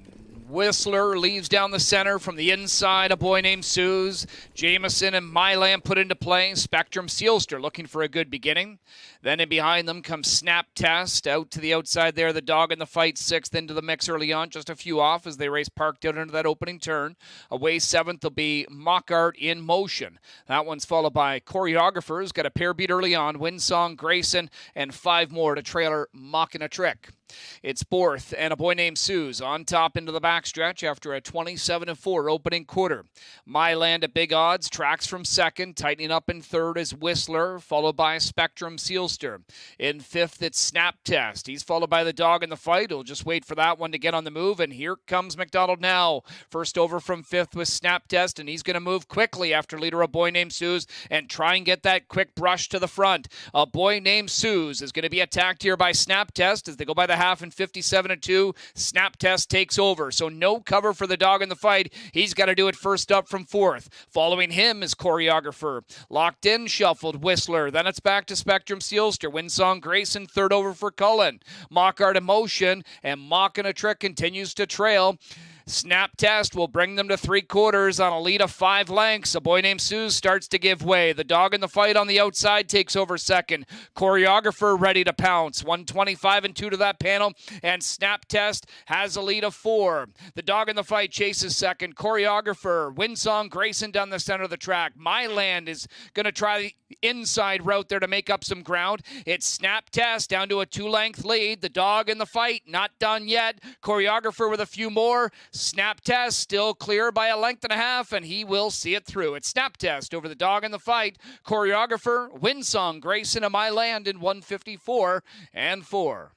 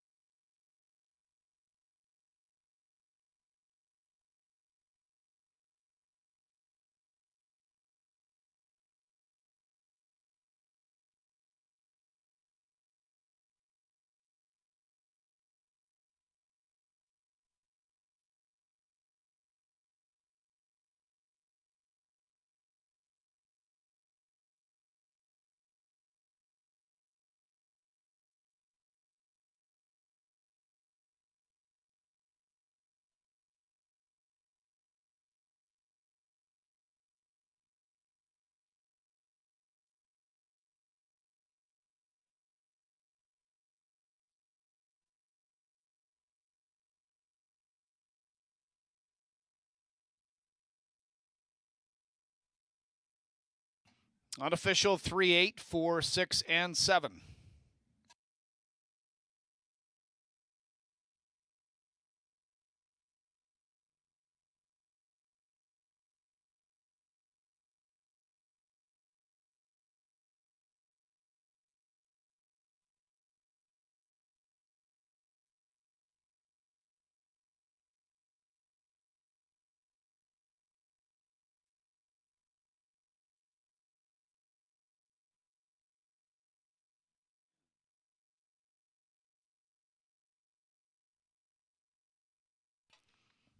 And now coming back in front of us, your 11th race winner. It's number 3, Snap Test. 8-year-old bay gelding by Test Flight is out of the Estrellas Dam.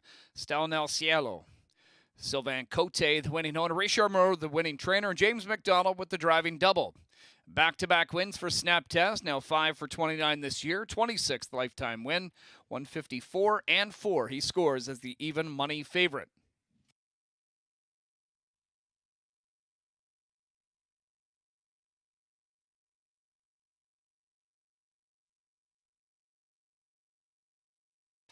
'11th is official. 3 Snap Tests paying $410, $270, $270. Second 8, the dog in the fight for $33. Third 4, choreographer $670. $2 exact, a $13.30. $2 double $59.40. $1 try $45.30. $1 super $399.80. Swinger payouts on the screen. Jackpot high $5 payout $3,649.55. Carry over to Thursday's card $28,343.19. $70.45 for the final pick 3 if you had it for $1. Late pick 4, $1 return is $272.35. Plenty of claiming activity out of that finale. 4 horses were claimed, including the race winner, but we'll start with a boy named Suze. Single claim entered on him, taken for $12,000, goes to Écurie Largo Incorporated with Rafi Barassa taking over as new trainer. 10 claims were in on 3 Snap Tests, taken for $12,000.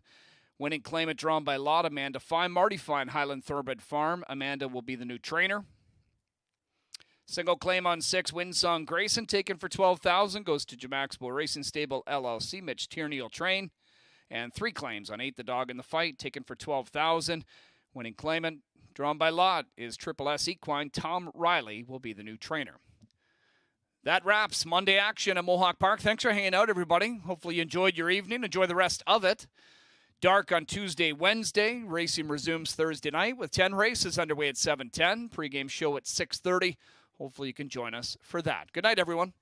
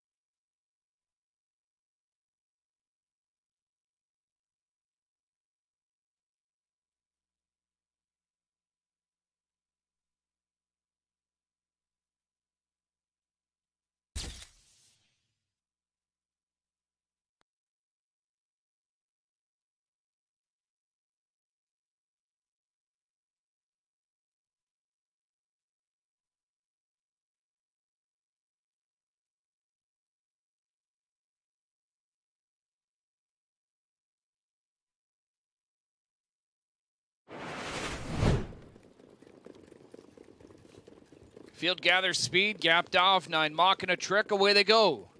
They're off in pacing.